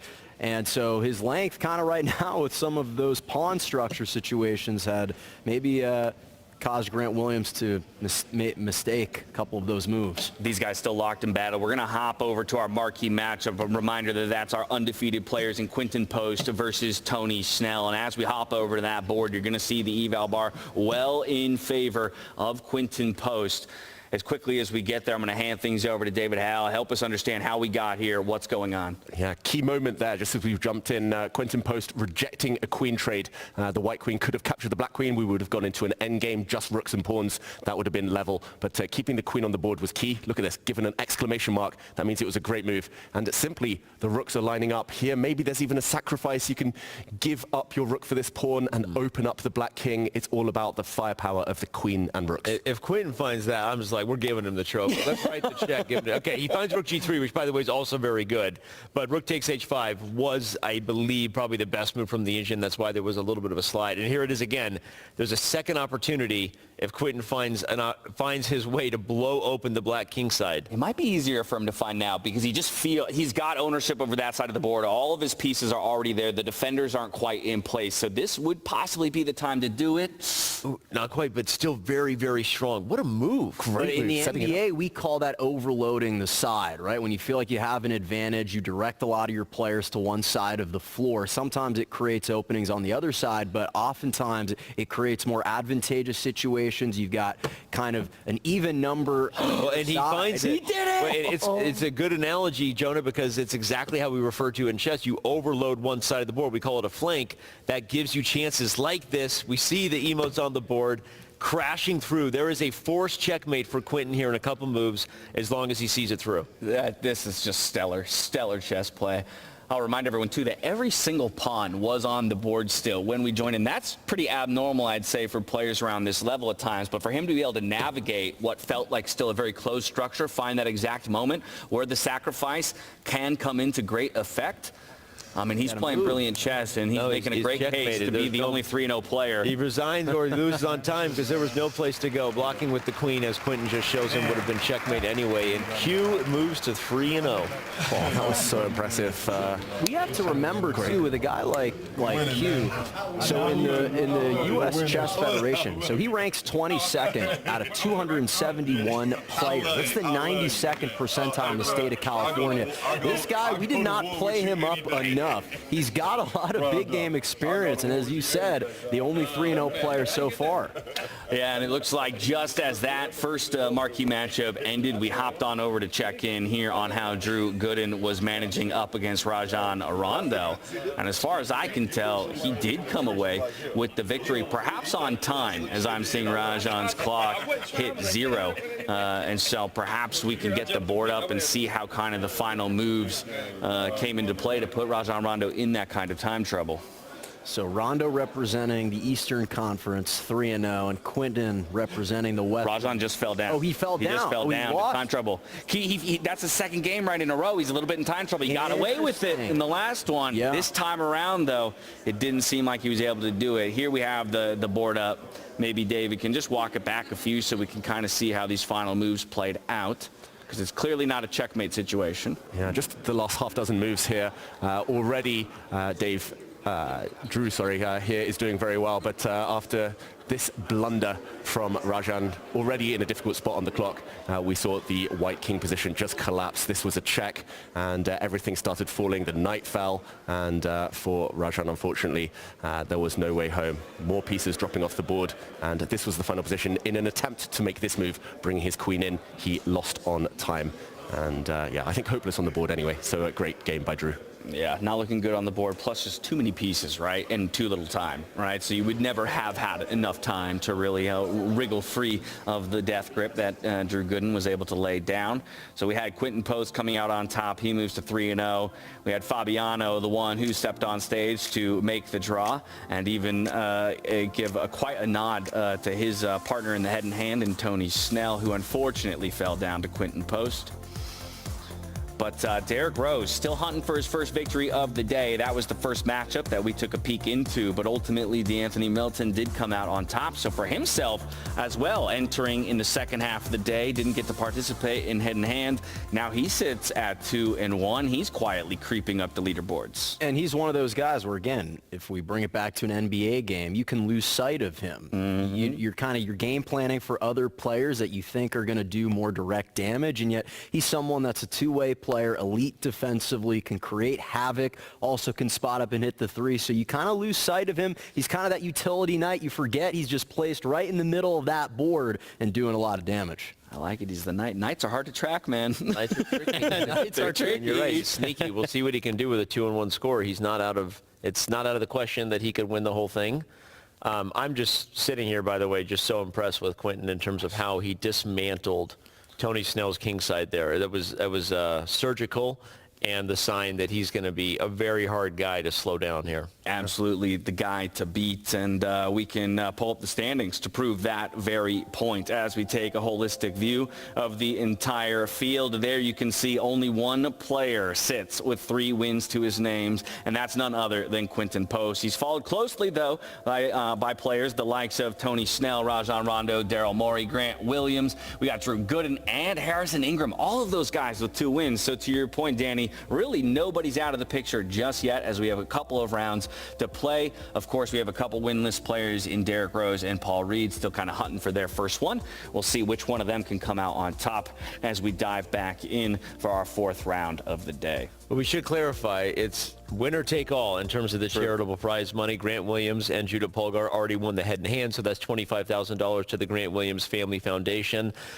Grant not out of the question still to take home all 50 grand, but these guys, of course, are playing for pride. They're playing because they love chess. They're playing because they are just thrilled to rub shoulders with their heroes, guys like Magnus Carlsen and Hikaru Nakamura.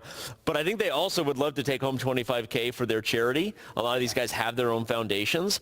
So somebody has to slow down Quinten. That's my long-winded way of saying, as great as the scoreboard looks with a bunch of guys at 2 points, you have to slow down the guy leading the way, or it won't matter. Yeah, you've got to slow him down, and if I'm to believe the pairings that I'm seeing in front of me, it would be Grant Williams right now that I'm looking at, who has to be the one to do it in this next round.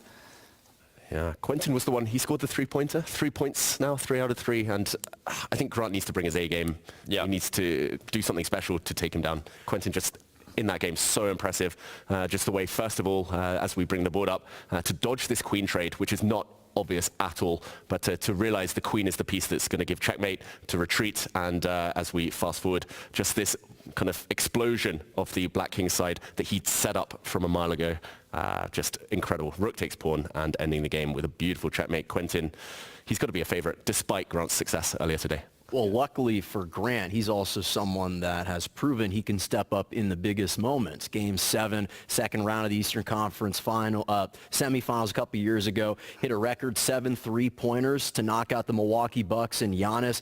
Like, this is a guy that when the chips are down, he understands how to raise his game a little bit. Well, not only do I agree with you on his performance on the court, but we should also remember he won the head-and-hand with Judith, and he was close to being 3-0 as well, yes. Right? He did lose to Rondo, but that game could have gone the other way. So if we had to pick one person in the field, again, putting my boy Daryl to the side because he's already played Quinten, he had his chance and he went down.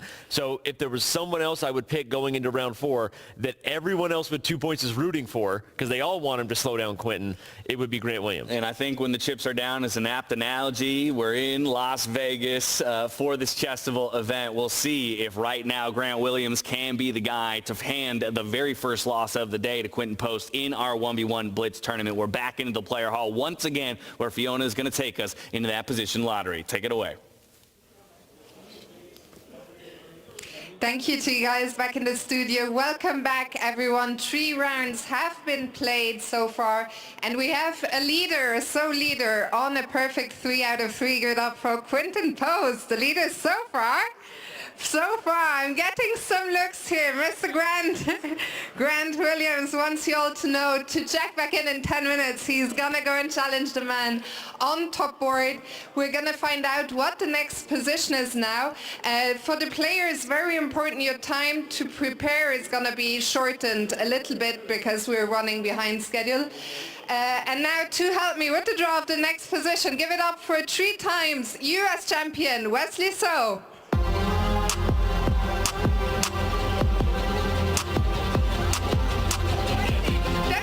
You pull the table, and Rajan, you want to pull the table? Okay, sure.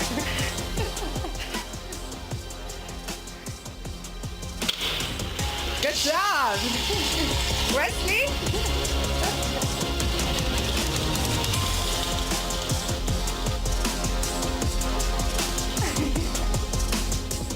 I got 348. So position 348, 348, and gentlemen, just to remind you, your time to prepare will be shortened a little bit because we're running. The pairings, where are the pairings? I don't have them, I'm so sorry. And with that, Wesley, maybe very quickly, what are you making of this event so far? Well, it's a great event. Yes, very exciting. I think all the chess players I talked to really like freestyle.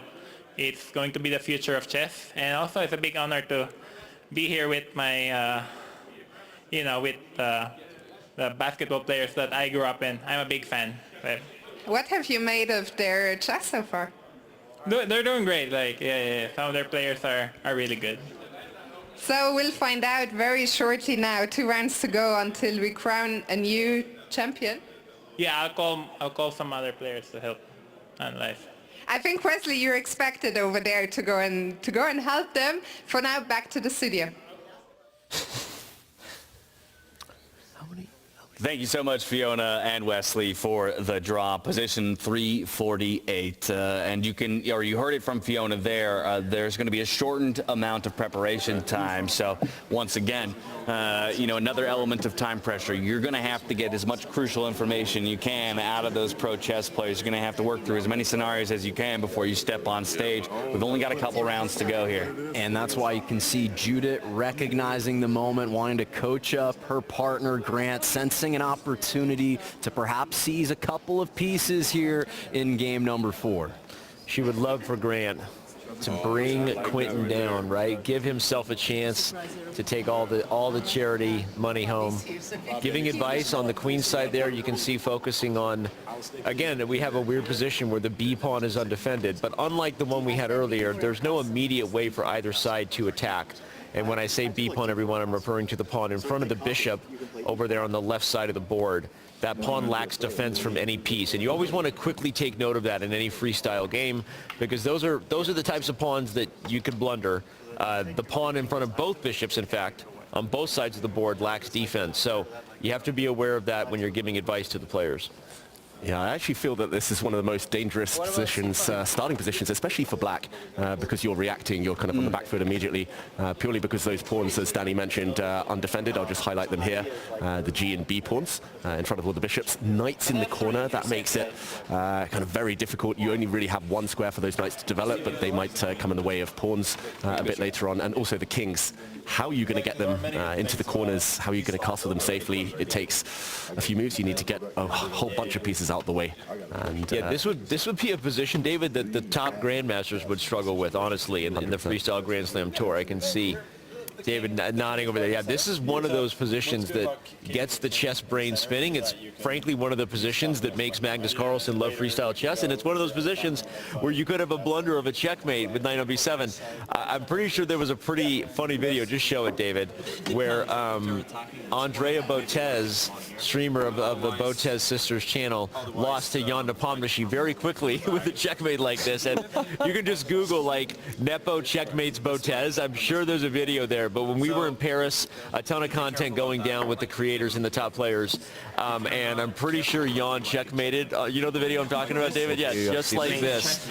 And so that just shows you that is a 4-move checkmate there. That's pretty crazy. 3 moves. I think he had 10 seconds to complete that entire game, so that was his only shot. Yeah, he shot it, and he. That was the handicap, the 10-second handicap, and he came away with a victory. By the way, it seems crazy, but it's literally not out of the question that something like that happens here.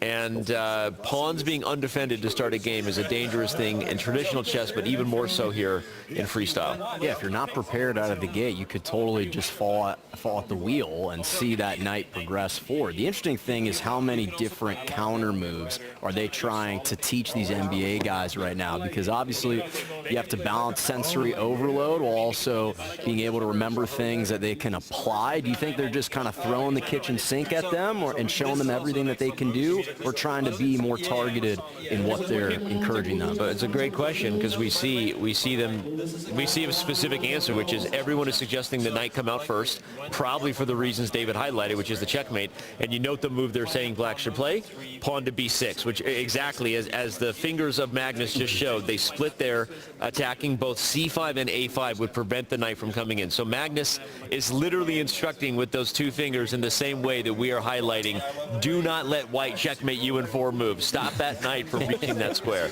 Good. I'm glad somebody made it known to all the players there. You know, I think there's an interesting difference in dynamic maybe between the two sports, basketball and chess, that I'd be curious to see play out, especially in what is a very risky starting position. In basketball, your opponents could go on a 12-0 run.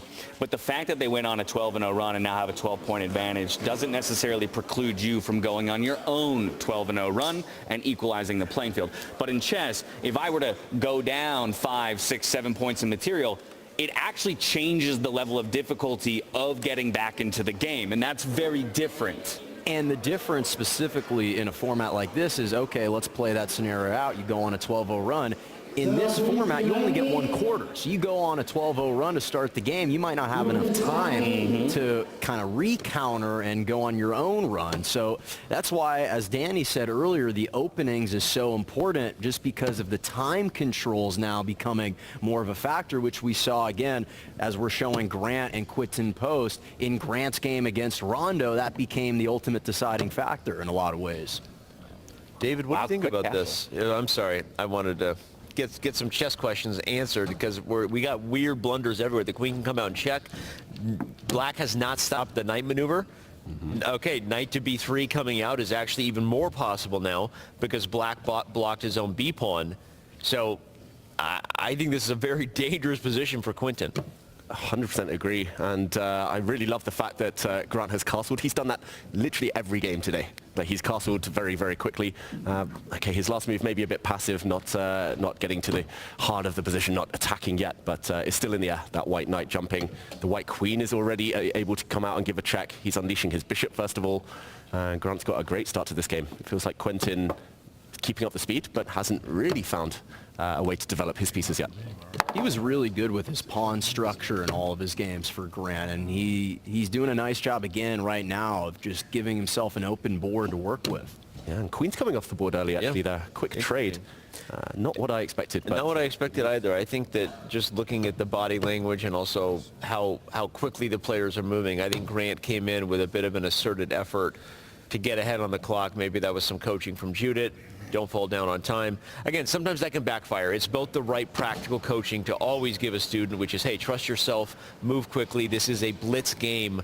Don't lose the game on the clock. At the same time, you might miss opportunities because you're so focused on that you play too quickly. I'm starting to like Black's position more and more, just as the computer is, mostly because of the fact that pawn was pushed, that c-pawn was pushed in front of the white king. So if at some point the bishop comes out and the king wants to continue to slide over, there's all these open diagonals eventually that king can be attacked on. The black king feels a lot safer there still with that pawn structure and the bishop placed right in front of it. Yeah, small advantage for Black, but probably a long-term advantage as well, as we see the players bring their pieces out. But I have a feeling this might be decided on the clock. Yeah, I don't see any checkmates anytime soon.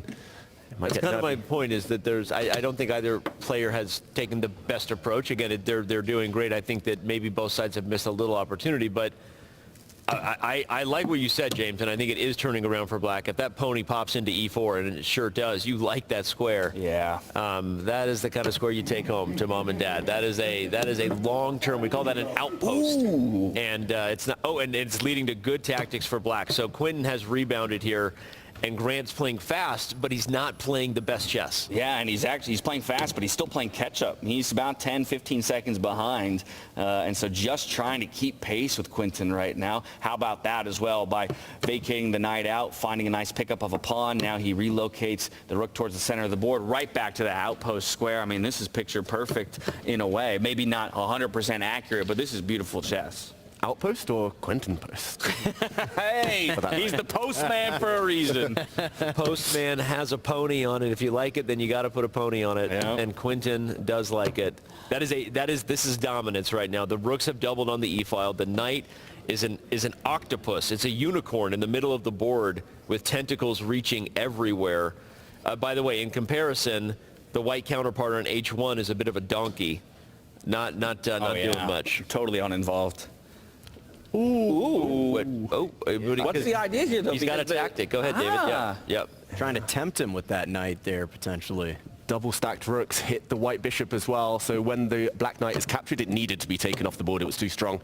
Now the bishop falls, and Quinton is 2 full pawns to the good. 2 pawns up. Yeah, see, there you go. That's puzzles. That's puzzles right there. Yep. That tells me that he's put in some time in the puzzles on chess.com. Do your puzzles, kids. They say eat your Wheaties. The new eat your Wheaties for chess is do your puzzles. Do your puzzles. Do your puzzles. Well, things are looking really good for Quinton Post, so perhaps we make a trip around the horn from the top of the table to the bottom of the table. Let's check in with our other matchups. That would mean that next up is Drew Gooden versus Harrison Ingram. I'll see if I didn't surprise production too much by asking for that one to fly up. We can check in with it. There we go. Here it is. It's Harrison Ingram with the white pieces. Again, he came in for the second half of the day. He didn't get that head-in-hand warm-up, but it doesn't seem like he really needed much of a warm-up. No, he's one of these versatile guys. You can throw him into any situation. He does whatever he's asked to do. Whatever the moment requires of him, he's able to do it right now. You know, I like that pairing of the queen and the rook kind of in close concert to one another, being able to protect one another. Right now, I mean, he is down potentially on a pawn. No. Yeah, down on at least one pawn right now. Yeah, Drew is down a pawn, and unfortunately it looks like the black pieces are all still stuck at home. Still haven't really woken up and entered this game. So great start to this game for Harrison Ingram. I'm going to say big advantage, at least on the board, but the clock situation both down low around 2 minutes, so anything could still happen there. Yeah, but Drew's working his way out, and he's also working that bucket hat. Again, we have not given nearly enough credit to the style of that bucket hat. I wore a bucket hat today for golf. I got made fun of, and you know what I said? The bucket hat is coming back. So this is like, I feel like this is just amazing. I'm going to go talk to Drew. Make sure you get a picture with Drew. I am. The bucket hat is coming back. Well, listen, it looks good. Anyone who knows how to master fashion and hairstyles, it's this guy right here, Drew Gooden. Won the best hair competition in high school 2 times, obviously crushed the ducktail and the reverse soul patch. He was known for that in the NBA. Like, this guy's got the fashion down. This guy's a master at that. His haberdashery game is real strong. Heck yeah. The NBA is full of showmen, and I would definitely like to, I would hope that I want to see some of that rub off more into the chess world. We're getting a bit more of it. I think, again, the advent of streaming and chess being pulled more into the digital space has definitely helped unlock that, but it will be an evolution over time. But hopefully some of the younger up-and-coming chess players can now look at an event like this and go, okay, I've got permission to bring a bit more of my personality out and really showcase that on the world stage every once in a while. Do you think that's why they paired Drew Gooden with Levon Aronian earlier, the most fashionable man in chess? That's an overpowering duo right there. Frankly, young chess players should, because they're missing an opportunity. I mean, I don't know that there are more cameras and more eyeballs on someone for more hours than in a classical chess game, and the opportunity for people to be wearing some Louis Vuitton, some Gucci, and some Rolex watch. I mean, it's there. It's just screaming for it. So, sponsorship deal awaiting. You know, that's right there if you need. Brands, take note. Bucket hats, call me. Freestyle bucket hats, freestyle bucket hats. All right, let's go over to Tony Snell versus Rajon Rondo. Just continuing our trip around the world as we hop there. Once again, it's going to be the player with the white pieces. That's Tony Snell right there, who's got a solid advantage on the board, although maybe a little bit of a missed opportunity here most recently. Still solid command, though. And contending with the clock down to just 36 seconds. Rondo once again, time management so good right now for him. A buck and chain in 45. What a switch up that is. Because in the previous 2 rounds, it's been Rondo who's been struggling with the clock against his opponents, and this time shoes on the other foot, so perhaps a really solid adjustment for him between rounds. Yeah, I was going to say the same thing. Great call out that this is game review, reflecting on what you need to improve game to game in the middle of a series, and Rondo did that, given the fact that he has completely turned it around, up more than a minute on Tony.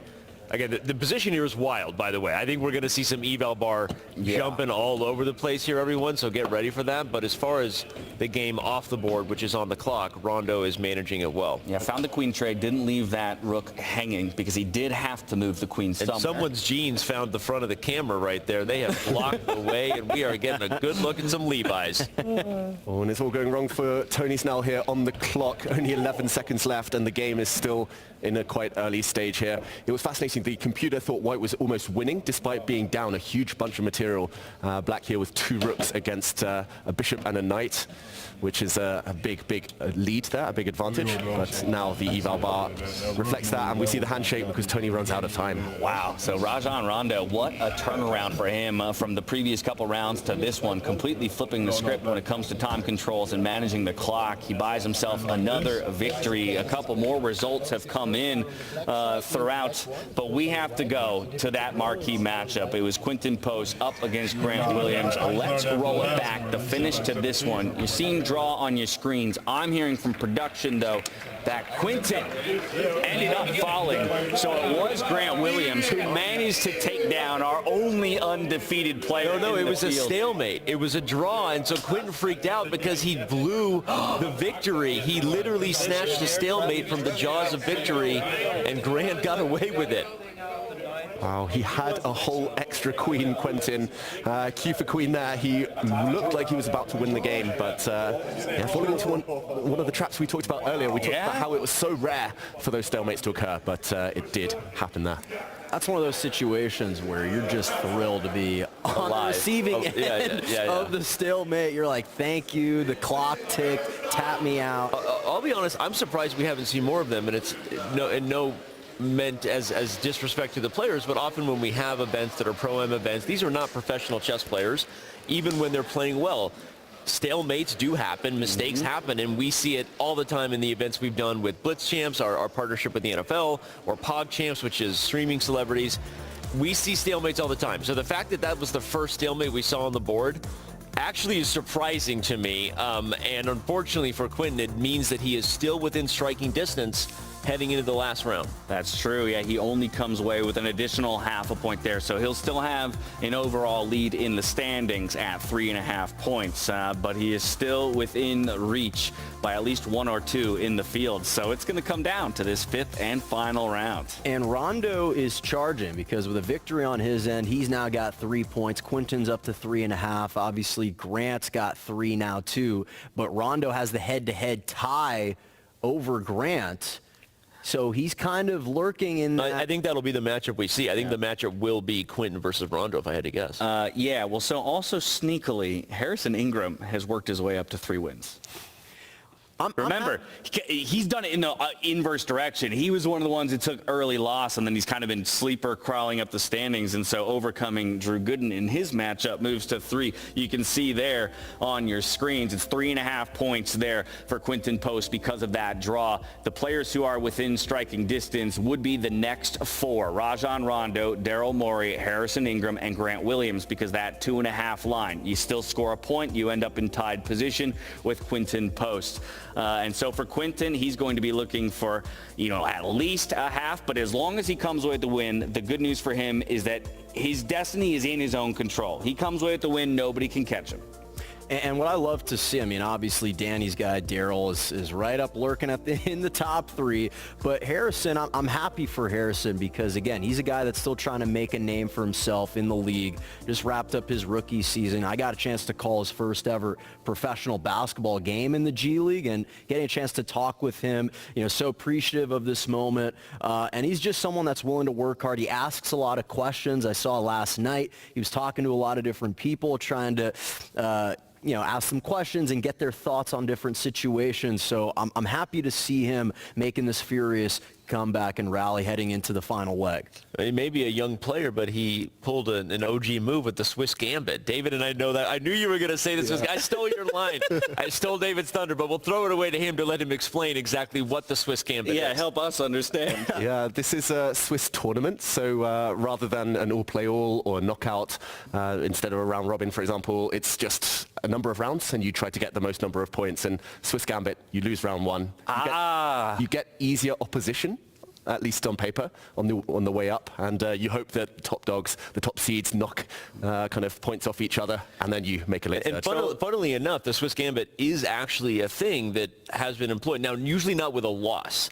Often in tournaments where you think there's a very, very tough field, getting a draw in the first round, if you're one of the top seeds, will bump you into the lower bracket. Okay. So you have easier pairings, and then ultimately, in the end, if you get that one last win, you leapfrog someone by a half a point. So the Swiss Gambit is actually an OG chess reference that is, funnily enough, being employed a little bit by Harrison Ingram, normally not with a loss. Yeah, maybe perhaps unintentionally, but it's a great idea. The reality is, though, that now he's worked himself back up into contention, and it does mean that he's one of the few players that hasn't played a number of these other guys. So in terms of how we make the pairings, right, we're not going to make players replay opponents they've already hit. So he might be locked into a very tough final match. Because of that point, we know that Quinton has already played Daryl. So I think the pairings are basically forced. We're going to have Quinton versus Rondo, and we're going to have Daryl versus Harrison Ingram.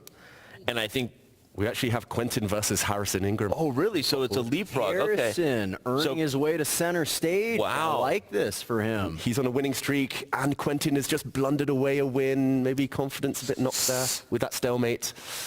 Yeah, see, that throws a wrench into all of this, but it does make for a very exciting finish here at the Chesstival. We do only have one round to go. Final point here before I throw it inside. Well, I was just going to say what's going to be interesting is this is a nationally televised game for Harrison, right? Going up against Quinton, kind of the higher-rated player. I want to see how he does in the opening moves to see if he settles himself down. Yeah. Just a small litmus test for what might be a future part of his career. Either way, there's one round that stands between a number of our players and victory, $25,000 for their chosen charity, and to come away as the official best NBA player here when it comes to chess at the Chesstival. We're back into the arena one more time for the position lottery. Fiona, take it away.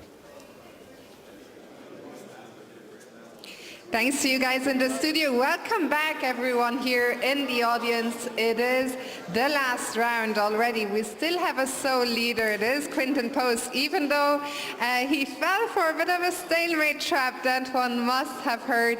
In the last round, he's taking on Harrison Ingram, who's half a point behind him. So all still to play for.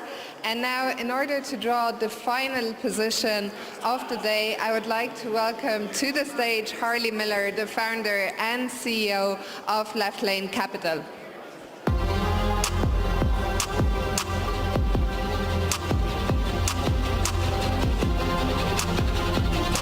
Harley, welcome. Ready?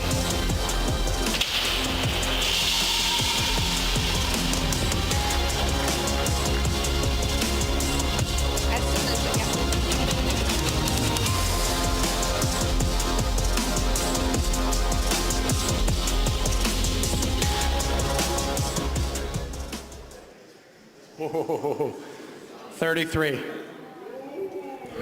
33, a nice and early number. You can pull it there. So 033. Gentlemen, for the last time, best of luck to all of you. And Harley, let me just ask you, you're one of the main investors into the project of Freestyle Chess today. Freestyle with a twist, with an NBA twist.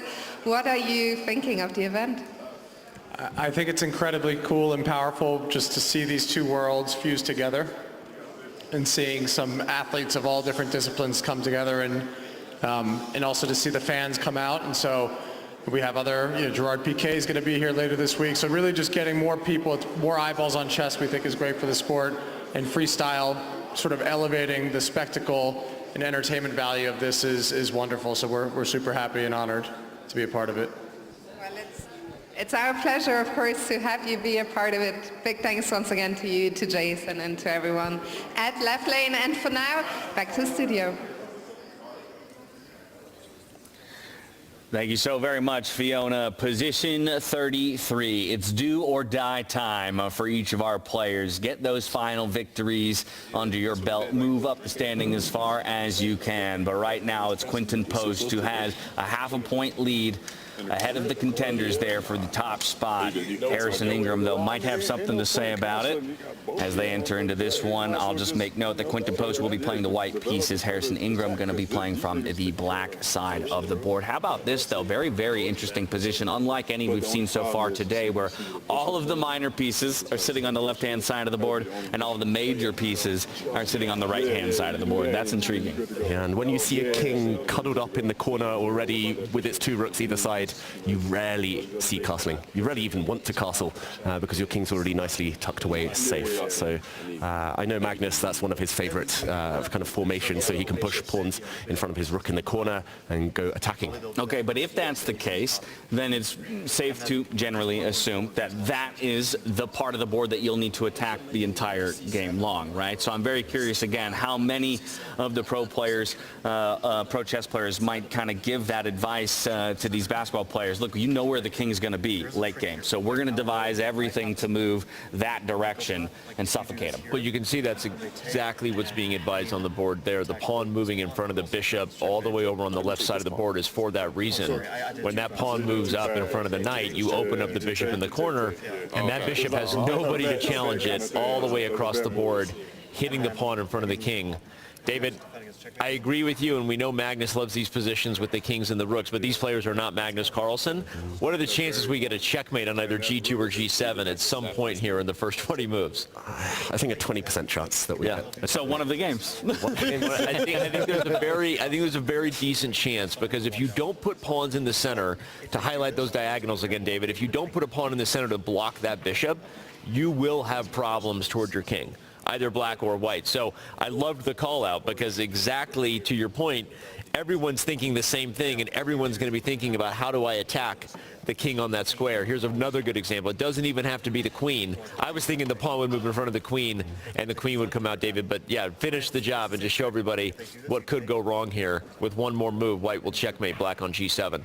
So that just highlights how dangerous the position is, showing this for white, but don't forget it's a symmetrical position for black. So the same types of tactics are possible, and here's an even faster one that I was going to highlight, which was the queen coming out. So anyway, don't let your imagination run too wild. I'm not trying to paint too dark of a picture, but I think some bad things could happen here if you're not careful. Definitely. Feels dangerous, and normally in these dangerous looking type of positions, it's much, much easier and more fun to be white. So for the tournament leader, Quinten, it does feel like a good start. Well, David, is this feeling like a Sicilian defense opportunity for Harrison? Ooh. Play aggressively from the black pieces? I mean, I love a Sicilian pizza, but this Sicilian opening probably not appearing on the board right now, unfortunately.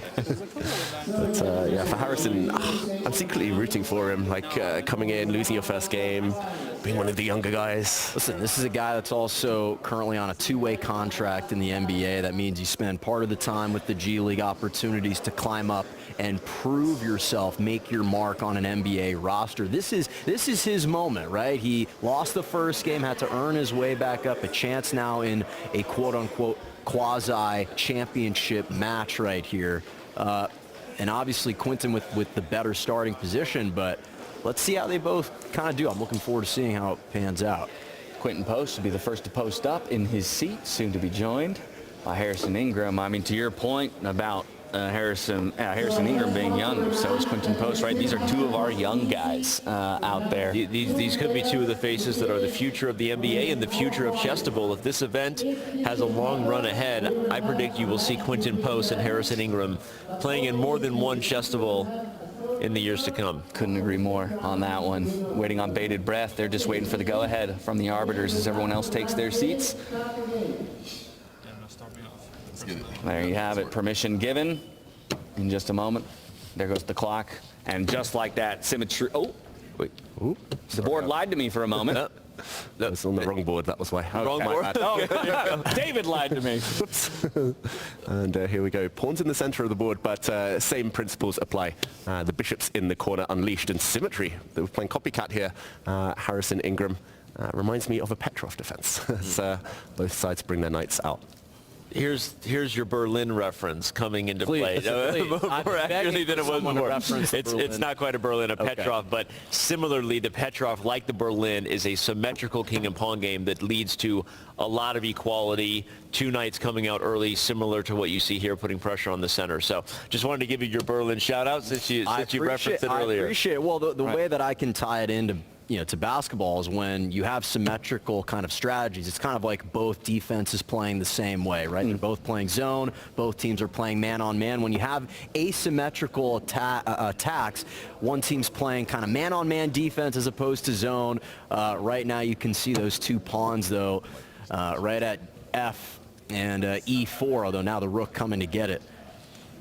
Yeah, that's our first opportunity to break symmetry, right? Which is, I guess it happened a little bit sooner. But so often in freestyle chess, I know that this is something that Levon has been vocal about. Obviously first you look for undefended pieces, easy pickups. But then pretty soon after that, your objective is to look for how to break the symmetry. And so the players each have found the way in which they want to do it. Of course, the knights are still mirroring each other. I will just speak then to the piece activity here for Quinten. I think that's the main thing I'm looking at. We've already got our queen and our rook out there. Of course, that makes them targets. Ooh, targets, but pushing a pawn in front of your own king comes with a hazard warning, and this king now is not going to be safe on this flank for the rest of the game, especially with all the pieces left. Sorry, David. Yeah, I was going to say, pawns can't go back. So that is a move you will regret. Advancing a pawn in front of your king usually is a pawn that you wish you could change the rules of chess for and move it backward. Oh, that spells danger, and Quinten, he knows the rules of castling. He's going to bring his rook across soon, keep the king where it is. That is castling, and he's going to stack up against the backward pawn here, weakness. Well, listen, you dribble it across the timeline, you can't go backcourt. It's a backcourt violation. Yeah, right? there so you go. Change possession here. So once you commit to going across with your pawns, you're in it for the long Lucky haul. for the pawns, there's no 10-second rule, so That's they don't, true. they're not like forced to move by a certain point in the 8 game. seconds. To college, Or they true, give you a sorry. couple extra seconds. No, but it's a great call out. It's a great analogy to sort of paint yourself into a corner, which is what you do when you advance pawns in front of your king. But shout out to Harrison, because he is playing quickly, up about 20 seconds on the clock, and is picking up a pawn in the center. And I know you said Quinten knows how to castle, and I agree he does. We talked about it again last night. But he hasn't gotten castled yet. Now his queen is attacked. And if he doesn't take care of this problem, David, his king could also get in trouble there. Yeah, he's lost a pawn in the process, but big developments on board 2. Yeah, so over to Rajan Rondo versus D'Anthony Melton we go. And we'll make sure we come back to this marquee matchup, as it is one of the battles for first place. But let's not forget a player like Rajan Rondo, who's still nipping at the heels and trying to come away with the win. He is a commanding control of the board at the moment. This most recent move, though. But look at the second time today. Rajan is getting up. He's kind of meandering around, getting comfy in the seat. Well, I think what happened was D'Anthony Melton tried to take the rook on f6, but then the pawn is pinned. So Rondo has been involved in more than one controversy. He went to get the arbiter to say, hey, D'Anthony Melton made it. I only believe that because I saw it kind of being set up right as we switched, and then Rondo got up to get the arbiter, so I think it checks out. But Rondo might be the one delivering the checkmate I was calling for, because if you look at everything David is highlighting on the board faster than I can say it, the queens, the bishops, the rooks, everyone is having a party at the Black King's expense, and it is going to get ugly over there. I will be surprised if D'Anthony is not checkmated within the next 2 or 3 moves. And what did we say? 20% chance of a checkmate on the G7 square? I think it might happen. So looking for it, yeah. One board is what we'll need. But yeah, it's going to be very difficult to mount a defense from this point forward here for D'Anthony Melton. A beautiful display of understanding of tactics here from Rajon Rondo for pinned pieces and keeping that kind of pressure.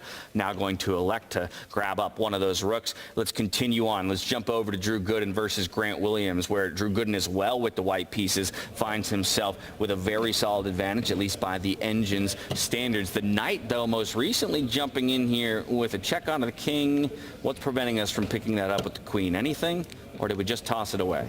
We just tossed it away. Unfortunately, it did capture a bishop, though, I believe. So a trade. Okay. But when the dust settles, black will have one extra pawn. So that is Grant Williams' advantage right now. Yeah. Yeah, and all of Drew's major pieces, they're staring at a blockade right now. Every one of those major pieces, and even the minor ones like the knights, really have nowhere to advance to. So black's doing a great job. Grant's doing a great job. We talked about the full court pressure, just swarming defense. He's doing a great job getting all up in Drew Gooden right now. Yeah, and in the meantime, I think we have to jump. This board has frozen in the meantime, but we're jumping to Quentin Post. Yeah, back over to Quentin Post versus Harrison Ingram. Once again, it's Quentin Post with a half-a-point lead against anybody else at the very least. One of those people being Harrison Ingram. Look at the time on the clocks. It's 1:20 here for Harrison Ingram, and already in a tough position on the board as well. I think it's also, I was going to say, it's a tough position on the clock, an even tougher position on the board. This one is moments away from crowning our Chesstival Blitz champion. If I was to advise, we should probably stay right here, because I think Quentin is going to take that pawn on e4 with his queen, and there's going to be a mating net between the queen and the bishop against the black king, and I think Q knows exactly how to finish this one off. Yeah. I don't know if we have time to backtrack, but unfortunately for Harrison, it was all settled in a blunder, losing his queen after some tactics.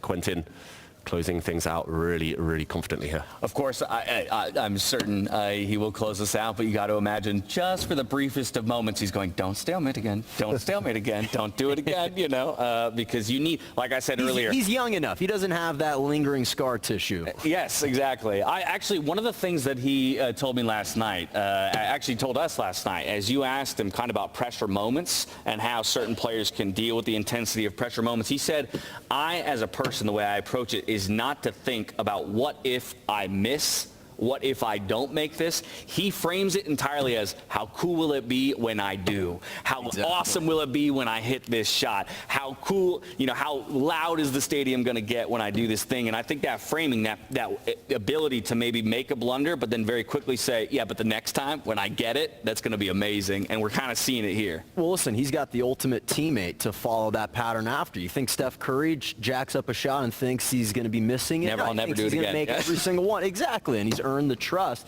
So it's rubbed off on Quentin. That's the reason he's earned playing time out there, is having that philosophy. He smells blood. We are moments away from checkmate, and I think he's going to be asking himself, how cool is it to be the first Chesstival Blitz champion here in just a moment, because he's got it. He's dialed in.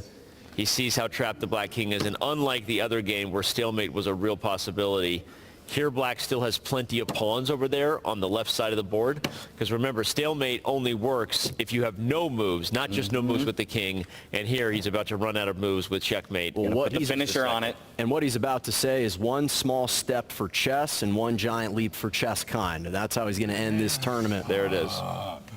And that's it. Right there, checkmate delivered. The handshake is extended with his destiny in his own hands. With already a half-a-point lead, he adds another point to that score, finishing at 4.5. It's Quentin Post, your first 1v1 Blitz champion at the Chesstival. You didn't see that. You needed to take. You needed to take. You couldn't have. So well deserved, like so in control as well. Yes, that was quite a close game throughout the middle game, but ultimately a one-move blunder and punished so ruthlessly. Quentin, every chance he gets, he seems to take, and great strategy as well as great tactical vision. He was a stalemate away from going 5-0. That would have been a perfect score. 4.5 out of 5 is undefeated. 5-0 is a perfect score. I'm sure he'll be thinking about wanting that stalemate back, but of course he's going to be super excited to have won the first ever Chesstival event. And yeah, it was impressive chess today. Took down Daryl Morey, took down everyone else he faced. Again, saved the stalemate to Grant Williams. And Quentin, Q. Oh, smart. Yeah, in trouble. So deserved. So deserved. Came back with a hunger, too. I think maybe slightly disappointed with his performance in the head and hand. Again, already talked about by many of us as one of the favorites and somebody that people should keep their eyes on. While he didn't get it done in the first event of the day, when he was left to his own devices, when he only had himself to rely on, he managed to overcome it all. A phenomenal performance out of him to take down Harrison Ingram here, who as well we should give a nod to, David, because again, he did take that early loss. It kind of shoved him out of the picture for a little bit, but what a climb he made to get back to the final table in a way and challenge Quinton Post. Yeah, impressive performance from Harrison Ingram, and like Jonah was saying earlier, so curious, wanting to learn, still young. He'll be back, and yeah, a great run for him. He was one blunder away from making this a really close final round. Handed off. But Quinton, man of the moment. Yeah, man of the moment, and he's being quite respectful, and I appreciate that, maybe wanting to celebrate, but there still are a couple of other matchups in play, perhaps, so he's making sure to let those play out before he takes center stage. But you already have a lot of the congratulations rolling in from fans and friends alike. And now we see Chessbase India with some of their journalists getting some photos. Let's go. Very nice moments that you'll remember for a long, long time. That's a new headshot right there. All the boards have just concluded as well. Perfect timing for the photo shoot to conclude. Once again, y'all, drink it in. That is your first ever Chesstival 1v1 Blitz champion, Quinton Post. And we'll relive these final moments as we had our position draw for the fifth and final round here. Gotta as well thank all of the chess pro players for lending their expertise all throughout the day, helping coach them through those early portions. But now you can relive the highs and the lows for each of the players. But for me, it's the smiles on the faces, no matter what the result is. Everybody's having a good time, but everyone's still coming at it with 100% competitiveness. They really are driving as hard as they can. Yeah, we saw hints of the competitive nature and those controversial moments earlier, complaints here and there. The action replay we needed to rely upon, but in the meantime, Quinton, giving some last words. What do you think, Dash? Is this going to become an annual event now? God, I hope so, man. I mean, look, can we do it again tomorrow? This was absolutely so much fun, and I think more than anything, one of the things we talked about earlier today is that these worlds aren't as far apart as you think, right? I think it's very easy to kind of isolate both of these worlds. One is the physical world, and one is the cerebral world. No, that's not the case. Both spaces involve both things, perhaps to different degrees. But for these guys, they're competitors at heart.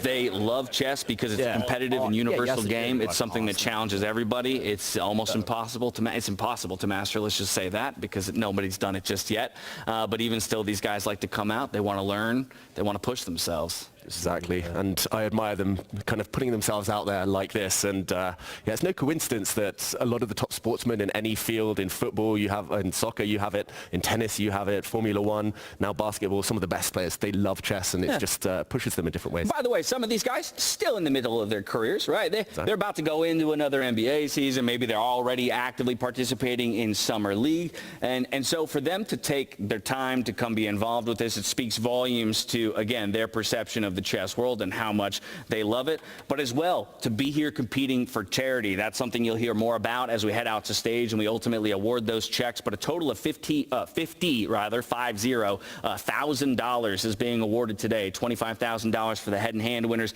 $25,000 for that blitz winner, going to great causes as well. So you love to see them come out and be spending their time in support of other causes. Yeah, and maybe we can just show the closing moments of Quinton's successful campaign here. I love that idea. How he wrapped it up. And just a quick action replay of the winning moves against Harrison Ingram there in the final round. He knew a win would do it for him. Quinton Post here. He'd be first past the post. And it was in this position where some trades are imminent. It's about to approach the endgame that we saw the tournament-defining blunder from Harrison. The rooks here, there's a lot of tension. The best move was to trade off. And maybe what he hadn't seen, Harrison, is that he can castle here. Black rook looks trapped, but you can switch over the king and rook. The black rook leaps over, there would be a trade, and this would have been a level-looking endgame. Instead, the mistake was to shift his queen up 1 square, because after this trade of rooks, the black queen had nothing to do but give herself up, and that's how we found this position. Not just that, but the black rook in the corner finally did drop, having not castled, and Quentin went on to win very convincingly. I mean, it's a beautiful play out of Quentin. Of course, a very instructive moment there, you know, for Harrison Ingram. That's what freestyle, that's the difference with freestyle chess, right? At the end of the day, you forget one minor thing. It just doesn't follow the patterns you're used to. That's why I want this event to happen again, because I want to see how these guys come back with a fury next time around, see what they've learned. But with that, let's pull up our standings. Let's see how everybody ended up doing at the end of the day. Of course, we know who came out on top. That's Quentin Post right there with 4.5 points. We have 2 different people, Rajon Rondo and Daryl Morey, slotting in just behind him in a tie with 4 points apiece. And then Grant Williams jumping up into that 4th place position with 3.5. Then, of course, Harrison Ingram, Tony Snell, they're both sitting in a tie for 5th place with 3 points apiece. We've got a slew of players at 2 points apiece. That's Drew Good and Jeremiah Robinson Earl, DeAnthony Melton, and Onyeka Okongwu. And then, of course, Derrick Rose and Paul Reed will round out our field. For all these guys, though, I mean, what a day. What a marathon of a day. I would be curious for a lot of them how this compares to, say, a basketball game. Obviously, you know, that's a totally different expenditure of energy, but I would be curious to see what their stamina and endurance is feeling like, how their brains are doing after a full day of chess action. Yeah, and I can't wait to see another edition if it does happen, because if they're this good already, year 1, just in a year or 2, they'll be incredible. Just a fantastic level here today. I've been super impressed. I didn't know what to expect, but and remember that a number of them didn't know what freestyle chess was until maybe a few months ago, or even more recently, right? And so, to your point, again, like with another year and more games invested, you know, online for themselves, or even between themselves and teammates, but playing the format of freestyle chess. Yeah, I think we're in to see quite a learning curve over the years with the NBA guys. And I have a feeling today confirmed the fact that the basketball players are better at chess than the chess players probably are. So you're saying we don't even have to do it? I want to see it. I want to see it anyway. Yeah, I want to see it too. So let's not say it's decided, just so we have a reason to do it in the future. Deal. Okay, with that, I mean, as you reflect on the day as a whole, obviously Quentin was a surprise. Harrison Ingram, I think for many, I want to just talk about Rajon Rondo as well, though, who I thought had a really interesting adjustment midway through the day when we quickly identified, hey, there's this one piece of his game that seems to be missing, and it's what caused him to fall just behind the pace. Like that. Yeah. Next game, he's already switched it up. He's already found the solution to the problem. Exactly, and he didn't get his shot at Quentin. If the tournament were 1 round longer, maybe he would have had a chance. I think those two would have faced off in the last round, but in the end, so many impressive performances and a lot for those players to be proud of. Yeah, so we're waiting for them to get set on stage. Oh, and as I say that, it sounds like they may just about be ready for the trophy ceremony. So we're going to hand things over to Danny Wrench and Jonah Malkin as they have joined our winners of both sides of our event. We're going to be awarding $50,000 to each of them. Let's head out to the stage to meet our winners of the inaugural Chesstival event. Jonah, Danny, take it away.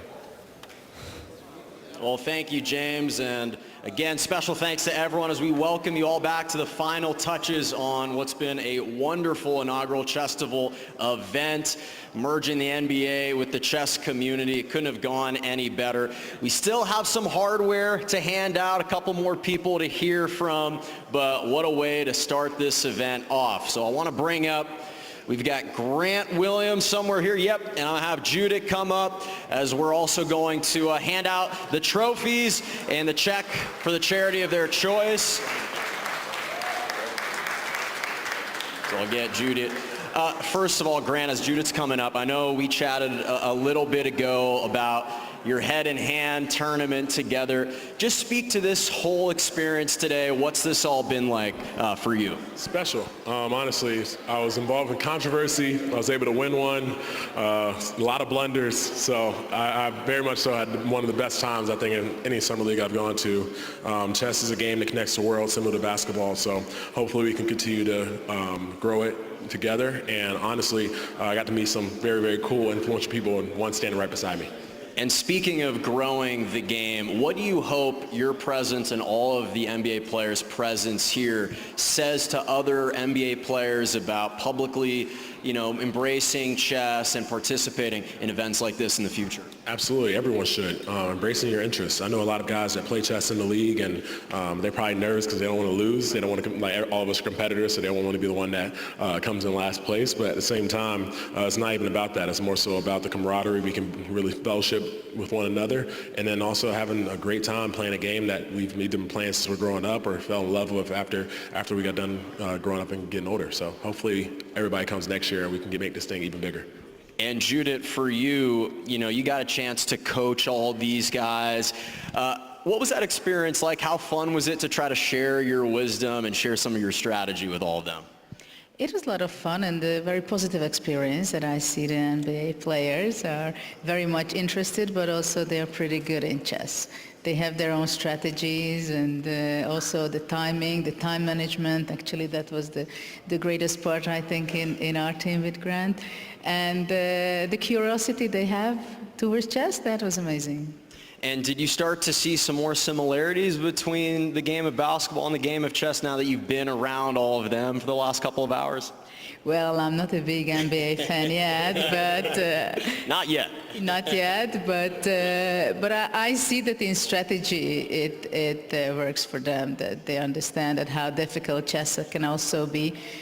Some comments were that how this chess is more difficult than playing basketball because it's one move and it's gone, right? So I think it's a great complementary game for physical sport players, the game of chess, because you have a lot of strategy, tactics, resilience, and everything you need in physical sport. But you don't run around. You can't give away all your energy immediately, but you really have to stay focused and be there in the game. So the stress level is very high as well. And for Grant, obviously what was equally motivating for you, you obviously wanted to win and have fun, but also an opportunity to donate to a charity of your choice on the line. Speak to your foundation and where this check of $25,000 is going to. Yes, our foundation does a lot of work in the North Carolina area. Super exciting because this will allow us to not only provide partly for our mentorship program as well as for our reading literacy program that we just started with the Hornets and the Charlotte-Mecklenburg Library. Both of these funds will be utilized for that, and on top of that, we'll be able to do a lot more work and spread the work around the community as well. We have 7 more schools that wanted to participate in our hackathon, so this $25,000 goes a long way towards that, so that way we can hope to continue to build literacy across the North Carolina area. Lots of wonderful. Yep, please give a round of applause for that. You guys may grab some hardware here for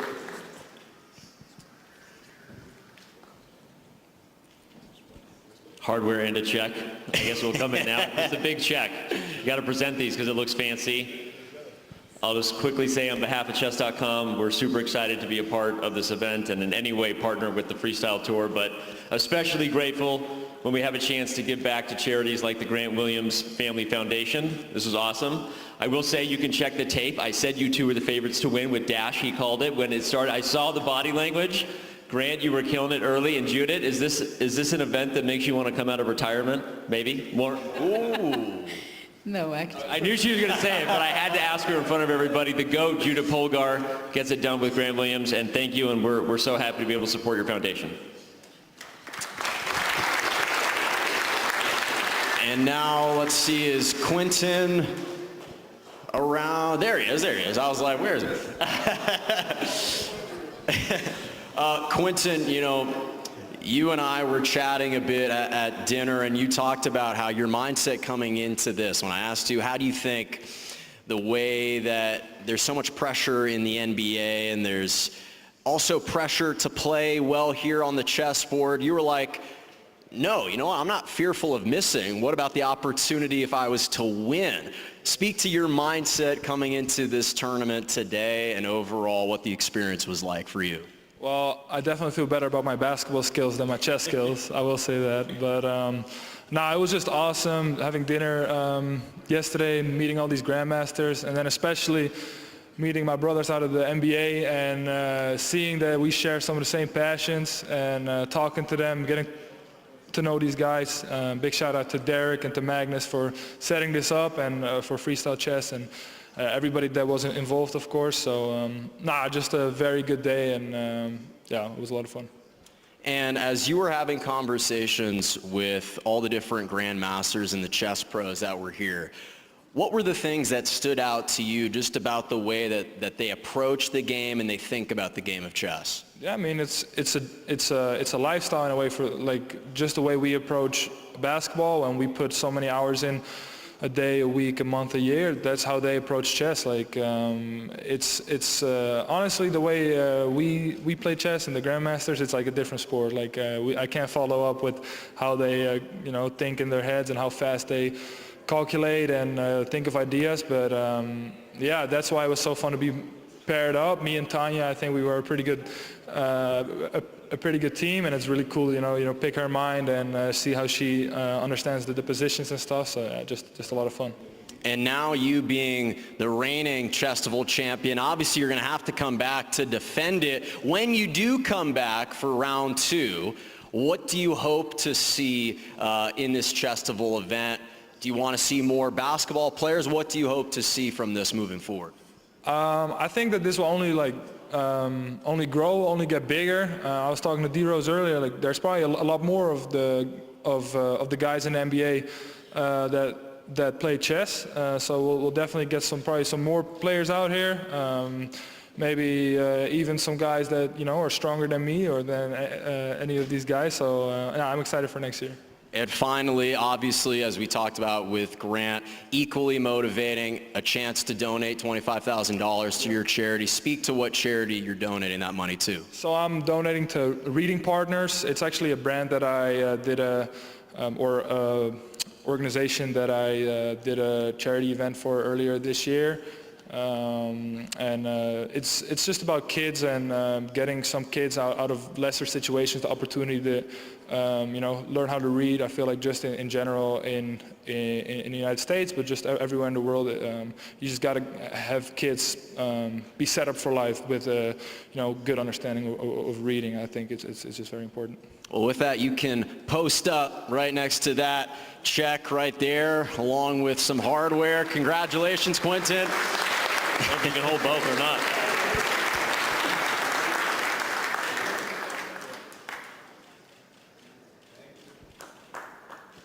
I got just one question for you. You came in, I don't know where my boy Daryl is, but I was teasing Daryl because Daryl wanted to play in this event so bad, and I was like, hey man, you're higher rated than a lot of the other players. Daryl's an experienced chess player, but Blitz was not his time control, so he was nervous. So when he got in, he was the only person who was higher rated than you in the event. I don't know if you knew that. So when you beat him, it was a big deal, and we were talking about it in the studio. Did you go into that game with any extra nerves or any awareness of that? I heard that he was a good player, but from the start of our game, he was telling me that he hated playing Blitz. So I guess that was in my favor. But no, he was a great player, and I think we played a pretty fun match. Daryl, wherever you are, we love you. Working on the Blitz, but congratulations.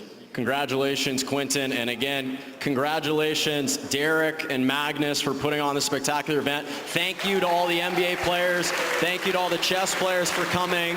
It's your presence that helps elevate this sport and this beautiful game. So thank you for taking time out of your busy schedules to be here. With that, we'll send it back to James in the studio, but thank you all for being here. Okay, all the players, please, we're gonna do it. Thank you so much, Jonah, and once again, couldn't have asked for two more deserving champions in our inaugural event there, David. Of course, we had Grant Williams and Judith Polgar taking it in the first event of the day as a pairing, the head-in-hand tournament, and they really kind of set a pace that I think Quentin then had to dive on top of and kind of reestablish himself as a big threat, but he did just that, a near-perfect run through the 1v1 blitz portions of it, a very well-deserved victory for him, and $50,000 going to wonderful causes. Yeah, just fantastic, kind of a bonus that it all goes to charity, that it's all for the good of the world, and just to see chess, basketball to come together. I've got to commend the basketball players putting themselves out there, names on the line, and showing such a fantastic level is, just so impressive. I got to be honest, I'm loving the fact that even the basketball players are already angling for round 2. They're already eyeing that next event. We heard it, right? We'll see.